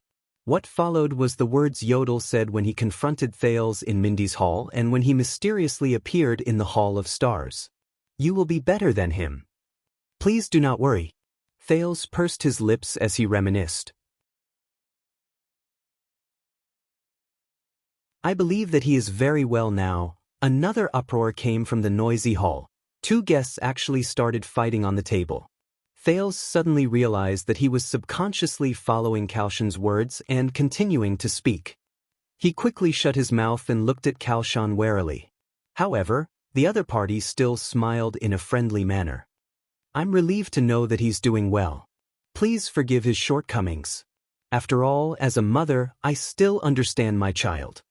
Xianxia nodded in relief. Then she sighed and said, Little Yoder has a rare kind heart. Thales flashed an ugly smile. The scene of Yodel swinging his sword in the dark and taking a person's life appeared before his eyes. Benevolent? He could not help but feel puzzled. Yodel's mother? Why is she in Extet? This old lady… Wait a minute. Old lady? A memory flashed across his mind like lightning. Thales looked at Xianxia. He shuddered and cried out in surprise. The old lady was still smiling at the second prince of Constellation. Her posture was elegant and her expression was kind. Thales remembered. On the day he left Eternal Star City and set off for Extet, the king and suzerains came to see him off. The last person who came forward to talk to him was a terrifying old man dressed in black and holding a walking stick. When you reach Extet, please help this old man pass a message to an old woman.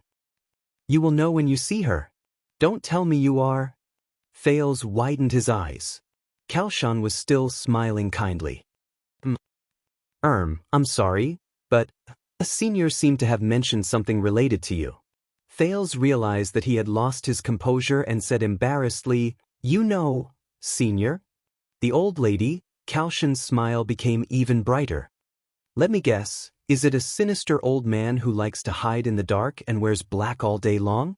I heard that he started using a walking stick in recent years? Thales frowned. Do you know Murat? His vigilance was immediately raised to the highest. A person who can be specially mentioned by the head of the Secret Intelligence Department. Other than dangerous, he really can't think of any other adjective. Hearing the Black Prophet's name, Putre frowned and looked at his prince. I can imagine how you feel, Your Highness. Kalshan smiled. I think knowing him is not something to be happy about, is it? Thales had an answer. Maybe Murat is reminding and warning me. The second prince sighed. He said, if I meet an old woman in Extet who takes the initiative to come up to me. I'm sorry, these are Murat's exact words. It's okay. That old man looks polite, but he doesn't know what manners are. Kalshan shook her head nonchalantly, and the wrinkles on her face smoothed out. Heartbreakers are best at provoking people's hearts. I won't fall for it. Heartbreaker? Thales opened his mouth slightly in surprise, then tried his best to close it. There's a lot of information contained in this sentence. He tilted his head and said awkwardly, in fact, the Black Prophet? I mean, Lord Murat Hansen asked me to bring you a message. He actually asked a prince to bring me a message. Kalshan raised her eyebrows. Under her narrowed eyelids, a pair of smiling eyes were revealed. I'm really looking forward to it, Your Highness. Thales only felt that the old woman's kind smile in front of him gave him a lot of pressure. Compared to the overbearing, almost tangible pressure he felt when he faced the Black Prophet, this Granny Kalshan revealed information that made him frown with a gentle and friendly attitude. It really made him feel awkward and helpless, and he did not know how to defend himself. He said. Thales laughed dryly. Don't cross the line. As soon as he finished speaking, Thales suddenly realized that the old woman in front of him revealed a strange expression. Don't cross the line. Kalshan closed her eyes and took a deep breath. She sighed and lowered her head. Her expression was complicated and indecipherable. She murmured faintly, So what? Before the puzzled Thales could react, Kalshan put away her reminiscence and smiled again. You're in a difficult situation now, Your Highness. You're struggling to survive in the gap between Constellation and the Dragon, and you're also struggling to stay afloat in the maelstrom between the King and the Archduke. Kalshan sized up Thales with a gentle gaze. But please believe me, compared to Murat, these are not worth mentioning. The next moment, under Thales and Putre's puzzled expressions, the old woman nodded gracefully and turned to leave. Thank you for your time. Thales retracted his gaze from the old woman's slowly departing figure. He could not help but notice that all the nobles, servants, and guards on the old woman's path bowed respectfully to her and made way for her. Thales frowned. He could roughly guess the other party's identity. Oh my God, Waya exclaimed softly behind them. I just saw the Red Witch? Thales turned his head and looked at his attendant. I'm sorry, I thought they all... Waya's face was full of surprise. You know, they don't appear in front of people easily. Them? Thales exhaled and helplessly grabbed a piece of buttered bread. So, my guess was right? That Granny Kalshan Shiz? That's right, Putre replied with a solemn expression, using the bardic poem he was good at. The stars shine, and the dim places are pitch black. The great dragon soars in the sky, and the shadows under its wings are endless. Thales and Waya looked at the barred vice diplomat together. That lady is a terrifying figure who is as famous as the Black Prophet of the kingdom's secret intelligence department. Putre's eyes were filled with fierceness as he said softly, "She is the person with the highest authority in Extet's secret room. The Red Witch, Calshon."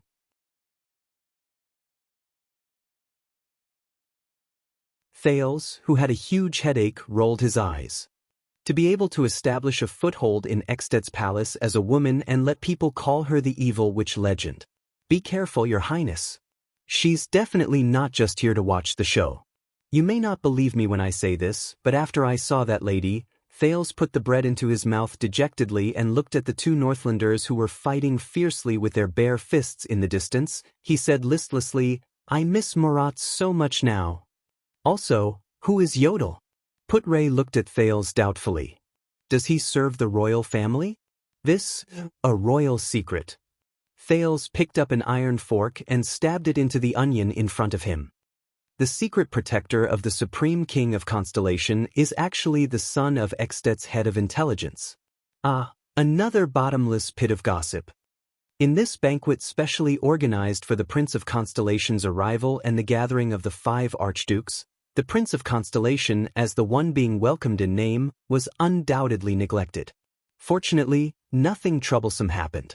Some Northland nobles who were here to watch the show would occasionally come up to greet him, and Thales could also return their greetings appropriately under Putre's advice. It was not that there were no drunkards who came up to provoke him, but Lord Merk was always able to mobilize his men at the right time and pull away wave after wave of drunkards. Thales was able to enjoy his feast in peace, even though a 7 or 8-year-old child could not eat much. How much longer will it take? After a few hours, Thales looked at the bustle in the hall and asked Waya, who was beside him, "I feel like I'm almost becoming a Northlander." Just now, a few drunken feuding nobles caused a group fight that involved 3 battlefields. It made the noisy hall even more excited until the White Blade Guards and the Palace Guards stepped forward to stop it, with their fists. "It's been a long time. It's only 11 o'clock at night." Waya frowned and stared in disbelief into the distance. A guest with a swollen face was helped back to the dining table. He could not stop cursing as he gulped down another glass of wine, then threw the wine glass at another person's face. The prince's attendant shook his head and said, "I once heard from my Northlander friends that Extet's banquets often last until dawn. Especially since this is the king's banquet, it represents the face of Dragon Cloud City, and there are 5 archdukes gathered here." Thales shook his head with lifeless eyes. The originally casual order in the hall began to gradually collapse. There were even drunkards who staggered and swayed all over the place. Some nobles hugged their maids and walked out of the hall. Then, strange noises came from outside the hall. Even the vassals and attendants around the 5 archdukes began to leave their seats and participate in the drunken banquet. King Nuvan and Nicholas had already left for a long time. Only Merk was still calmly monitoring the banquet. As for Putre, Thales narrowed his eyes and looked at the skinny constellatiate man who had his arm around the shoulders of countless Northlanders and laughed from time to time. He even dared to compete in drinking. How did this guy blend in so well? Thales pressed his face against the table and exhaled in pain. "Please tell me that the banquets in Constellation are not this crazy." "Probably not." Waya smiled awkwardly. "Of course not." Thales raised his head and saw Putre carrying a barrel of rye wine that was specially provided by Heroic Spirit Palace. He closed his eyes and swayed as he walked over. He clicked his tongue and said, "Constellation's banquets are more civilized and appropriate. The craziness is hidden underneath, such as the meeting room specially prepared by the host of the banquet, the bushes in the garden, and the quiet and uninhabited basement. As far as I know, your father, King Kessel, was an expert in this when he was young." Thales rolled his eyes at him. But Putre opened his eyes and his expression changed slightly. The vice diplomat of Constellation said flatly, "I received Shile's signal." Thales' spirits rose. The king has left the banquet. The people around the 5 archdukes are also swaying. Putre nodded solemnly. "I think it is time to go and have a chat with them." When the banquet was nearing midnight, the Grand Duke of Prestige Orchid, Rabian Alcius, walked out of the banquet hall accompanied by 2 attendants. He stood by a deserted window outside the banquet hall and gazed at the moon outside. He seemed to be waiting for someone. Until two footsteps, one big and one small, came from behind him. Archduke Alcius turned around. He immediately frowned. "You are the one who asked me out to meet?" The Archduke pinched the note that had just been passed to his hand and looked at the person before him in disbelief. The Prince of Constellation, Thales Jadestar. Accompanied by Waya, Thales stared at the Archduke's full beard and flashed a bright smile. Alcius looked at Thales before him, then at the note in his hand. The expression on his face gradually changed. Thales took a deep breath. "It's here. It's about to begin." He heard himself speak slowly, "Your Grace." At this moment, Archduke Alcius suddenly snorted coldly and interrupted him. Thales, who was halfway through his sentence, suddenly froze. "Boring." Alcius glanced at him disdainfully and shook his head. Then he turned around and left. Thales widened his eyes. "Am I that annoying? I spent a lot of effort to find this opportunity to meet in private, Your Grace." Thales followed behind him and frowned. "At least listen to what I have to say." There is nothing to say to a 7-year-old. Alcius had no intention of turning back. Thales gritted his teeth. "There's no other way." The next moment, the second Prince of Constellation shouted at the back of the Archduke of Prestige Orchid. "Rabian Alcius! Do you know who is going to be the next King of Extet?" Archduke Alcius' footsteps came to a halt. He slowly turned his head and looked at Thales with a strange expression. Under Alcius' strange gaze, Thales panted excitedly. "Lampard." Alcius' expression changed slightly. Thales calmed his breathing slightly, raised his head, and looked at the bearded man with a determined gaze.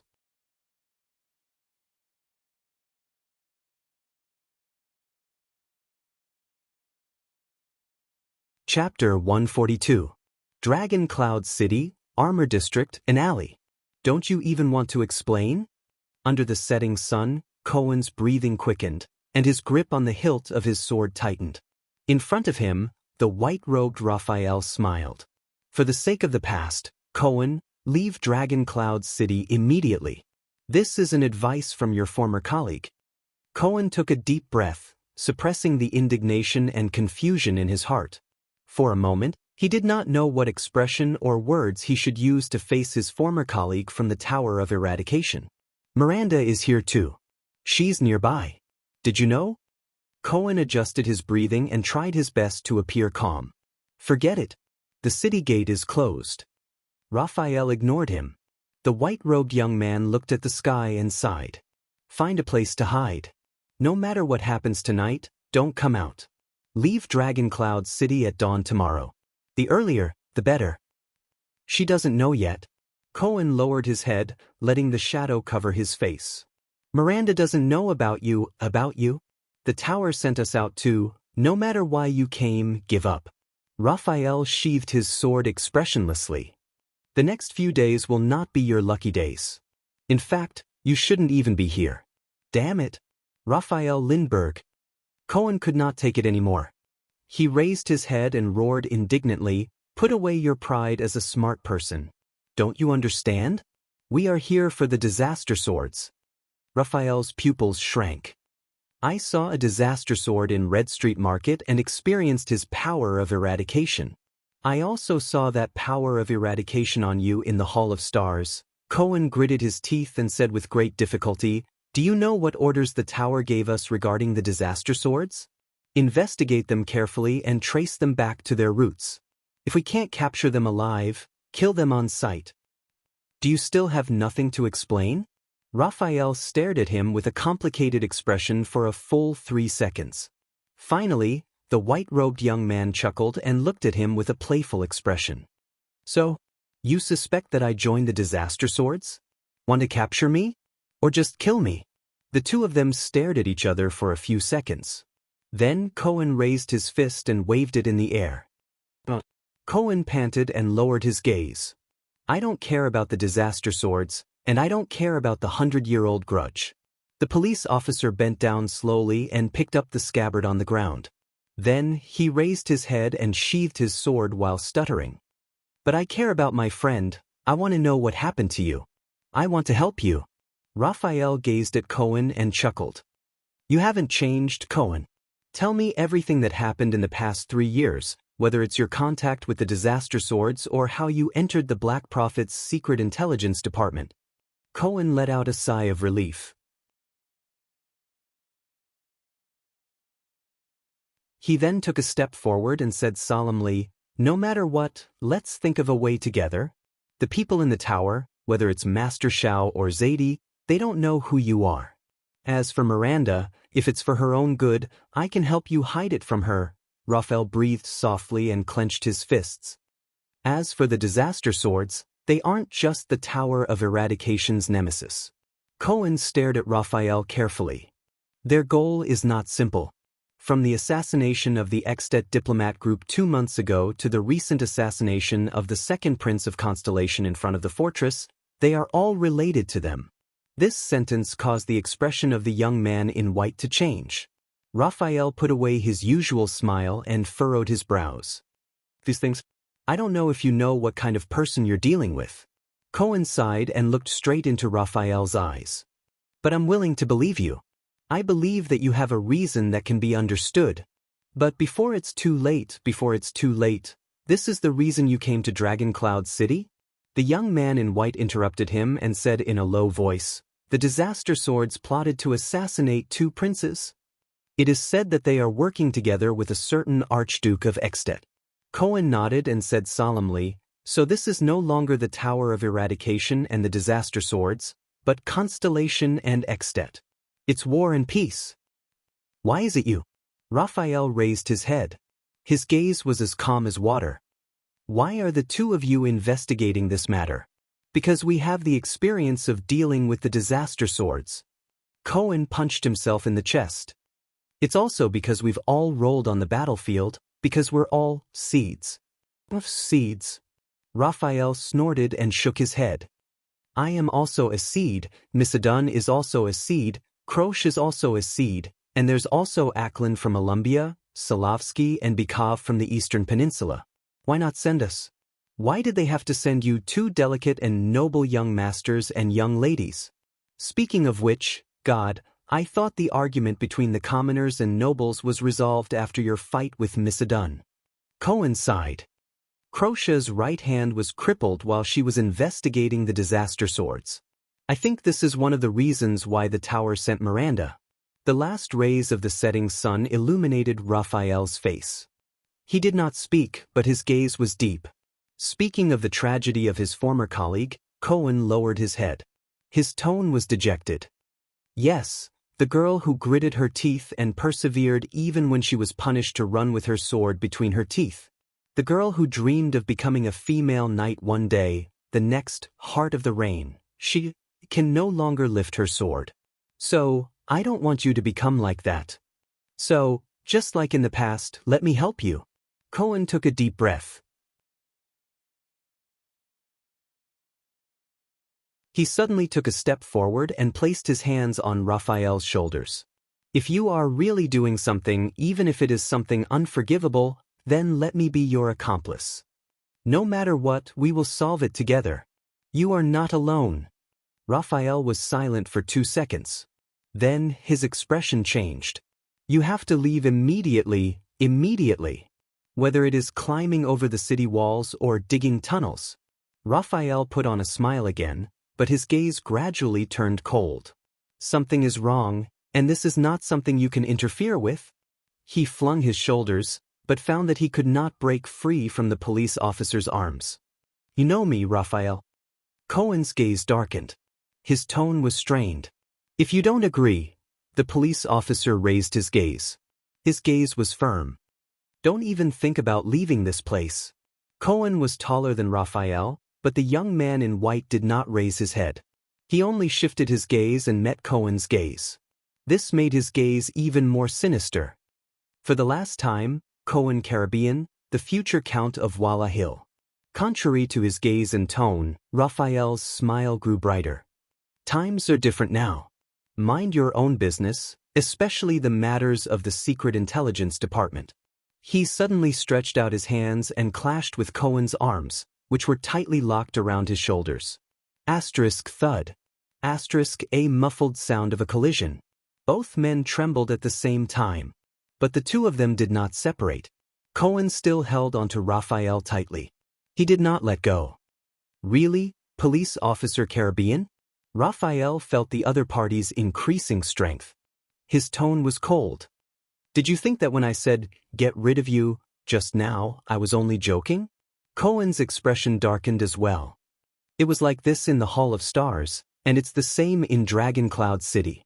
Cohen clenched his teeth and tightened his grip around Raphael's shoulders. You just appeared out of nowhere, put on a baffling expression, and asked me to mind my own business? Becoming a disaster sword and joining the Secret Intelligence Department. Did it really change you so much? The police officer's anger grew. You're not even willing to give an explanation to an old friend?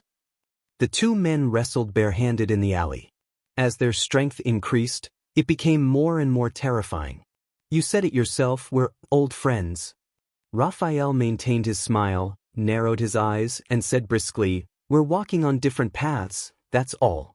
Looking at Raphael's expression, an indescribable pain rose in Cohen's heart. What made these brothers, who were once as close as brothers, become like this? Cohen's breathing grew heavier. If something unfortunate happened to you, I might not be able to understand how you feel, but as long as you're willing to tell me, we can still. Cohen Caribbean, the Count of Walla Hill in Constellation 10 or 20 years from now, Raphael shouted coldly. Do I look like I've been through something unfortunate? Nope. An unfamiliar yet familiar female voice traveled into their ears. The two men were stunned at the same time. Cohen turned his head. Raphael flashed his most perfect smile. The two of them stared at a pretty figure standing under the moon, which had risen at some point in time. The chief seed of the Tower of Eradication, Miranda Arund, slowly walked into the alley under the moonlight. She placed her hand on the hilt of her sword and stared coldly at the two men who were hugging each other. Is there anything you want to explain? Explain. Cohen's mind raced. He turned his head and looked at Raphael, who was very close to him. He suddenly realized, my posture with Raphael. The police officer abruptly let go of Raphael's shoulder and pushed him away. Miranda, listen to my explanation. Cohen smiled sheepishly and touched his head. Don't be angry, we're not. But Miranda interrupted him coldly. Shut up, Cohen. The swordswoman from the Arund family's expression was as cold as ice. I'm not asking you. Cohen's expression and words froze at the same time. Miranda's gaze was fixated on the man who had not appeared for 3 years. Under Miranda's gaze, Raphael lowered his head and laughed out loud. Long time no see, Mira. The young man in white shook his head slowly. Are you still so cold? So cold that it breaks my heart. At that moment, Cohen Caribbean, who was touching his head, suddenly felt a little redundant. Mira? Don't call me that anymore. Miranda walked slowly to Cohen's side. Her tone was flat, as if she was not facing her former lover. Raphael Lindbergh. Cohen sighed. I say. The police officer looked at the two of them awkwardly. We should find a place to sit down. There are some things that we need to discuss. Also, Miranda. Cohen tried his best to blink at Raphael, wanting him to understand his painstaking efforts. You still don't know. Raphael is now a high-ranking officer of the kingdom's secret intelligence department. But he was interrupted again. This time, it was Raphael.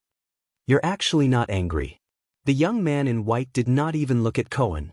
Instead, he stared straight at Miranda's pretty face and smiled. That's really out of my expectations. You know, I thought you would be more agitated. Once again, Cohen felt that his existence was redundant. Then I would throw myself into your arms, punch your chest, and cry weakly, Where have you been?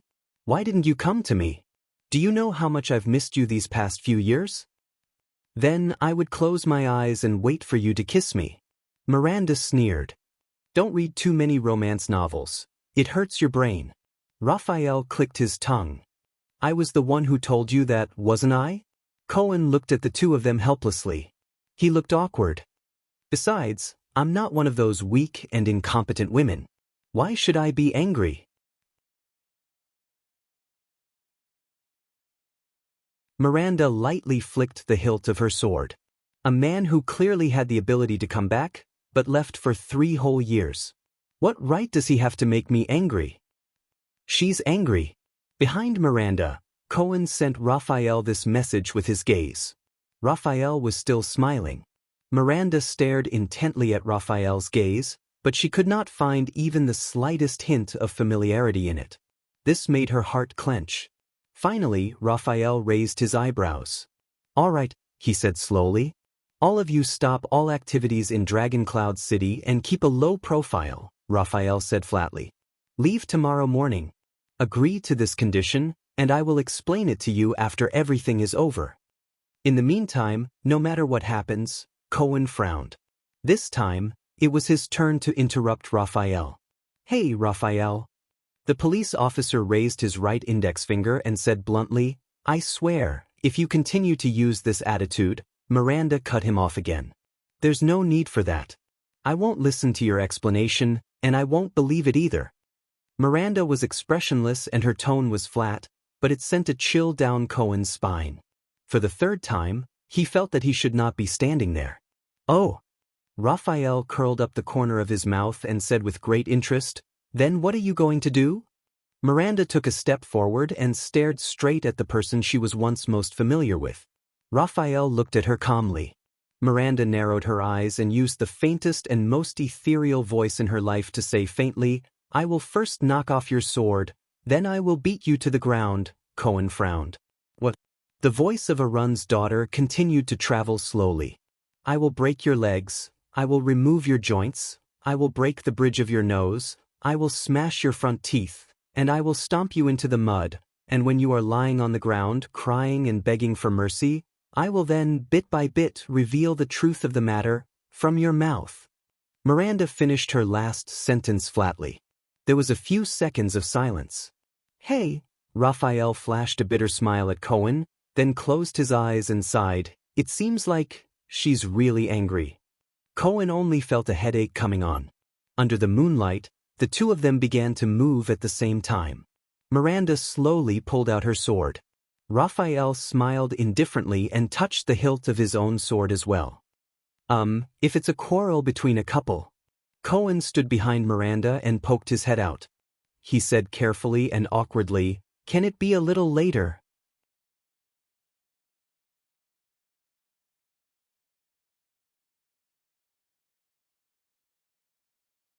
Chapter 143. Chapman Lampard? In the corridor outside Heroic Spirit Palace's banquet hall, Archduke Alcius mulled over the name with a subtle expression. Then, he turned to look at the tiny Thales with disgust on his face. "The next common elected king of Ekstedt?" The Archduke sneered. "I've heard of it, brat," the bearded Archduke said coldly. "They say you're a precocious genius." "Very well, you're indeed a little smarter than the average child, but that's what I hate the most." Thales was stunned. "Looks like my initial impression of you is terrible. Trying to scare people with sensational gimmicks, is it? Dueling with the king, Lampard, what else?" Alcius' gaze was cold and his tone fierce. "A brat like you who's good at these things since you were young will definitely grow up to be a venomous snake full of conspiracies. Perhaps I should grab my sword and stab it into your chest today." Alcius spat harshly. "We have enough trouble for Constellation. We don't need you to add fuel to the fire, brat from the Empire." T. Thales' heart clenched. He realized that the conversation was about to fall apart. "Then why did you come to Dragon Cloud City?" Thales quickly organized his words so that the conversation could continue and not be interrupted by the other party's disgust towards him. "If you're really like what you said, that my arrival is trouble, then why did you come here to provoke this trouble?" He looked calm on the outside, but he was actually nervous on the inside. He raised his head and stared at the ruler of Prestige Orchid before him. "Will I succeed? Provoke trouble? You may be trouble, but you're far from being feared, brat." Alcius sneered. "I'm here to see the game between Constellation and the dragon after 12 years. I want to see what we can gain from a prince, and whether our king is blind from old age. What's your conclusion? Thales said with a grin. Has your king disappointed you? Alcius put on an ugly smile, but under his beard, he looked a little ferocious. You should be thankful that he's still rational and hasn't been blinded by anger, so you're safe. The Archduke sized up the brat before him. That's why you have the chance to talk nonsense here. Safe. Thales shifted his gaze to Alcius' heavy saber. He laughed mockingly and said, I think that the sword on your waist might have a different opinion. It almost received the honor of being the prince's nemesis after all. Alcius' gaze fell on Thales. Archduke Alcius tilted his head and sneered. Stop pretending, kid. I know you're actually very clear about it. He turned his head around and a fierce look seeped out of his eyes. Forcing you to commit suicide is just a farce. Thales' heart clenched. Don't be fooled by His Majesty's expression today. He won't start the war easily. Alcius's gaze was sharp. You have your father's oath to protect you. The archdukes won't support him to start a full-scale war.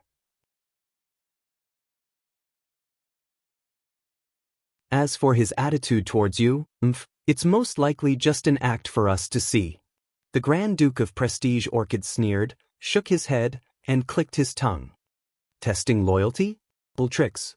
As for you and him, Alcius looked at Thales with a subtle expression. He raised his eyebrows and revealed a strange smile. They're actually acting on the same stage. At this moment, Thales' expression finally changed. He knows? He saw through it? Thales was completely stunned. He insists on killing you, and then he wants to see our reaction, right? Archduke Alcius' face was full of disdain. At a time when his own family is about to be destroyed, he's actually scheming. From the moment he entered Dragoncloud City, King Nuven's domineering aura, the Archduke's incessant chatter, Nicholas and Shile's synergy, and Putre's relaxed attitude of trying his best to make him feel at ease, had more or less bewitched the Prince of Constellation. And the memories of the transmigrator that kept increasing and surging in his mind made Thales feel elated. He always felt that even in this dangerous world where humans ate each other, he should still be the smarter type. It gave him the illusion that the 5 archdukes of Extet were like flat paper dolls that could be folded and kneaded with the slightest bit of force. They were also like lab rats that would react appropriately with a little stimulation. However, it was only now, after the seemingly violent Archduke Alcius exposed his and King Nuven's self-righteous tricks without hiding anything, that Thales suddenly realized that the person standing in front of him was actually a person. A real, living person. Even in the abandoned house, he could not clearly grasp the behavior and psychology of children who were only a few years old. Moreover, the person in front of him was a Northland noble with a long history, a noble status, and a great reputation. He was a powerful person who had ruled for many years, and he was the Archduke of Extet, whose power was comparable to that of a king. He had stood tall in the harsh and cruel cold of Northland for many years. How could such a person be lacking in skill and scheming? Thales lowered his head. Under Alcius' slightly mocking gaze, he clenched his teeth lightly. No, I haven't lost yet. He closed his eyes, took a deep breath, and opened them. You know him very well? This time, the second Prince of Constellation's voice seemed to lose its previous relaxed tone. Instead, there was a hint of solemnity and steadiness. King Nuven. Alcius looked at Thales, who quickly recovered from his shock. His eyes flashed. Yes, I know him. Ever since the first time my father brought me to Dragoncloud City to meet him. But I also understand the feeling of sitting in this position, the feeling of controlling, maintaining, and protecting a family, a city, a territory, and a group of subjects, the Archduke said faintly.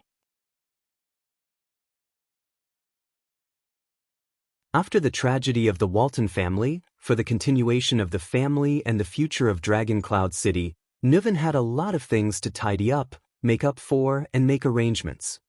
Starting a war would only benefit Black Sand region and people like Lampard. The territory, resources, and population neighboring Constellation would benefit his enemies. This was something he absolutely did not want to see. So, the person who also did not want to start a war and whose interests were aligned with his is actually you, the little brat of the empire. Alcius snorted and shook his head. Why does he want to be your enemy? No matter what show you're putting on with him, it's nothing more than that. You're on the same side, the Walton family and the Jadestar family. The Archduke snorted through his nose. His expression was cold. Thales sighed softly. Yes, how could a person who became an Archduke more than 10 years ago and ruled until now be a fool? What Thales could think of, these Archdukes could naturally think of as well. At least, they had a subordinate who was as wise as Kentvita was to the Archduke of Black Sand region. Where did he get his confidence from? Did he think that by relying on the memories of a so-called transmigrator, which were incomplete for more than 20 years, did not match the era, did not match the civilized society, and had a vastly different status and social class? Just like countless transmigrators before him, he relied on his superb interpersonal skills, outstanding memory, and ever-present aura and halo to make these elites from other worlds, who had survived the social competition, which was countless times more intense and cruel than in his previous life, obediently listen to his orders and manipulate them as he pleased? He was even helpless against Quide Rhoda, who managed the child beggars in the abandoned houses, and his assistant, Naya Rick, right? Thales lowered his head dejectedly. A person's will and actions are always unpredictable and mysterious existences. Society was composed of millions of unfathomable human hearts. Society is definitely not a precise machine that can operate perfectly with a set of parameters. He had to be like the purest social science researcher, always maintaining the most humble, modest, and cautious attitude in the face of a world that was completely different from the past, instead of being complacently immersed in his lofty self-awareness of progress. After all, he did not have a system, a chip, or a technology tree that could be climbed step by step with the click of a button like Civilization 6. After all, he did not transmigrate into Shuang Wen's world. Thales stared at the ground, motionless. This is the end of your gimmick? Chapman Lampard becoming king? Alcius seemed to be very happy to see the confident 7-year-old brat at a loss for words. King Nuven is still rational.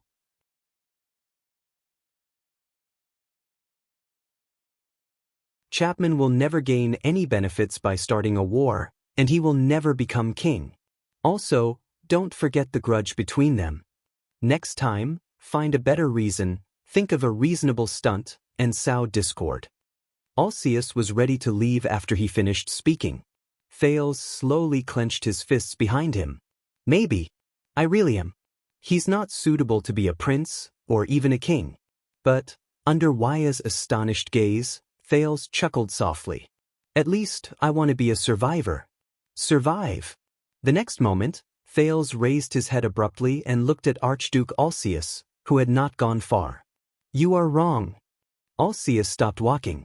It is precisely because King Nuven is still rational that. Thales' voice came from behind him. Chapman Lampard is destined to become the next king. And I myself am not as safe as you claim. That is why we are having this conversation. The same old stunt again? Alcius sighed. My disgust towards you will only. The second prince did not give him a chance to speak. The key is not my stunt, but whether this is related to your interests. Thales' eyes were firm and steady again. Is it related to the interests of Prestige Orchid region? Listen to me. Then make your own choice. Alcius frowned. What I'm going to say next is only to you. Thales looked behind Alcius. There were 2 muscular attendants with sharp eyes, and it was obvious that they had extraordinary skills. Archduke Alcius narrowed his eyes as if he was deep in thought. But, are you afraid that a child will assassinate you? Thales sneered and said, or do you want to go back earlier and drink a few more glasses of wine with your 4 good colleagues? As he stared at the foreign prince in front of him, who appeared young but spoke maturely, Archduke Alcius felt a strange sense of absurdity. A few seconds later, the Archduke chuckled and ordered his attendants to walk away. Thales secretly heaved a sigh of relief. At his signal, Waya, the prince's attendant, nodded and left with a solemn expression. The brazier in the corridor burned fiercely. Two figures, one big and one small, faced each other quietly in the dark. Tell me, according to your theory, how does Lampard become king? Alcius did not look at Thales. Nonchalantly, he extended his hands to the brazier and warmed his frozen hands. I was assassinated in front of Broken Dragon Fortress. With a cold expression, Thales went straight to the point. The murderer wanted to frame Lampard. Archduke Alcius pursed his lips and raised his eyebrows.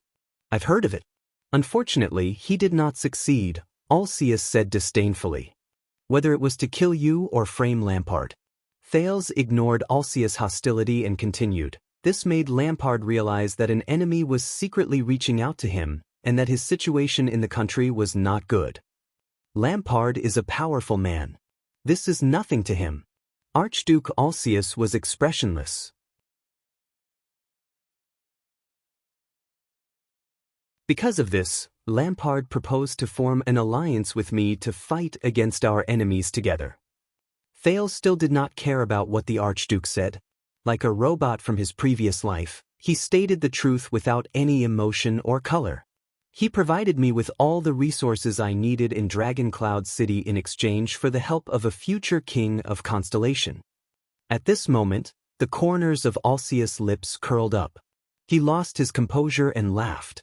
A promise from a 7-year-old brat who has yet to wear the crown. Lampard would be a fool to form an alliance with you. He only changed his stance at the last minute because he saw that attacking Constellation was hopeless. The Archduke moved his hand, which was warming the fire, to the back of his hand. And that won't make him king. Of course, Thales said coldly. That's all. Alcius snorted. How are you going to help him become king? Issue an announcement to support him? At this moment, Thales' expression changed. But this is not Lampard's plan. After a dozen or so seconds of indifference, he suddenly raised his voice. I am also not the one who can help him become king. Alcius shifted his gaze from the brazier to Thales. Of course he knows that I am not that valuable. Other than being branded with the symbol of Constellation, I am nothing. Thales sighed. But believe me, I met him once in his military camp. He is not a fool. I know him better than you do. Alcius clenched his fists above the brazier and said coldly, 12 years ago, when he mercilessly nailed his brother to the ground in the duel field, I witnessed it with my own eyes. Thales took a deep breath and nodded. He is only pretending to form an alliance with me. In fact, I guess he has other plans. And he is about to put them into action. Alcius locked his thoughts in a frown and carefully sized up Thales before him. Say it, Brett. Alcius also sighed and said impatiently, Very well, you have successfully attracted my attention. Thales was stunned. This line, I seem to have heard it somewhere before. Forget it, it's not important. Thales took a deep breath. Nuven, he heard himself say slowly in his calmest and most careful tone, Chapman Lampard wants to work with King Nuven. With the Walton family, the Dragon Spear family, and Dragon Cloud City. A few seconds passed. Ha! Alcius burst into impudent laughter. With a nonchalant expression, he turned his head away. Thales only stared at him quietly. Alcius put down his hands that were warming the fire and clasped them together. His gaze was cold. Is this your guess? I thought you were only good at using gimmicks. I didn't expect you to be good at creating gimmicks as well. I saw it with my own eyes. Lampard was trying to contact Dragon Cloud City. Thales replied coldly. Impossible. Alcius stopped smiling and said firmly, Lampard is suspected of murdering Prince Mariah. That is a blood feud.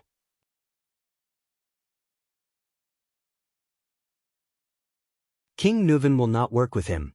Why should we avenge our blood kin?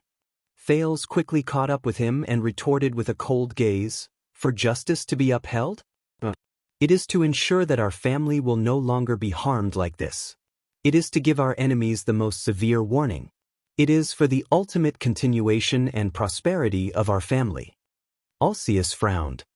For this goal, everything can be abandoned. Thales nodded slowly. Including vengeance and honor. King Nuven has not lost his rationality. You said it yourself. Looking at the Archduke's deeply doubtful expression, The second prince said flatly, "The Walton family has lost its last direct heir, but it has not perished. King Nuven will not let it perish." It was Lampard who made the first move. He targeted Dragon Cloud City and even killed its only heir. Trust has disappeared. Alcius still shook his head. Even if he wanted to find an ally, it would not be King Nuven. Lampard would not go looking for trouble himself. "You just said that you know Lampard better than I do. You know if he has the courage to take the risk to reconcile with his enemies for the sake of benefits." Thales calmly refuted the Archduke's words. "Don't forget, a few years ago, Constellation's Duke of the Northern Territory, Valarund, wore a hood and formed an alliance with Lampard, and Arund and Lampard are mortal enemies." Archduke Alcius took a deep breath. "Also, you saw that we were acting, didn't you?"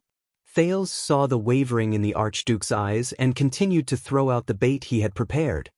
"Why do you think Lampard sent an army to escort me to Dragon Cloud City in such a dignified manner? Do you really think that King Nuven ordered his White Blade Guards to depart ahead of schedule and kidnap me to Dragon Cloud City out of anger and fury?" Alcius was slightly startled.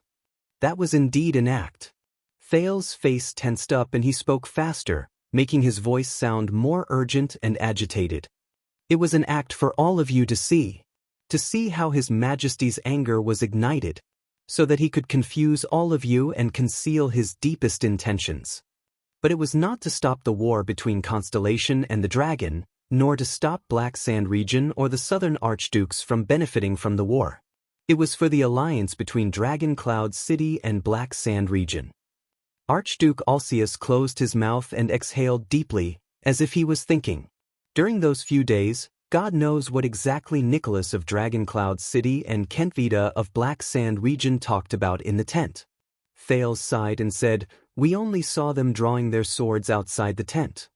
But I can roughly guess." Thales heard that his tone had become calm again. He also saw Alcius' gaze gradually become deeper. "The Walton family is destined to decline." The second prince sighed faintly. After King Nuven's passing, the Walton family might even face a calamity after the next king selection.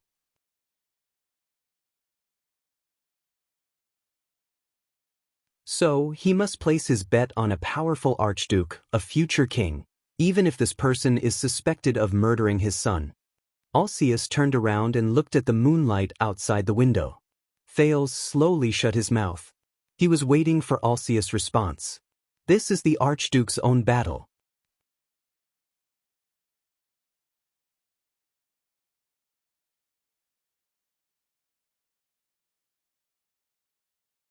Chapter 144.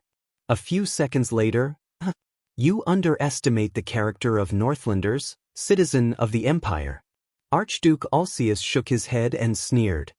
"You don't even know Nuven. When he was young."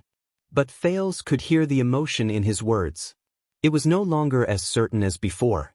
Instead, it was the kind of self-persuasion a wife would give when she first learned that her husband was having an affair. "No, he's always been loyal." "Are you that confident in your king's character?" The second prince raised his head, his eyes burning. "Stop trying to sow discord. You don't know Nuven." Alcius turned his head, his tone seemingly filled with resentment. "Our relationship is closer than you think. I heard that he might have been a good king when he was young, forthright and just, even willing to sacrifice his life to protect a nameless pawn," Thales said softly, unconcerned. "He is a Northlander, but before that, King Nuven was first and foremost a man. He will grow old." Archduke Alcius fixed his gaze on him. "This was told to me by one of Nuven's most trusted men. I met him in his tavern," the prince said with a smile. "The famous former commander of the White Blade Guards, Castellan Lampard. I believe you know him better than I do, and I believe he knows your king better than you do. Old people always want to make arrangements for their deaths. By the way, this is what the Duke of the Northern Territory of Constellation said. He was in charge of Constellation's part of the assassination of Prince Mariah. Taken out of context. That's what it means." Thales sighed silently. Archduke Alcius did not speak. He was expressionless. "And you saw his performance in the Hall of Heroes." Thales' gaze was gloomy. What do you expect a lonely old man who lost his only son and the last hope of his family to do? Silence. Then, Alcius took a deep breath and slowly exhaled. It's just your conjecture. The bearded archduke's voice was low. Everything is based on the absurd assumption that Nuven is rational enough to endure the pain of losing his son. Thales pouted. Alcius' mind was still very clear. But Thales curled the corner of his lips in his heart. He heaved a sigh of relief. It's time. He wanted to add one last bargaining chip to the conversation. Thales sighed. If you want to wait until you have evidence, then wait until King Chapman arrives. Archduke Alcius' beard trembled slightly. Also, when we were in Constellation, the Extet special envoy to our country, Baron LaSalle? Thales lowered his gaze. We overheard some messages in the courier house. Alcius was puzzled. Lampard's pawn? It seems that Lampard was not the real mastermind behind King Nuven's son's murder. Thales nodded and flashed a mysterious smile. Someone else murdered Prince Maria. It was a silence that lasted much longer than any that had preceded it. Thales' gaze was fixed on Archduke Alcius, who was in front of him. She watched his expression change from confusion to shock, and from shock to deep thought. Could it be him? Finally, Archduke Alcius heaved a long sigh of relief. The news from Constellation is not. The news from Constellation is what we want you to know. Thales said flatly, accusing Black Sand Region's Lampard as the mastermind behind Prince Maria's murder, thus making you turn against each other and kill each other. But we are not sure who the murderer is. Don't forget, the only clue that can solve the mystery of Prince Maria's death is the confrontation between the suzerains of Constellation in the palace. We can't even confirm whether Black Sand Region is the culprit. Archduke Alcius' pupils gradually contracted. Obviously, this information was somewhat beyond his expectations. This is the Black Prophet Morat, a means of the kingdom's secret intelligence department. Thales shook his head helplessly. In other words, the so-called feud between Walton and Lampard, Dragoncloud City and Black Sand Region that you have always believed in might not exist at all. This means that if Lampard can convince King Nuven that he did not participate in Prince Maria's death, Alcius stared at Thales in disbelief. Nuven Walton and Chapman Lampard. Thales shrugged and sighed. They don't have any feud over the death of their son. They can totally form an alliance. On the contrary, Nuven will not trust you, because perhaps the real murderer. Thales recalled a little boy in a blue suit and glasses in an anime from his previous life. He pretended to touch the bridge of his nose, then narrowed his eyes and pointed at Alcius decisively. He's among you. The murderer also did something else. Before Thales finished speaking, he narrowed his eyes and threw out another piece of information. And this was what King Nuven told me. Archduke Alcius' pupils slowly narrowed. He is also the one who framed Lampard under Broken Dragon Fortress and used the Mystic Gun unit to try and kill me. Archduke Alcius' breathing became heavier. Thales did not miss any of his expressions. A few seconds later, the Archduke of Prestige Orchid lowered his head and chuckled. Alcius' gaze was sharp. If all this is true, then they might have formed an alliance. But these are all empty words from you. There is no evidence. Marquis Shiles. Thales expected Alcius' reaction. He was not flustered. The city envoy from Camus Union talked to me quite well along the way. From his channels, I found out that on the night Nicholas arrived at Lampard's military camp to welcome me, he released 3 messenger ravens in the middle of the night. There is no harm in confirming with him. Breeding and selling messenger ravens is also one of the businesses that Good Flow City represents. They are only here to welcome an enemy country's envoy. Why did they contact Dragoncloud City 3 times in Black Sand Region's camp? Alcius's face was as cold as ice.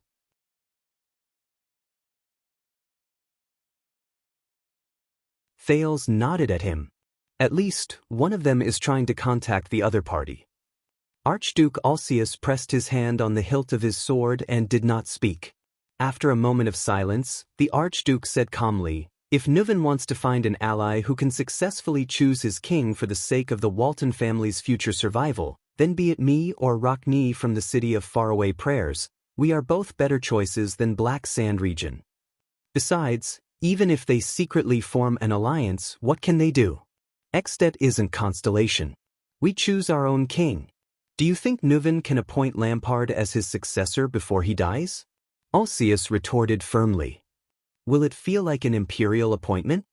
This sentence suddenly popped up in Thales' mind for no reason. This made him burst into laughter. Thales cut him off firmly. Chapman Lampard of Black Sand region has the greatest advantage to become the next king.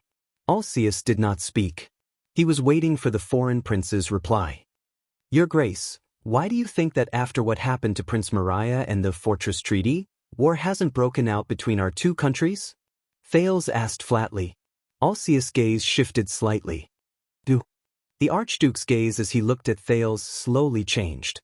You were sent to Extet. Your father's oath to the throne used your safety to ensure that war would either not break out, or it would break out into an all-out war that could only be won with the entire strength of Extet. The price would be heavy, and no Archduke would be able to face it alone. And in order to contain Black Sand region, King Nuven had to stand on the same side as the Jade Stars to prevent war. Alcius' expression became more and more unpleasant. Thales finally smiled. Yes, these two factors are the main reasons to prevent war from breaking out on Extet's side. Once they all disappear, once King Nuven is no longer afraid of the price of an all-out war, and no longer hesitates to mobilize all the archdukes in the country in the name of the common elected king, eliminating every archduke's worry of facing the enemy alone. Once King Nuven no longer has the need to contain Black Sand region's expansion, and even needs to help them expand to ensure that they obtain a bargaining chip in the king's selection, Lampard of Black Sand region will undoubtedly be the biggest beneficiary of war. He is close to the northern territory of Constellation, and has Nuven's open and covert support. Alcius raised his head and stared at the ceiling. Thales could not see his expression clearly. Now you know why King Nuven came to you to discuss the matter of soldiers, and to test your attitude towards killing me? Thales lowered his eyebrows. The noise of the banquet continued to ring in his ears. Archduke Alcius lowered his head. The second prince chuckled softly. Thales quirked his eyebrows and spread his hands. I wonder if you are ready to address King Chapman as a respectful title.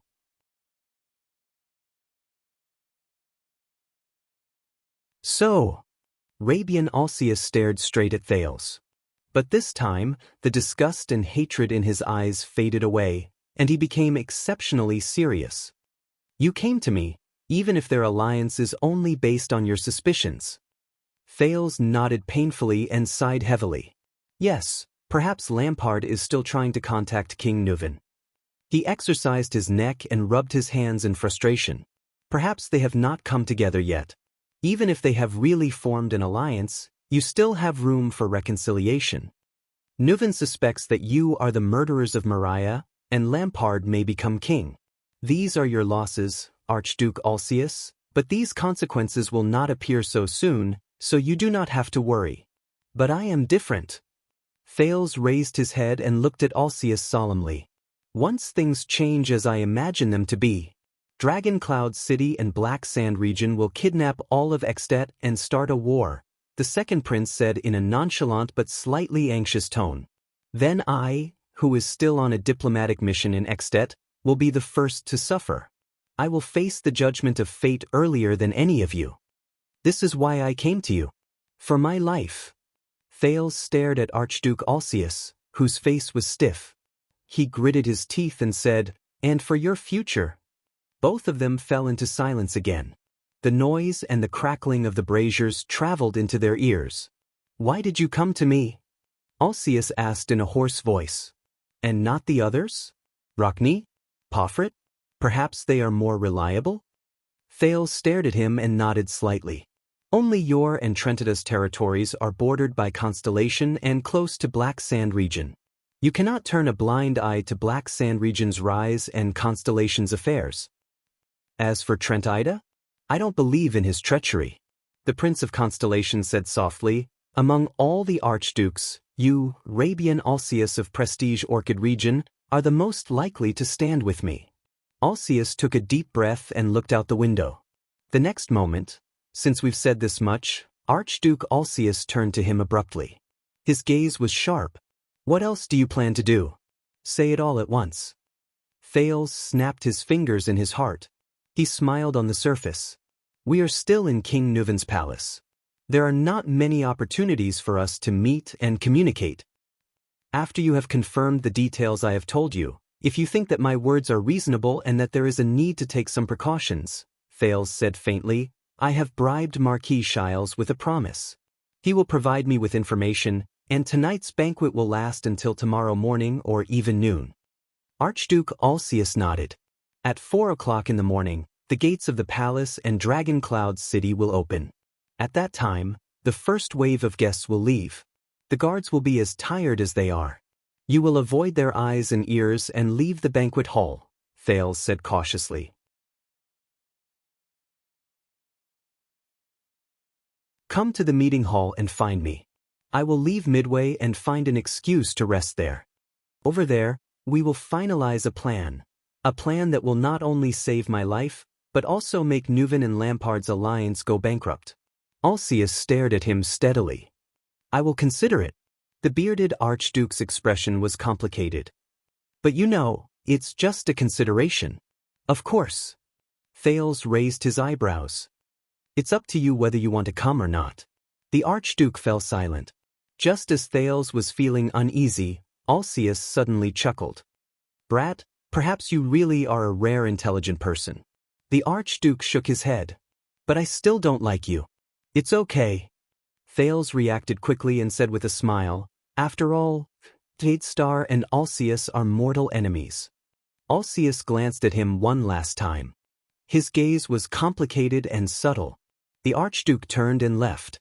Waya came in front of Thales. Thales watched Alcius' back disappear around the corner and exhaled abruptly. His entire body relaxed and his entire body went limp. Waya gently held him up. Your Highness, the attendant said softly, how was it? He saw through my relationship with Nuven from the beginning.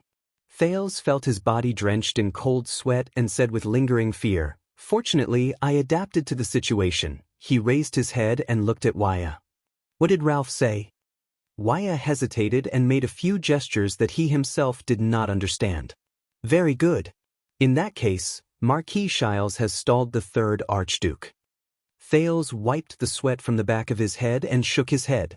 Give him this and this gesture. Let Putray pass the note. The next target is about to begin. Hopefully, Shiles' acting skills are good enough to not arouse Alcius' suspicion. A few minutes later, Thales straightened himself and stood in another corridor. He recalled the next person's personality. Then he made up his mind. Footsteps came from behind him. The next moment, Thales took a deep breath and turned around. Accompanied by Waya, he flashed the brightest smile at the person who was walking towards him from afar. Your Honorable Highness. You know, who will be the next common elected king of Extet? The next second, the Archduke of Reformation Tower, Porphyus Trenida, who had a bowl cut on his face, stood in front of Thales with a frown on his face. 3:50 in the morning. Heroic Spirit Palace, the meeting hall. Thales sat at the long table where King Nuven sat in the same hall as yesterday. Looking at the empty stone hall, he felt a little creeped out. There was only one thing that could overshadow his fear of darkness and loneliness. That was apprehension and panic towards the unknown. Only the few braziers behind him continued to crackle and burn on their own. He placed his hands on the long table and sighed. Who will come? His conversation with the 5 archdukes finally ended in trepidation. Alcius of Prestige Orchid region was the first.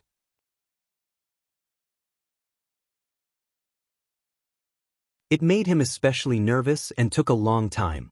He almost failed due to his relationship with Nuven being exposed. Trent Ida of Reformation Tower seemed cunning and suspicious, but their conversation was much faster than the former's. Trent Ida quickly understood what Thales meant, and his gaze revealed deep suspicion. It was unclear whether it was directed at Nuven or Thales. These 2 southern archdukes were not the most difficult. Archduke Letko of Defense City in the north was the third person. However, this old baldy was the most difficult to deal with. His seemingly senile and muddle-headed eyes occasionally flashed with a hint of shrewdness, but he scoffed at Thales' words until the very end. Thales put on a smile and spent a total of 20 minutes to complete their conversation. The conversation with Archduke Rockne of the city of faraway prayers in the west was the fastest to end. The long-haired Archduke was taciturn. He nodded and shook his head more than he breathed, causing Thales to doubt the effectiveness of the conversation. Judging by his demeanor, Thales suspected that he did not care who became king. The last one was the young Archduke of Beacon Illumination City. The brown-haired young man, Concret Poffret, was the friendliest. He was also the most shocked by Thales' words. Even when he left, he still looked dazed and in disbelief. Thales had to comfort him. It hasn't happened yet. It's just that. Thales squeezed the pocket watch that Putray had handed to him. The cold metallic touch made his heart tighten. Who could it be?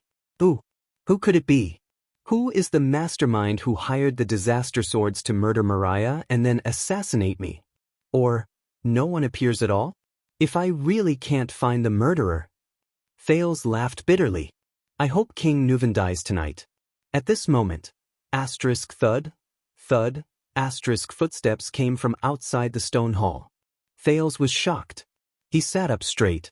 It was a series of heavy and rhythmic footsteps. Step by step, the person walked over on the stone bricks. As the footsteps slowly approached, a figure was projected into the stone hall. The person seemed to be especially tall. The person finally walked into the meeting hall. Under the light from the brazier, Thales saw the person's shoulder-length hair and his unusually serious expression. There was a picture of an ancient book embroidered on his robe. The second prince was stunned. This was the person he had least expected. The brazier was still burning fiercely. The man stopped in front of him. I'm here, he said faintly. Thales jumped down from his chair and frowned. He still remembered that this serious man had refused King Nuvan's order to kill the Prince of Constellation in a duel in this stone hall. The reason was that it would simply tarnish my honor. And now he was standing in front of him. Hello. The second Prince of Constellation paused for a moment. He looked at the tall, slender man and sighed in disappointment.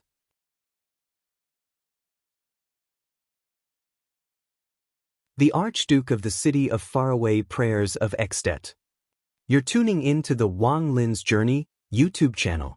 Don't forget to subscribe and join us on this journey to catch the most captivating stories.